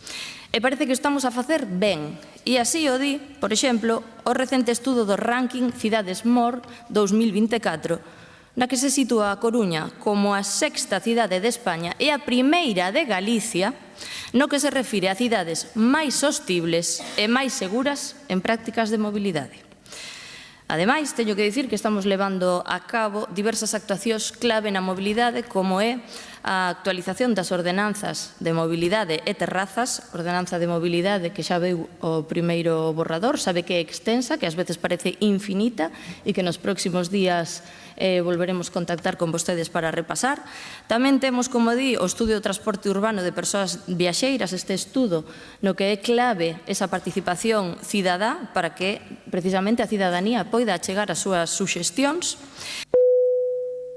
E tamén, por último, xa remato, a apertura de liñas de colaboración con outras administracións nas que participamos activamente e ata onde se nos permite en proxectos que influirán precisamente nesa mobilidade da nosa cidade, como é o transporte metropolitano, o deseño da fachada marítima ou a estación intermodal. Así que, reitero, para este goberno municipal, a mobilidade é un grande asunto de cidade e, polo tanto, non é só un tema de transporte, é un tema de calidade de vida, de xustiza social e de responsabilidade ambiental. Moitas grazas. Moitas grazas as dúas. Segunda pregunta do BNG sobre escano cidadán. Señor Soto. Grazas, señora alcaldesa. En que sentido pretende o Goberno reformular a figura do escano cidadán? Grazas, señora alcaldesa. En ningún. Alégrame escuchar esta resposta, pero como lle explicarei, creo que é máis ben unha rectificación que unha declaración de intencións. No BNG temos a sensación de que nos despachos dos gobernos a veces deben haber pingueiras. Non hai outra forma de explicarnos que se acumule tanto papel mollado. As mocións moitas veces quedan en papel mollado. A normativa moitas veces queda en papel mollado. Por exemplo, hai un par de meses nos trouxemos a este pleno unha moción sobre participación cidadá, porque vimos que a ordenanza de participación quedara en papel mollado. O regulamento de participación, perdón. Nesa moción pedíamos, entre outras cousas, que se reactivasen os consellos de participación cidadá e que se convocasen os consellos municipais de igualdade e de lingua. E seguimos agardando a que o goberno a cumpra. É dicir, a moción quedou en papel mollado, a pesar de que votaron vostedes a favor. Non só quedaron a moción e o regulamento de participación cidadá en papel mollado, senón que debeu pasar que alguén descargou unha garrafa entera de auga sobre a instrucción que regula o escano cidadán, porque este perigou bastante durante estas semanas. Como saben, o escano cidadán serve para que as e os veciños da Coruña podan traer a pleno as súas demandas. Ás veces esas demandas son expostas de maneira que nos poden resultar incómodas, pero o noso deber é escoitalas, atendelas e telas en conta. Eu mesmo agradezo a veciñanza que ven ao escano cidadán. Sei que non é fácil sentar aí no medio do salón de plenos a defender públicamente os seus intereses, pero grazas a iso, as e os concelleiros temos coñecemento dos problemas que de outra forma non teríamos. E pode ser que ás veces as demandas non sexan da competencia do Concello ou que as formas non sexan as mellores, pero esta é a administración máis próxima á veciñanza. Se non somos capaces de que a veciñanza teña a confianza de trasladarnos os seus problemas, como vai funcionar ben a democracia? E debemos preguntarnos, é realmente democrático exixirlle ás e os veciños que lle fagan chegar por adiantado a súa intervención? Pois para nós non o é. É realmente democrático peneirar as intervencións para decidir cales temas merecen ser traídos ao escano cidadán e cales non? Para nós non. Señora alcaldesa, non somos conscientes de que os avances en participación cidadá neste Concello viñeron dende as forzas que estamos á esquerda do PSOE, pero tamén creemos que estes avances dotan de legitimidade a esta institución e que, polo tanto, son beneficiosos para todas e todos nós e para toda a veciñanza. Na Coruña non queremos adoptar o modelo Almeida, o modelo PP. Antes se alborizaban dende o grupo municipal do Partido Popular e así os fixen saber. Hoxe traen un rogo que para min é un rogo da vergoña, un rogo no que piden a este goberno local que proíba que o BNG poda facer publicidade das súas campañas. Eu estou disposto a chegar a un acordo con Bosco, se nos deixan aparecer na TVG, o cal é o noso dereito, pois igual deixamos de publicitar as campañas na rúa. Porque teñen vostedes a TVG secuestrada. Onte mesmo foi condenada nunha sentenza polo Tribunal Supremo polo seu tratamento das eleccións nacionais do ano pasado, a Xunta, evidentemente. Porque a día de hoxe a señora alcaldesa da Coruña no que vai de mandato non foi entrevistada en ningún momento pola TVG. E por que non o foi a señora alcaldesa de Santiago? Por que non o foi o señor alcalde de Vigo? Porque non se chama a líder da oposición dende hai máis dun ano, a señora Ana Pontón, para ser entrevistada na TVG. En fin, iso sí que é ensuciar o que é de todos. Ben, na Coruña estamos orgullosos e orgullosas dos orzamentos participativos e do escano cidadán, e seguramente a veciñanza querería ir máis alá e que se permitisen novas vías de participación. Remato, dende o BNG queremos hoxe exixirlles que rectifiquen e agradezo que así o teñen feito, que abandonen ese afán autoritario e que volvan dar voz á veciñanza da Coruña. Grazas. Grazas, señora alcaldesa. Señor Soto, de verdade que non é unha rectificación. Non estivo previsto en ningún momento esa modificación do escano cidadán. O único obxectivo deste goberno era e é poñer en valor o seu propósito orixinal, facilitar un espazo aberto onde a cidadanía poida trasladar de forma directa propostas, queixas ou inquedanzas sobre asuntos de competencia municipal. Hoxe teremos aquí 4 escanos, había 6 inicialmente, no que vai de mandato 45, unha cifra que penso que reflicte a aposta deste goberno pola transparencia, o diálogo e a escoita activa. En definitiva, unha aposta por un modelo de participación activa e próxima á veciñanza. Se mo permite, señor Soto, quixera contextualizar as palabras da alcaldesa no último pleno, que realmente apelou á responsabilidade no uso deste recurso. O escano cidadán non é unha tribuna para o insulto ou a descalificación a membros da corporación ou para cuestións alleas á xestión municipal. Para iso haberá outros foros. Ao que se refería a alcaldesa era precisamente a reforzar o fin para que foi diseñado, pedindo concreción, que non a intervención, concreción ao respecto, porque as intervencións, para que as intervencións poidan recibir respostas rigorosas e adaptadas por parte dos concelleiros e das concelleiras. Agora ben, se o que se pretende é simplemente xerar ruído, estamos desvirtuando a que debería ser unha ferramenta valiosa para todos e para todas. E máis, moitas grazas.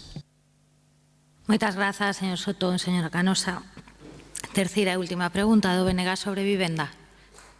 Señora Beira. Sí. De que maneira está a impulsar o goberno local que na cidade haxa máis vivendas de protección oficial de promoción pública en réxime de aluguer? Impulsando a vivenda de promoción pública municipal por primeira vez en moitos anos, axilizando as licenzas de vivendas de promoción pública impulsadas polo Instituto Galego de Vivenda solo no último ano e cedendo parcelas ao IBUS para vivendas de promoción pública, a vez que traballando co Ministerio de Vivenda e co SEPES no novo Parque Público de Vivenda Estatal na cidade. Sí, nun contexto no que en Galiza o prezo da vivenda nova acada os seus máximos históricos cada mes e a Coruña lidera o ranking das cidades onde é máis caro mercar, nun contexto onde a Coruña é a cidade galega na que é máis caro alugar, cun Partido Popular na Xunta de Galiza que en 15 anos recortou en total 1.800 millóns de euros no orzamento de vivenda, cun PP na Xunta de Galiza que en palabras do presidente Rueda en 2023 xustificaba que non impulsaran políticas públicas de vivenda e de promoción de vivenda porque, abro comillas, non detectaran o problema, pecho comillas, nun contexto no que en 2009 co goberno bipartito e o BNG na Consellería de Vivenda había un orzamento porque había unha política pública de vivenda pública e os recortes do Partido Popular responderon claramente a unha ideoloxía política moi clara que cada un se apañe, es el mercado amigos, políticas bluff e fallidas, por exemplo, o Rexurbe, que fixo o Partido Popular da Xunta de Galiza nestes anos, ademais de recortar, recortar e recortar. Que fixo cando, abro comillas, detectou o problema, pecho comillas? Pois, por exemplo, subir un 40% o prezo das vivendas de protección oficial. E que consegue o Partido Popular con esta medida estrela? Pois imposibilitar a unha parte da poboación que poida mercar unha vivenda de protección oficial, para cuxa construcción nun xeito ou outro, en función de se é promoción pública ou promoción privada, ao final se acaban gastando cartos públicos. Entón, estamos vetándolle á poboación galega poder mercar pisos que se construíron con cartos públicos. E que, ademais, non poden, porque se non poden, con estes prezos que lle está poñendo o Partido Popular as vivendas de protección, se non poden mercar de protección, que van mercar no mercado libre. En ese contexto, en que moita poboación non pode aforrar para un piso, non pode pagar un piso en propiedade no mercado libre, non pode pagar un piso de promoción de protección oficial pola suba dos prezos e non pode pagar un aluguer tamén no mercado libre, que lle queda?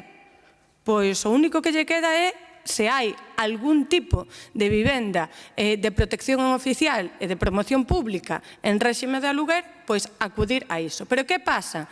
Pois que non hai prácticamente parque de vivenda pública en réxime de aluguer, e que ademais é, por certo, para o Partido Popular, é o segredo de que noutras partes de Europa non haxa un problema de vivenda como hai no Estado español e nomeadamente en Galiza, que está á cola de Europa en parque público de vivenda. Entón, o segredo é, polo tanto, ter un parque público en réxime de aluguer. E a nosa inquedanza, e por iso traemos esta pregunta oral a pleno, é que está facendo o Goberno local para que a Xunta de Galiza precisamente todo o que faga na nosa cidade sexa precisamente promoción pública en réxime de aluguer. Pois nos creemos que pouco. Por qué? Remato xa. Teño... Perdón, é que se parou o tempo e engadín... O sea, volvinlle a dar, pero vai un minuto de máis. Vale, perdón. Pois xa estaba despistada polo cronómetro. Simplemente que vostedes lle cederon efectivamente o IGUS uns soares, pero sin o condicionante de que o dediquen a réxime de aluguer. E aí nos é o que estamos demandando, que todo o que faga a Xunta de Galiza vostedes lle poñan o condicionante de que sexa en réxime de aluguer, máis cando vostedes o que están cedendo son parcelas municipais. Entón, o que me gustaría saber é se lle puxeron ese condicionante e onde figura iso, porque nós no expediente da Xunta de Goberno local non vemos que vostedes lle demandasen iso, porque no acordo de cesión non está esa demanda e creemos que é unha parte na que vostedes están fallando, nada máis. Sí, como dicía na miña intervención inicial, estamos a traballar en varios camiños para garantir o incremento do parque de vivenda de promoción pública, en especial daquela que se vai dedicar a alugueiro. Neste senso, tamén como decía na anterior intervención relativa aos estudos de detalle, estamos a construir esas 55 a máis vivendas municipais en alugueiro en Xuxán, en Pontejos. É a primeira vez que un goberno municipal incrementa o parque público municipal en moitos anos de vivendas de titularidade, como digo, municipal. Apoiamos ao Instituto Galego de Vivenda Solo no sentido de que están a quedarse sen solos, a redundancia, na cidade, porque tampouco fixeron un traballo de xestión nos últimos anos, que agora sí que parece que van facer en Montemero, pero que tiñan que ter feito dende hai décadas, e por iso temos cedido esas 4 parcelas municipais ao Instituto Galego de Vivenda Solo. É certo que no documento de cesión só se fala de que é para construir vivenda de promoción pública, non se concreta que esa vivenda teña que ser en réxime de alugueiro. É tamén certo que eso débese a un tema xurídico do propio IGUS, que non se lle poden condicionar, digamos, as súas competencias, e ten que quedar nese sentido aberto, a pesar de que o propio IGUS traslada ao Concello que a intención é a construción de vivenda pública de alugueiro, porque a intención do IGUS neste momento é a de duplicar o parque público de vivenda que conserve en propiedade. Por lo tanto, nese sentido traballamos e con esa vocación falamos co Instituto Galego de Vivenda e Solo. E, como dicía tamén, esa cesión das parcelas municipais que tamén temos no barrio de Xuxán para a construción, tanto por terceiros como por cooperativas, de vivenda tamén de alugueiro asequible, esas vivendas que, ao revés que tamén a Xunta, que a sacou en moitos casos á venta ou á subasta, nos conservamos esa titularidade e obrigamos a que sexa en alugueiro, porque entendemos que efectivamente tanto os demandantes de vivenda pública na cidade como a xente en xeral o problema que ten é cun problema de alugueiro. Como decía a señora Beira, eu coincido plenamente, a única, se hai unha, que digo que non hai varitas máxicas, pero se hai unha varita máxica que pode máis asemellarse a iso, é o ter un parque público de vivenda de alugueiro ou de vivenda que sempre sexa protexida en réxime de alugueiro, que permita controlar os prezos. As cidades europeas que rondan o 15, o 20 ou 25% de vivenda pública, moitos casos municipal, ademais, son as cidades que controlan os prezos dos alugueiros, porque esa vivenda pública garantiza que ninguén se quede atrás, que ninguén teña que renunciar a vivir na súa cidade, como está pasando na Coruña nos últimos anos, efectivamente, polos prezos do alugueiro. En ese sentido, eu creo que tamén coincido plenamente onde a Xunta de Galicia non fixo o seu traballo dende o ano 2009. Nos anos peores da crise inmobiliaria, nos anos peores nos que precisamente a xente botaba en falta que a administración pública construíse vivenda para poder ter acceso á mesma, foi onde a Xunta de Galicia decidiu meter nun caixón a Estrategia Galega de Vivenda, que creo que era un documento que se tiña elaborado no bipartito, moi acaído, e que promovía unha cantidade de vivenda pública, dende logo que hoxe nos permitiría estar noutra situación, e a día de hoxe parece que o retoman con outro nome, con outras determinacións, pero ao final non deixa de ser retomar o traballo do bipartito, o cal agradezo, e dende logo todas as miñas bendicións, porque tantos anos despois recoñezan que o bipartito fixo algo bon en materia de vivenda e o fagan voso. Pero, xa estamos tarde. Por tanto, o que queremos na nosa parte, dende logo, axilizar todo ese traballo. Estamos axilizando todas as licenzas, nese sentido, as licenzas da área de Resure, por exemplo, San Andrés 88, están neste momento pendentes dende hai meses de que a propia Xunta de Galicia abone as tasas e o ICIO. Creo que un tema interno deles, de que primeiro licitan a construción e despois é esa empresa que os paga, pero, xa podíamos ter tempo traballando nesas vivendas.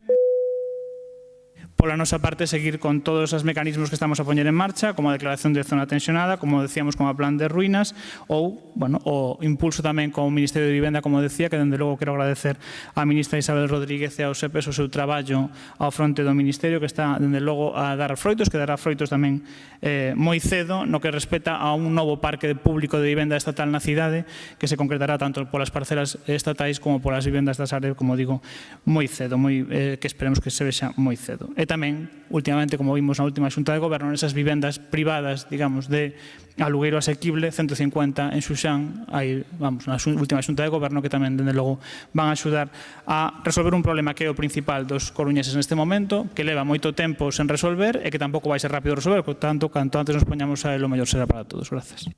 Moitas grazas ao Grupo Municipal do BNG. Rematan aquí as preguntas orais. Pasamos ao Grupo Popular. A primeira delas é sobre exclusión social. Grazas, alcaldesa. Bo día a todos e a todas. Como valora o Goberno municipal o feito de que case o 20% da poboación coruñesa estea en risco de pobreza ou de exclusión social? Grazas, señora alcaldesa. Este Goberno entende a preocupación que se traslada con esta pregunta, pero non pode valorar unha cifra que é imprecisa.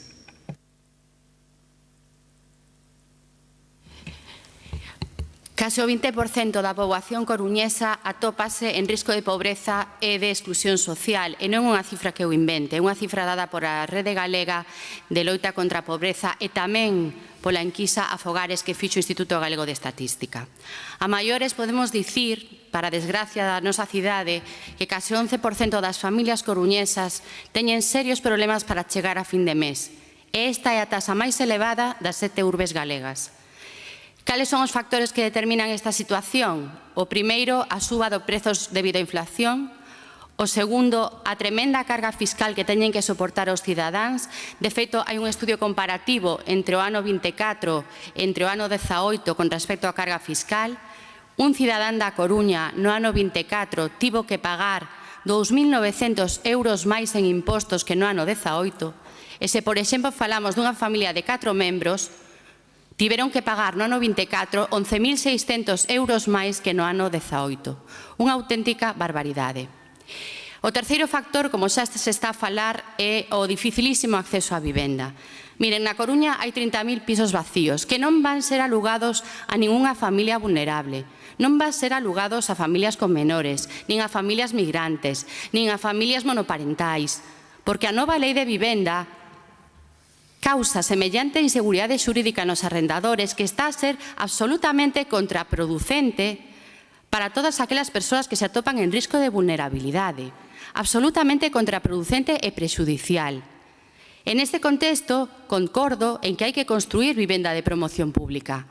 Mais a miña pregunta é: cantas vivendas de promoción pública levan o Goberno municipal nos últimos 6 anos rematadas? Respóndolle moi fácil: ningunha. Ningunha.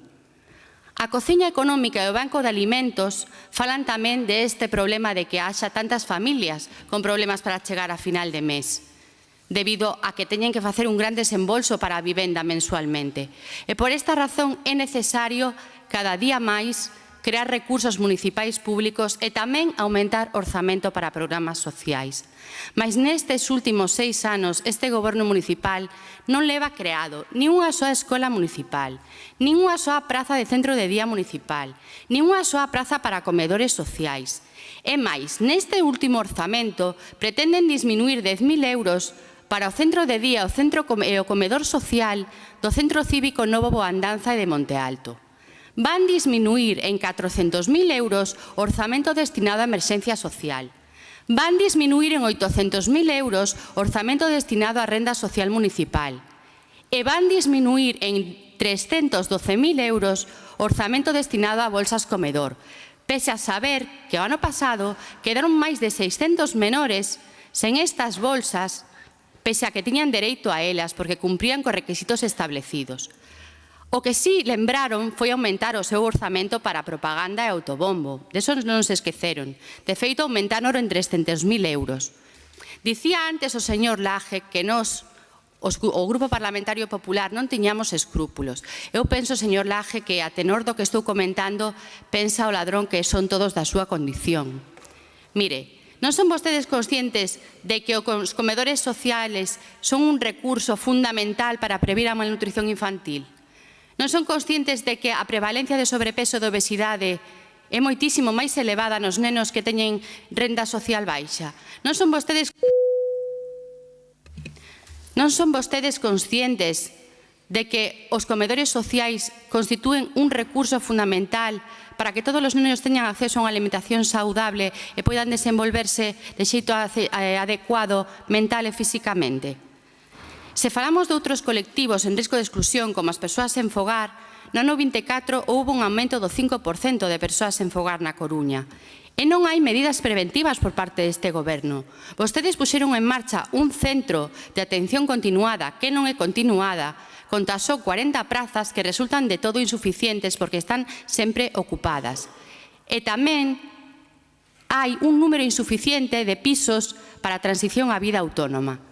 Nada sabemos tampouco do plan de discapacidade e nada sabemos tampouco do tan anunciado programa para atender a situacións de soidade non desexada, pese a que este grupo municipal ten preguntado por ele numerosas veces sen recibir resposta algunha. Por eso remato. Con todo este panorama que eu estou aquí plantexando e debuxando, máis aló da valoración que vostedes fagan, a min gustaríame saber que accións van a emprender e que accións van levar a cabo para poder atallar e solventar esta situación, esta terrible situación. Mais nada pola miña banda, moitas grazas. Grazas, señora alcaldesa. Bueno, quero comenzar agradecendo o esforzo que fan entidades como a Rede de Pobreza e a APN, que se dedican a visibilizar as realidades sociais, xa que dan información valiosa de gran utilidade para todas as administracións e, por suposto, tamén para este Concello, que además manteñen unha relación sólida e colaborativa. Ainda nos temos reunido a semana pasada con eles. Agora ben, compre matizar as cifras que o PP trae a este pleno. O dato de case un 20% da poboación en risco de pobreza ou exclusión social, especificamente 19,89 para o ano 2024, foi extraído, como ben di a señora López, da enquisa estrutural de fogares, que se elabora para a área da Coruña, ou sexa, para as comarcas da Coruña e de Betanzos, e non provén de estatísticas específicas do noso municipio. O informe da rede da EAPN que se menciona só ofrece datos a nivel autonómico e provincial, non se estratifica por concellos tampouco. Vostedes arroxan unha cifra que non reflicte a nosa realidade. Segundo os datos do Instituto Galego de Estatística e o Instituto Nacional de Estadística, a taxa de risco de pobreza na Coruña no 23, que son os datos que teñen actualizados, é do 16,81%, moi por debaixo dese 20% de media galega, un 25,5%. Señores do PP, 25,5% para Galicia. Me pregunto que poden facer vostedes para baixar isto, se quere lle damosnos algunhas pautas. Por outra banda, me sorprende a súa preocupación pola protección social e pola política de vivenda. Penso que meu compañeiro xa deu bastantes claves ao respecto. As análisis recentes coinciden en que as dificultades para acceder a unha vivenda digna, xa sexa en propiedade ou alugueiro, é un dos principais factores de exclusión. Mentres este Concello realiza promoción de vivenda pública e impulsa medidas para limitar subas abusivas, como a solicitude formalmente remitida pola alcaldesa para declarar a Coruña como zona de mercado tensional, residencial tensionado, a Xunta xa anuncia que ten dudas con estas cousas, que non ten intención de declarar zonas tensionadas e de poñer topes a alugueiros en Galicia. Vostede ven aquí a falar de políticas de protección social sabendo que o seu partido está facendo todo o posible para impedir que o Concello poida limitar subas abusivas, frear desafiuzamentos de persoas vulnerables, incentivar unha bolsa de vivenda asequible e outras medidas básicas para protexer as nosas veciñas e veciños. Sabe o que sí que é certo, que o goberno que preside Inés Rei segue a ser un exemplo de protección social. E non o dicimos nós, o di a Asociación de Directores e Gerentes de Servicios Sociales no seu último informe sobre o índice de desenvolvemento de servicios sociais, onde non se analiza só o presuposto, senón as liquidacións orzamentarias dos concellos de todo o Estado. Sinala que a Coruña destaca polo seu esforzo orzamentario en políticas sociais, en comparación co resto de Galicia. Se quere, yo pasamos. No exercicio liquidado do 23, a Coruña destinou 125,95 euros por habitante en servicios sociais, situándose no primeiro posto entre as 7 cidades galegas. Isto é certo, un 30% máis cara a media, máis que a media dos concellos de máis de 20.000 habitantes, que adican un 96,42 euros de media. En termos de esforzo orzamentario, destinou aproximadamente un 13% do seu orzamento municipal a servicios sociais fronte a un 11,7% de media doutras cidades galegas, porcentaxe que, por certo, incrementamos aínda máis este ano. Este compromiso económico culmina nunha ampla rede de axudas de emerxencia social, equipamentos específicos, programas de inserción e demais servizos que benefician directamente aos coruñeses e ás coruñesas.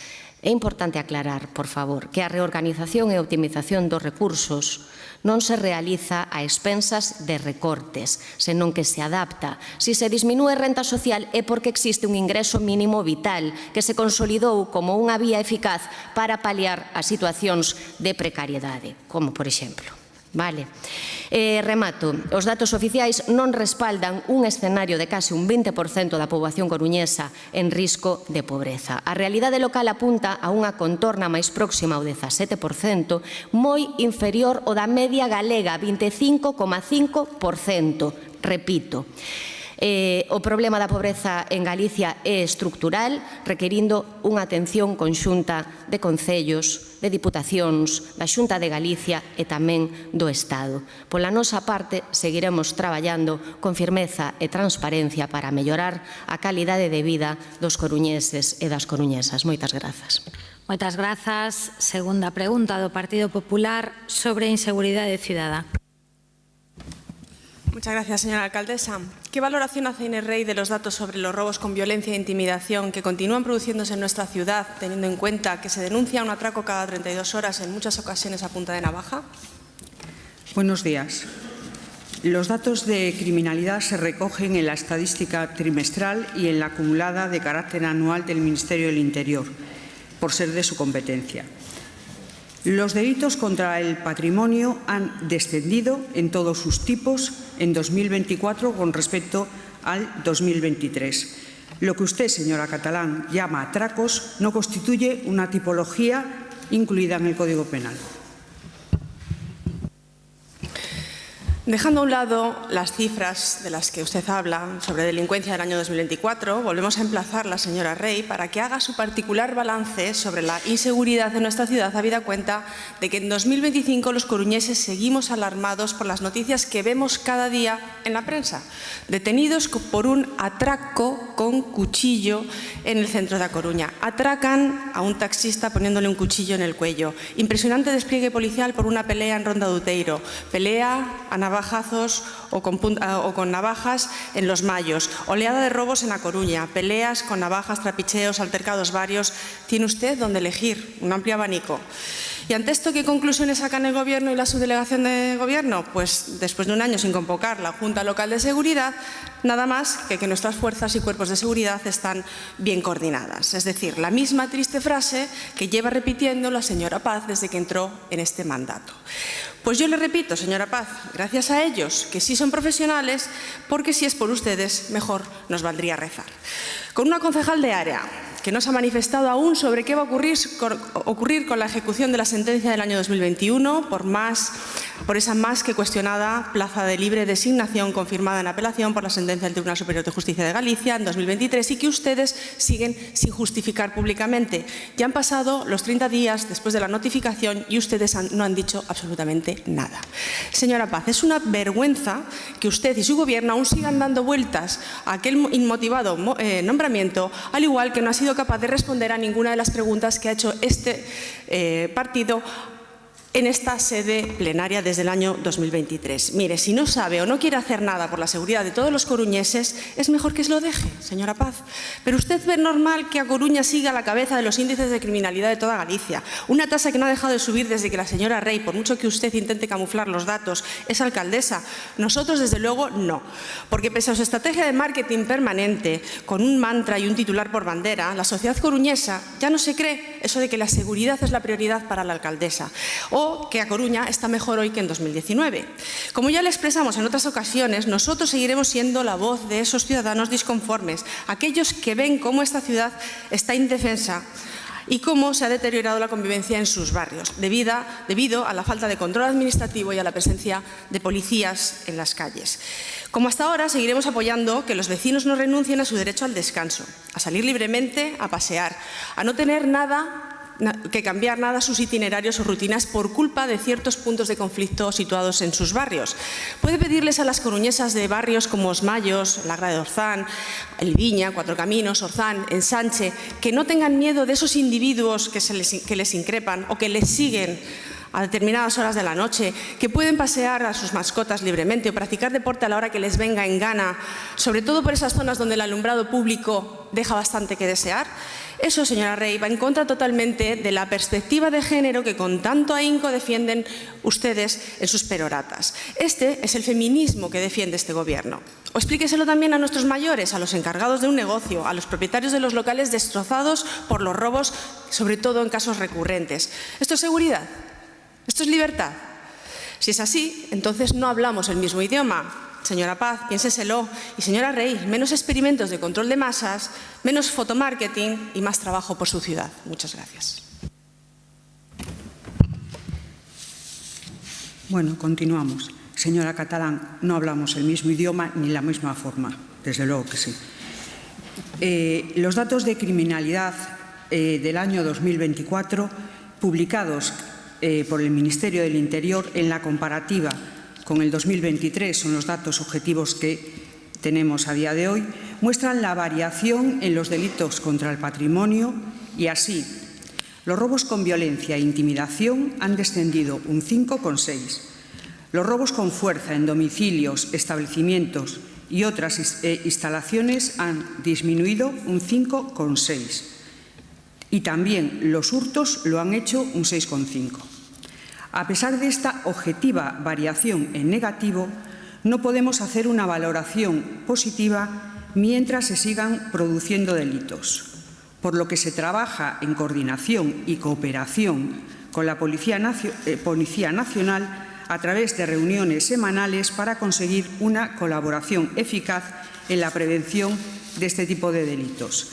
Desde el Gobierno municipal seguimos mejorando la calidad de los servicios que se prestan a la ciudadanía, entre otras actuaciones incrementando los recursos humanos de seguridad ciudadana, lo que se evidencia de manera notable en los barrios de la ciudad.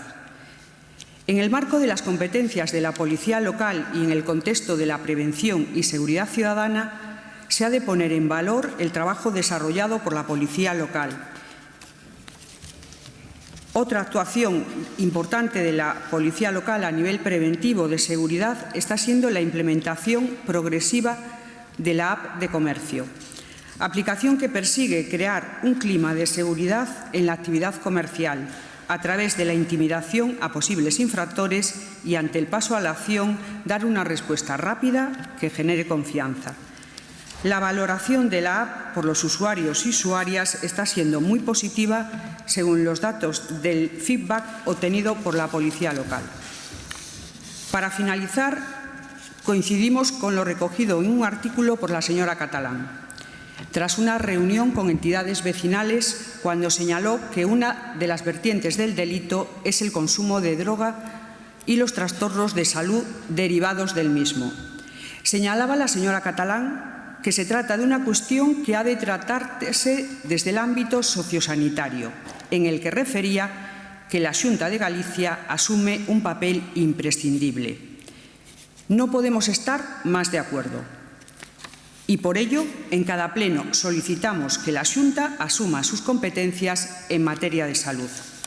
Requerimos el esfuerzo de todas las administraciones porque la seguridad es y debe ser una prioridad para todas y cada una de ellas. Gracias.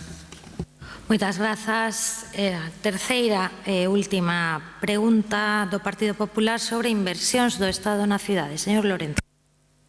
Gracias, señora alcaldesa. ¿Cómo valora Inés Rey que la prórroga para el 2025 de los presupuestos generales del Estado del año 2023 no contenga partidas suficientes para las inversiones pendientes en A Coruña como cuarta ronda, ampliación de Apasase o Vial 18, entre otras? Señor Lorenzo, as infraestructuras das que vostede fala de comunicación, así como outras, están contempladas no anexo de inversións dos orzamentos xerais do Estado e na medida en que se avance na súa tramitación se dota de fondos para as mesmas. Creo que coñece como funcionan os presupostos xerais do Estado e, polo tanto, non sei se require de algunha información adicional que gustosamente lle darei.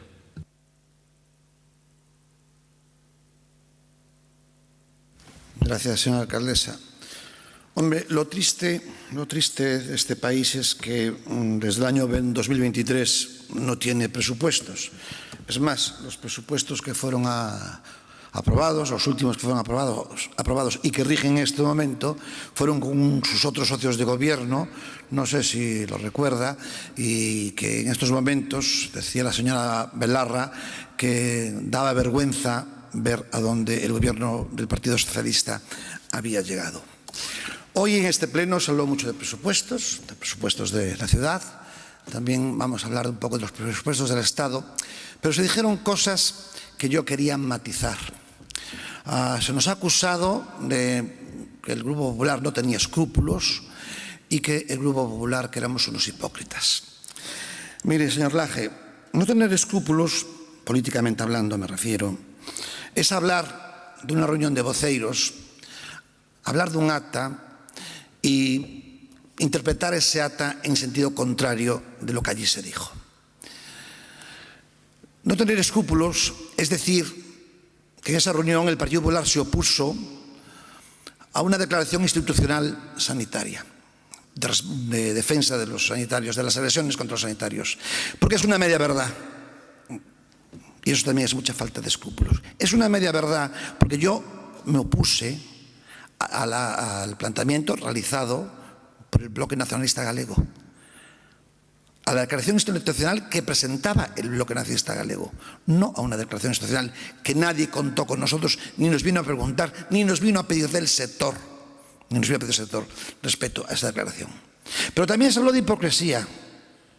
Entonces aquí también vamos a hablar de hipocresía del Bloque Nacionalista Galego, porque en Madrid, en su día, el Partido Popular presentó una proposición de ley respecto a las agresiones a los sanitarios para aprobar un marco regulatorio específico que los protegiera y refuerce su seguridad. El Bloque Nacionalista Galego, el señor Néstor Rego, votó en contra. Eso se llama hipocresía. Que vengan ustedes aquí con su declaración institucional y luego que en Madrid votaran en contra. Y por supuesto también es hipocresía lo que está haciendo el Partido Socialista con los presupuestos. Están ahí las declaraciones, pueden acudir ustedes a la hemeroteca, de lo que decía el señor Pedro Sánchez, de lo que suponía un país sin presupuestos. De hecho, hablaba que era como un coche sin gasolina. Señor Lorenzo, grazas. Mire, é que xa rematou o seu tempo para preguntar polas inversións do Estado. Si vostede, non é, de verdade, que non é ánimo de cortar o debate, pero xa foi o debate, xa se utilizou o asunto da ordenanza da auga para falar de todo o que quixeron falar. Estamos na sesión de control ao goberno. Teñen vostedes 3 preguntas para facer. Esta vai sobre as inversións do Estado na cidade.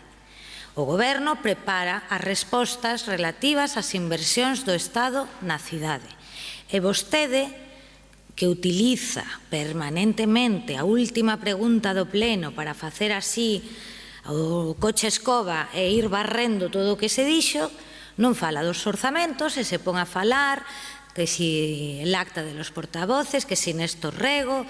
Mire, eu teño paciencia e que non sabe cuánta, hai 5 ou 6 anos non tiña tanta, pero agora teño un fillo adolescente, teño máster en paciencia, doutorado, cátedra emérita de la Santa Paciencia, e non me altero, pero 13,25, señor Lorenzo. E non dixo nada das inversións do Estado. Agora que lle contesta, señor Laje? Que lle contesta? Lle fala das inversións polas que vostede non preguntou, lle fala da acta dos voceiros, de que lle vai a falar? Bueno, sorpresa, señor Laje, 2,30, e voulle cortar exactamente igual que o señor Lorenzo, ao 0,0. Señora alcaldesa, espero que me deje terminar. Non, claro, porque se lle acabou o tempo. No, pero... Non, sí, se lle acabou o tempo. Señora alcaldesa, normalmente usted nos avisa cuando faltan 30 segundos. Eso es una práctica que usted siempre está utilizando. No controle el tiempo porque además no lo veo. La desgracia que tengo es que yo estoy en una posición que no veo el tiempo que consumo. Dicho esto, normalmente usted en su forma de actuar, que siempre ha sido tremendamente generosa con los tiempos en la oposición, siempre avisó, nos dio 30 segundos de más. Y ha avisado a todos mis compañeros en sus intervenciones. Por eso le pido que al menos me deje esos 30 segundos para terminar. Dúas cousas, señor Lorenzo. Mire, hoxe, no asunto 5, que pactaron, ten que apagar o micro, senón non se escoita este, e despois ao revés. Verá, hoxe no asunto 5 da ordenanza, que eran 4 máis 3, despois teño unha foto que lle mandei antes ao grupo do Goberno, se quere lle mando a foto, gana Laje, medalla de ouro, eso sí, pero ten vostede unha honrosa segunda posición, pero ademais dabondo. Eu lles toco timbre cando, falando do tema do que se trata, se exceden. Por exemplo, mobilidade, escano, que non lle toquei o timbre, porque o señor Soto é o que máis axusta os tempos. Vivenda, exclusión social, inseguridade, que tampouco creo que non chegou a superalo. E despois temos a súa pregunta, repito, de inversións do Estado. E vostede aproveitou os 3 minutos para falar de outros temas. Entón, que significa eso, señor Lorenzo? Que utiliza a pregunta para falar do que lle peta. Hoxe puso inversións do Estado na cidade e mañá pon, non sei, que sei eu, unha resolución da ONU, o que sexa, porque total fala do que quera. Entonces, como son as 3:30, eu creo que demostrei sobradamente tranquilidade e paciencia. Rematou a súa quenda. A próxima vez, no próximo pleno, trae unha pregunta, fale do que pregunta, non do que se lle ocurre. Señor Laje, 2,30 exactos. Gracias, señora alcaldesa. Dende o ano 2019 que está a presidenta da corporación como alcaldesa, Inés Rei, gobernando a cidade, señor Lorenzo, se licitou e adxudicou a estación intermodal. Se licitou e adxudicou a reforma de Alfonso Molina. Se puso en marcha a 4ª ronda. Se licitou o tren a Punta Langosteira. Podía dicirlle os datos, pero, como ben dixo a señora alcaldesa, vostede falou de todo, pero preguntábame polas inversións do Estado. Claro, a verdade é que vostedes teñen un historial. No ano 12, Fomento aportará 10 millóns de este año para ampliar Alfonso Molina. O mismo ano 12 decía, la ministra, a súa e o seu goberno, do que vostede formaba parte do señor Negreira, la ministra aporta como novedad el impulso al vial 18. Unha das cousas polas que vostede decía que iba a preguntar na pregunta, pero non preguntou. Son apenas 2 kilómetros, pero ya se van a hacer. Está todo aquí recollido. El PSOE urge la ampliación de Alfonso Molina. Bastante coherente, surgímolo e fixémolo. Despois o cronista político daquel momento decía que Ana Pastor non cumplía con A Coruña. Tamén yo podo enseñar. Despois hai unha moi curiosa. Negreira, o seu compañeiro que foi alcalde, Carlos Negreira, afirma que habrá obras en Alfonso Molina en el 2014. Pobriños. A verdade é que teñen rostro para vir aquí a preguntar das inversións do Estado. Gobernaron 4 anos a Diputación, a Xunta, o Concello da Coruña e o Goberno de España e foron incapaces de todos os asuntos que eran estratégicos para esta cidade sacalos para diante. Ahora, anuncios, cando me veñan a mí a contar dos anuncios, Negreira afirma que habrá obras en Alfonso Molino en 2014. É certo que tardamos 10 anos. Solo 10 anos. Tuvo que haber un goberno socialista que o cambiara. El PP está moi bonita. Reitera que sí ampliará Alfonso Molina, aunque no figure en los presupuestos. E ven vostede aquí a falar da prórroga presupuestaria. A verdade é que despois din que non piden por elas. E piden por elas todos os días. E estudian pouco. Moitas grazas. Pouca memoria. Moitas grazas, rematou o seu turno. Rematan aquí as preguntas orais. As preguntas de resposta escrita serán enviadas antes do vindeiro pleno e pasamos xa os rogos orais. Turno para o BNG. Vale.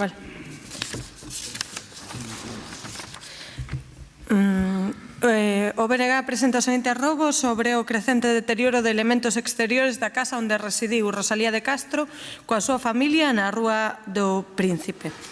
O Grupo Municipal do BNG realiza o seguinte rogo: que o Goberno Municipal de Inés Rei faga coa máxima urxencia as xestións necesarias coa propiedade para que esta garanta as reparacións e coidados necesarios para evitar o progresivo deterioro da casa de Rosalía como paso previo e imprescindível ao proceso que dea cumprimento á moción aprobada en decembro de 2021 por este pleno. E un rogo sobre a urxencia de cubrir as vacantes de persoal administrativo e de psicoloxía do COF de Orillamar. E de paso tamén o de Traballo Social que acabamos de enterarnos que tamén quedou vacante.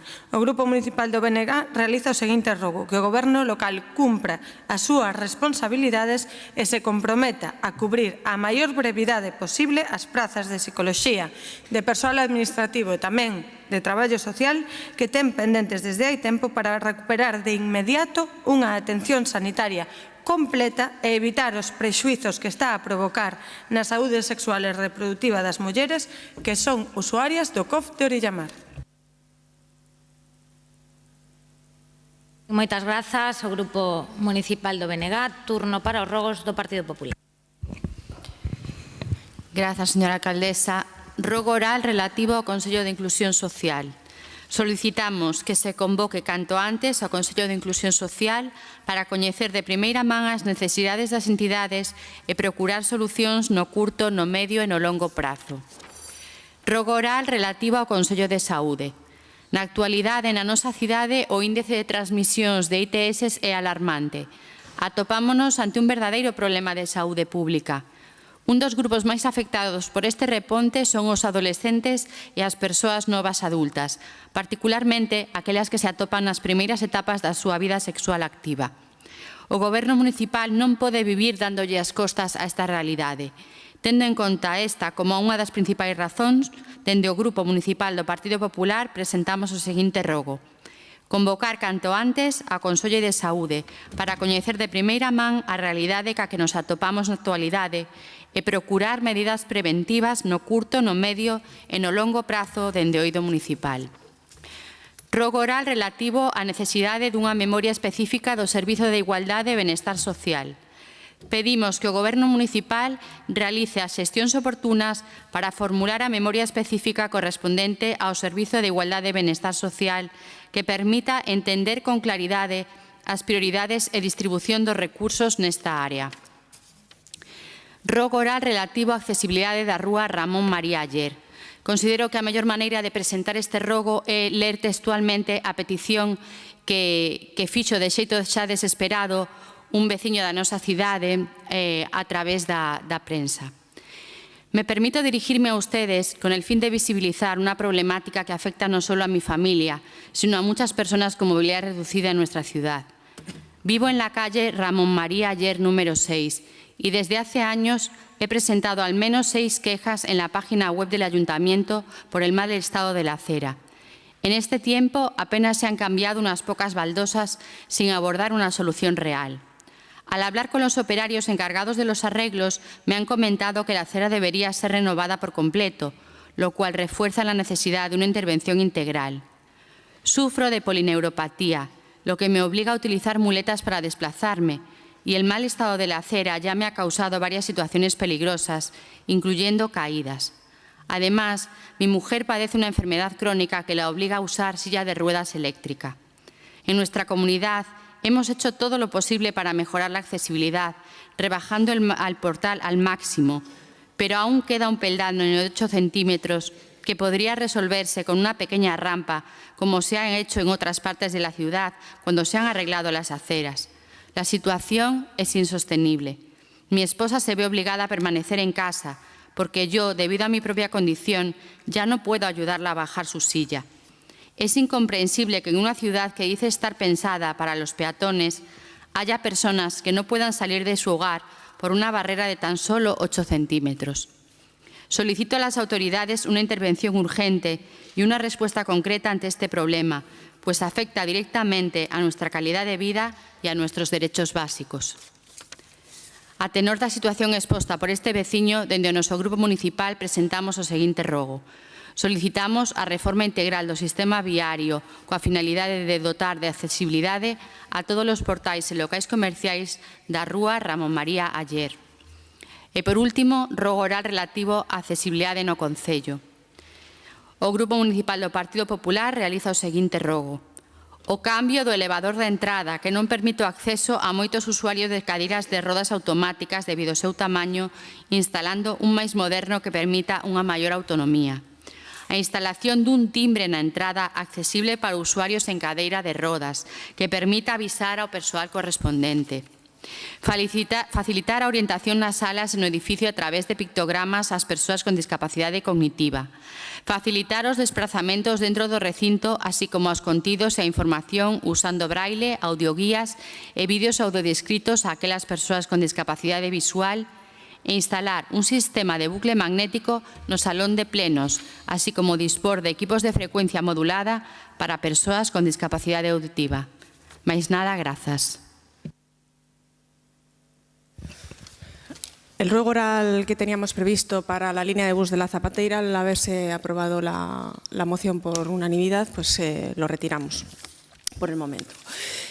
Ruego oral relativo a la iluminación del túnel de Bugallal-Marchesi con Plaza de Luis Sebane. Vecinos y viandantes del barrio del Viña se quejan de la falta de iluminación en el túnel peatonal que da acceso desde la calle Bugallal-Marchesi a la Plaza de Luis Sebane, haciéndolo ciertamente peligroso e inseguro a determinadas horas del día. Por este motivo, ruego que se tomen las medidas oportunas para mejorar la iluminación del pasadizo, dado que es un lugar bastante transitado por el ahorro en el recorrido a pie de los usuarios, lo que mejoraría la seguridad y la estética del mismo. Y por último, ruego oral relativo a la situación de la casa de acogida de mujeres víctimas de violencia de género. Dada la situación en la que se encuentra actualmente la casa de acogida, suficientemente conocida por este Gobierno, ruego que la Concejalía de Bienestar Social, Igualdad, Juventud y Participación se reúna con las trabajadoras auxiliares y el equipo técnico de la casa, además de instar a que se configure una mesa técnica con carácter urgente en la Junta de Personal para darle solución lo antes posible. Muchas gracias. Buenas tardes de nuevo, muchas gracias.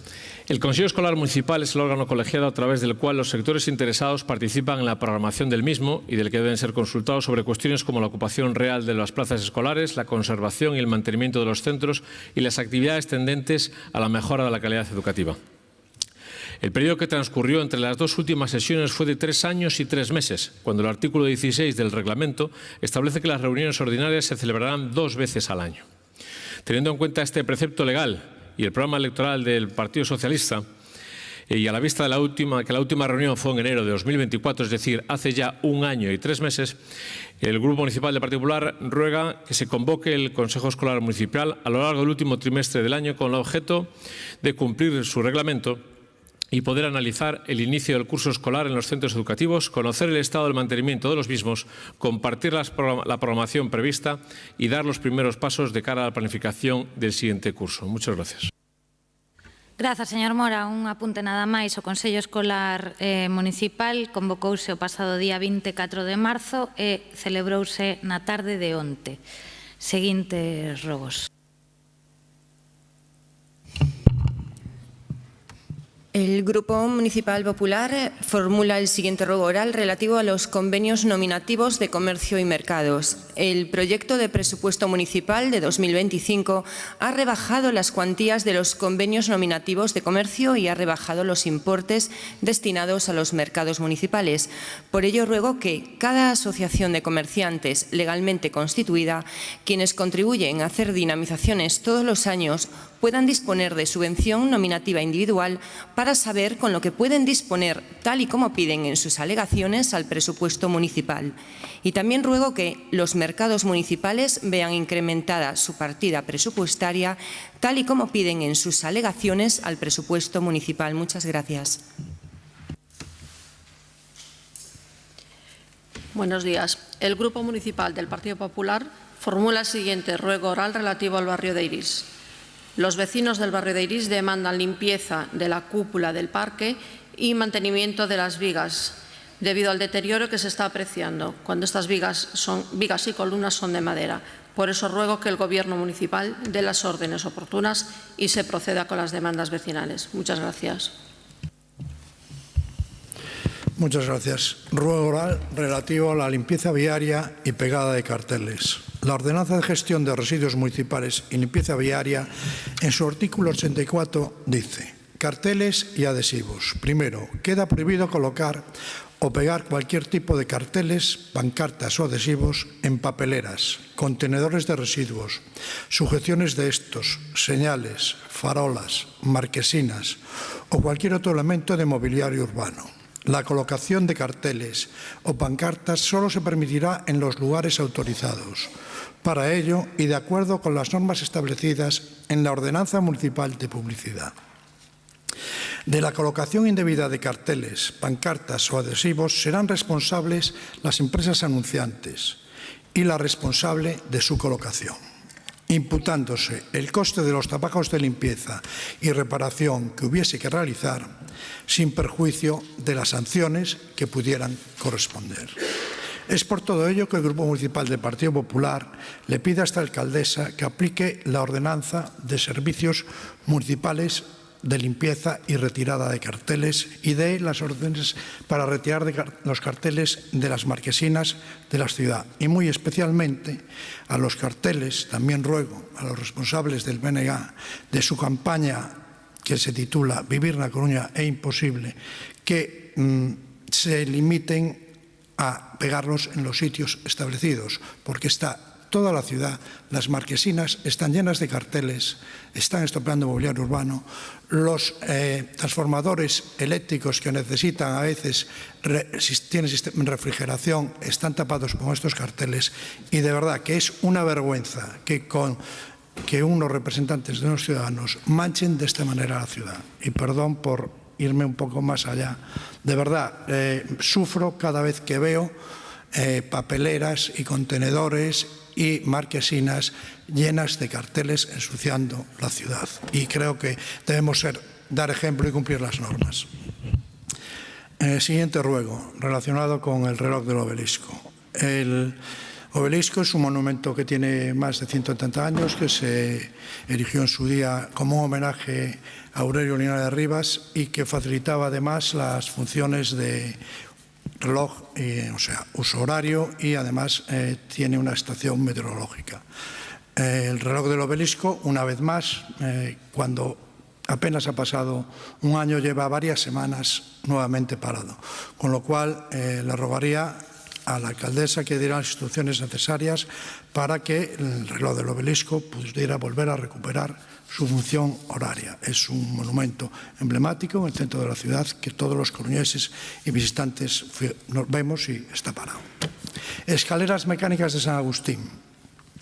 Los peatones que acuden a la zona del mercado de San Agustín, cuando intentan acceder por las escaleras mecánicas que comunican las calles Pío XII y Plaza, las encuentran reiteradamente averiadas y fuera de servicio. Muchas de estas personas son frecuentes usuarios del mercado y necesitan por dificultades de movilidad usar estas escaleras. Este mismo ruego lo hicimos el mes pasado y la situación sigue igual. Se adjunta una foto del pasado 5 de abril. En la respuesta a las preguntas escritas que hizo este grupo municipal, se nos contesta que las escaleras mecánicas tienen un contrato de mantenimiento de 64.000 euros al año, lo cual todavía hace más increíble que estas escaleras no puedan prestar su servicio. Una vez más, atendiendo las quejas de los vecinos, el grupo municipal ruega que la alcaldesa solicite a los correspondientes servicios municipales responsables de vigilar el cumplimiento del contrato de mantenimiento existente la reparación de manera inmediata y urgente de estas escaleras mecánicas que tanto necesitan los vecinos de San Agustín. Este mismo ruego lo hemos realizado en marzo del año 2004 y la verdad que un año después, del 2024, sigamos con esta cantinela, dice muy poco bueno de la preocupación por los vecinos de esta zona de la ciudad. Muchas gracias. Remataron. Ben, dúas cousas rápidas. O reloxo está en funcionamento. Precisamente, si onte desmontouse por unha parada de mantemento que se fai periódicamente durante 24 e 48 horas, pero me confirman que está funcionando. E a segunda é que non era Aurelio, era Aureliano, Linares Aureliano. Don Aureliano, no señor Aureliano, don Aureliano. Ben, moitas grazas ao grupo do Partido Popular. Pasamos a despedir ao señor secretario e señor interventor, toda vez que remata aquí o pleno ordinario correspondente ao mes de abril. Moitísimas grazas aos dous. Temos 6 escanos cidadáns, non xa sei, pero 6. 1, 2, 3, 4, 5, 6. Pero autorizados todos, pero algún renunciou. Entón, José Antonio, 2 quedan. Ben, pois eu vou chamando por orde, a ver. Como? Héctor e Manuel, vale. Pois daquela, o resto non. Ben, pois por orden de entrada, don Héctor Tejón Sáez.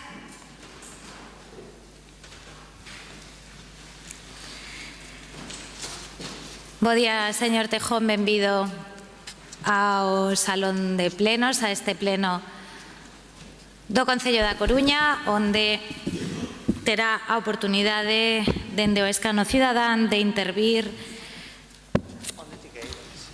No, sí, tranquila que vou me xira.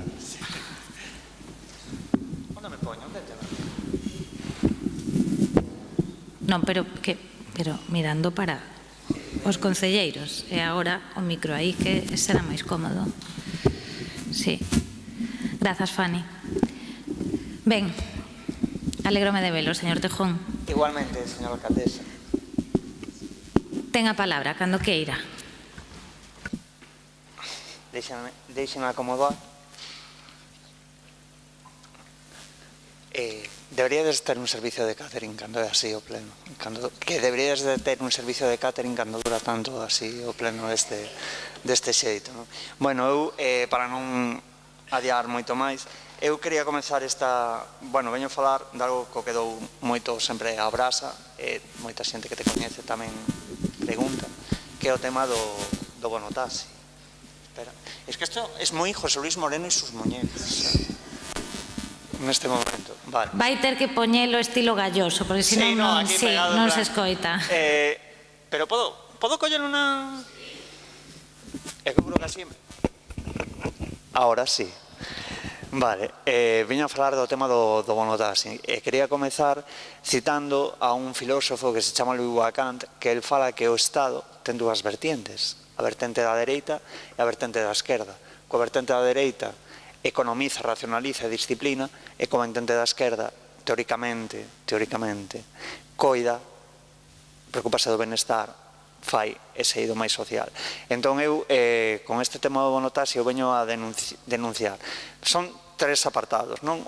A necesidade de entender por que, en que momento, este Concello decidiu recortar un 63% da partida orzamentaria do bonotaxi. E eu algo que me deixaba parvo, que eu logo podo berrar moito en redes sociais, chego onde chega, que deixame parvo que logo ler, non, é que chegamos a máis xente, pero mira, cun pañuelo non podo taparme todo o corpo, entón se ti recortas e logo dis que chegas a máis xente, o que está pasando é que se está precarizando a axuda pública, basicamente. Eu quero saber, nun momento político de orzamentos expansivos, se se produce ese recurte, que vai pasar o mellor dentro de ano e medio, 2 anos, 3 anos, cando se teñan que negociar orzamentos, e xa sean máis restrictivos con esta partida orzamentaria. Non só iso, senón que o ano pasado, co tema este da ampliación, da prórroga, e demais, que foi un show bastante interesante, o tema da prórroga, que ao final, curiosamente, coa prórroga, porcentualmente cobramos máis cartos a xente que fomos beneficiada co bono taxi que o que era a convocatoria ordinaria do bono taxi. Entón, aí detectaches que non chegou o que eu din, e logo, coa reforzo, pois fun complementar, pero a miña sorpresa, a sorpresa de moitas, de Carmen, de Celsa, de xente que falamos entre nós, as tolleitas falamos entre nós, os que pedimos estas cousas.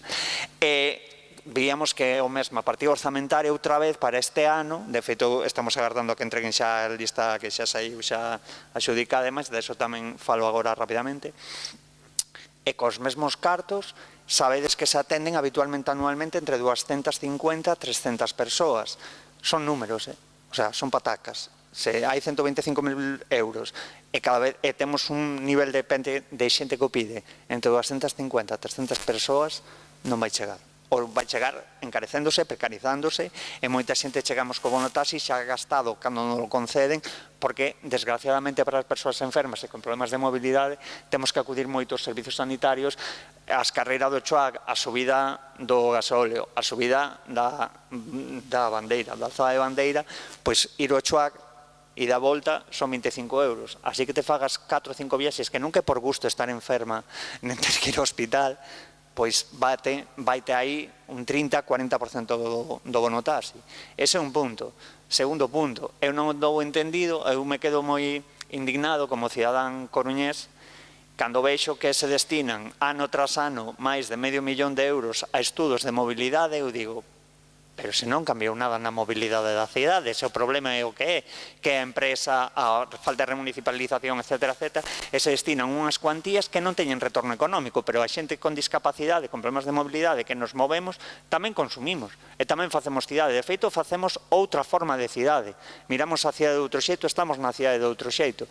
Entón, eu vexo, outros €500.000, e resulta que o bono taxi está máis demandado e cada vez ten menos orzamento. Entón, logo me falas de políticas que aquí mentouse moito esta mañán o concepto feminista. De feito, abrid aí unhas fiestras porque houve testosteronía hoxe aquí no pleno, pero por todos lados.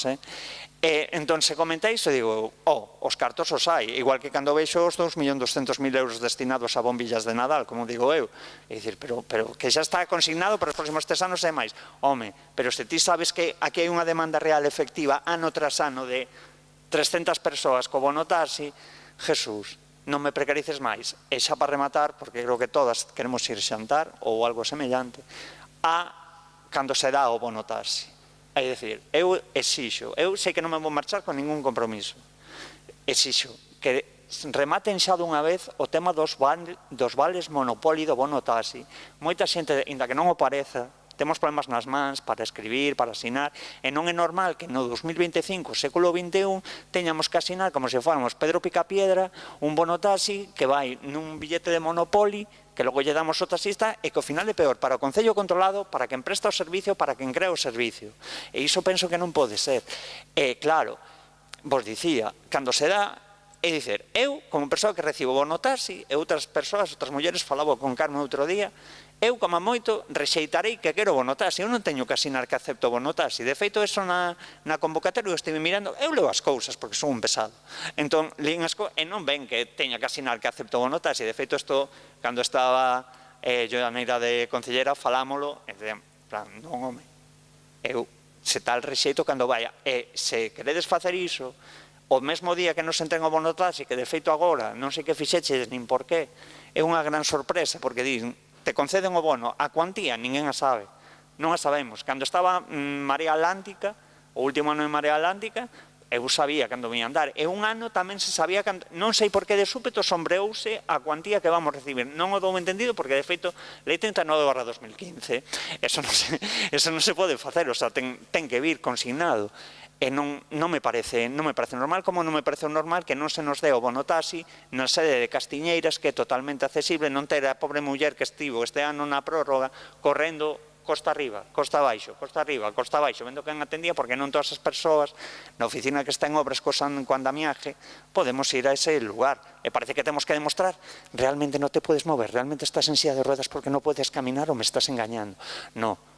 Entón, ese é o punto, e se vamos por unha cidade feminista de cuidados, pois eu exixo, sí, vou exixir, que xa sei que non vai chegar para nada. Logo, se ano que ven a concelleira Canosa non pode mirar ao espello porque digo, pois non poden facer nada como no taxi, non poden quitar o tema dos bonos, que estean nunha tarxeta como están en Lambide en Euskal Herria, pois bueno, pois mira, o mellor na miña satisfacción que este padecendo cada vez casi non un billete de monopolio do bono taxi, direi, bueno, pois a concelleira Canosa non pode mirar ao espello porque non foi capaz de impoñer esta demanda que leva en pé non menos de 6, 7, 8 anos e seguimos exactamente igual.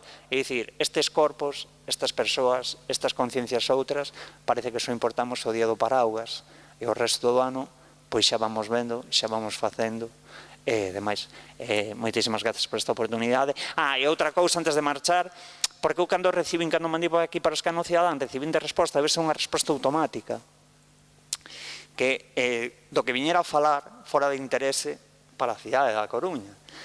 Eu dixen, pois a persoa non leu o que mandei, porque evidentemente, como se xestiona unha axuda social, creo que de interese para todas as coruñeses e coruñeses, porque estou vos facendo un spoiler, que o día de mañá probablemente estedes aquí, como estou eu, a pesar da miña hipotética xuventude, e non entendín ese tipo, de feito pareceme moi agresiva esa forma de interacción, porque non custa nada ler a pesado ou pesado que ven falar o Escano Cidadán e como hai que respostarle. Porque hai xente que non temos culpa de que outra xente non vai ao psicólogo e veña aquí ao pleno a ciscarse na alcaldesa en outras persoas. Moitas gracias. Grazas. Non, se o peor é que de min non falou. Non, a min nin me nomeou. Bueno, deixemos esa anécdota. Moitísimas grazas, señor Tejón, sempre polo seu tono e talante vai contestar a concelleira Nereida Canosa. Grazas, señora alcaldesa. Pois, en primeiro lugar, agradecer ao señor Tejón que teña habido aquí a este salón de plenos a facer uso do Escano Cidadá e traer un tema que é de interese.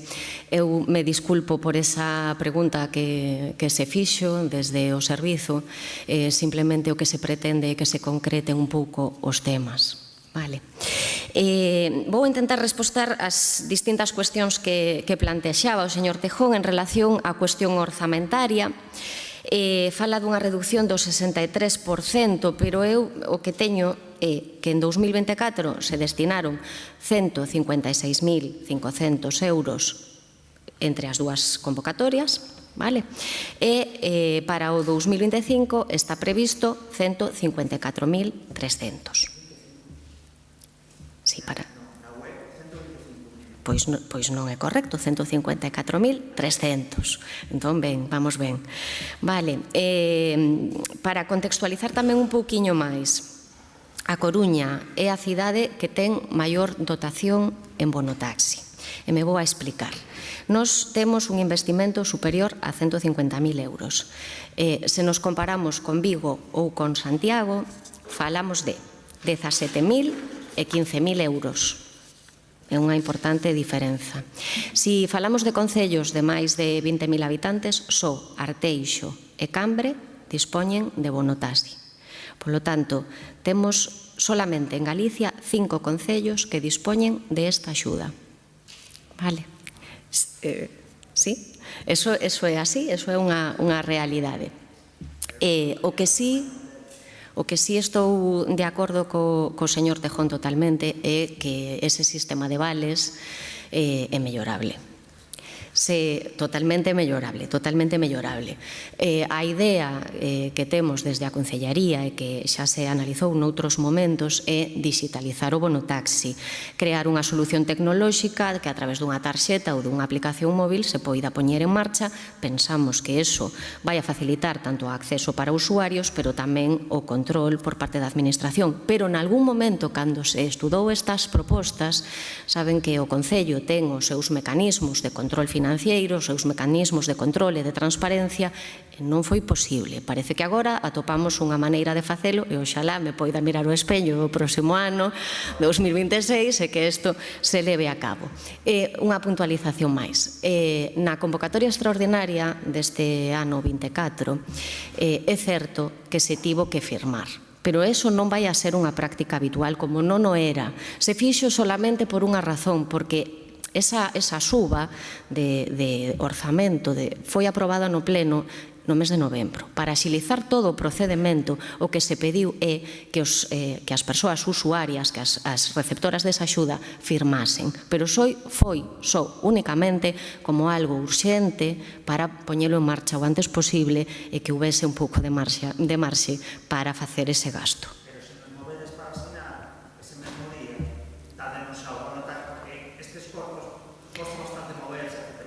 Sí, pero primeiro había que asinar, despois saía publicado, eso ao final se podía conceder a axuda, porque hai que seguir. Eu o comprendo e ademais o comparto con vostede, pero non é correcto legalmente facelo así, vale? Nada máis, pola miña parte decir que se agradecen estas intervencións, que esa mirada crítica en servicios sociais é esencial e os que somos profesionais do sector tamén a compartimos, así que nada máis, moitas grazas. Moitas grazas, señora Canosa. Grazas, señor Tejón, novamente encantada de velo por aquí. Pasamos agora ao segundo dos escanos. Pode sair, señora Díaz. Don Manuel Fariña Garrido. Sí, adiante, por favor. Benvido, señor Fariña, ao Pleno do Concello da Coruña para facer uso do escano cidadán, cando queira. Pode sentarse. Hola. Bos días a todo o mundo. Bueno, é un pouco intimidante para alguén que nunca veo aquí. Tendes cara de boa persona, pero non sei. Eu traio unha cuestión. Eu son propietario de un edificio na calle Amargura, no número 27, e fai 3 meses aproximadamente que se inaugurou a Casa da Veeduría, creo que se chama, non? O centro cívico. E desde esa fecha, pois, arrastramos un problema de ruido moi serio. A miña casa en concreto está a 4 metros da máquina.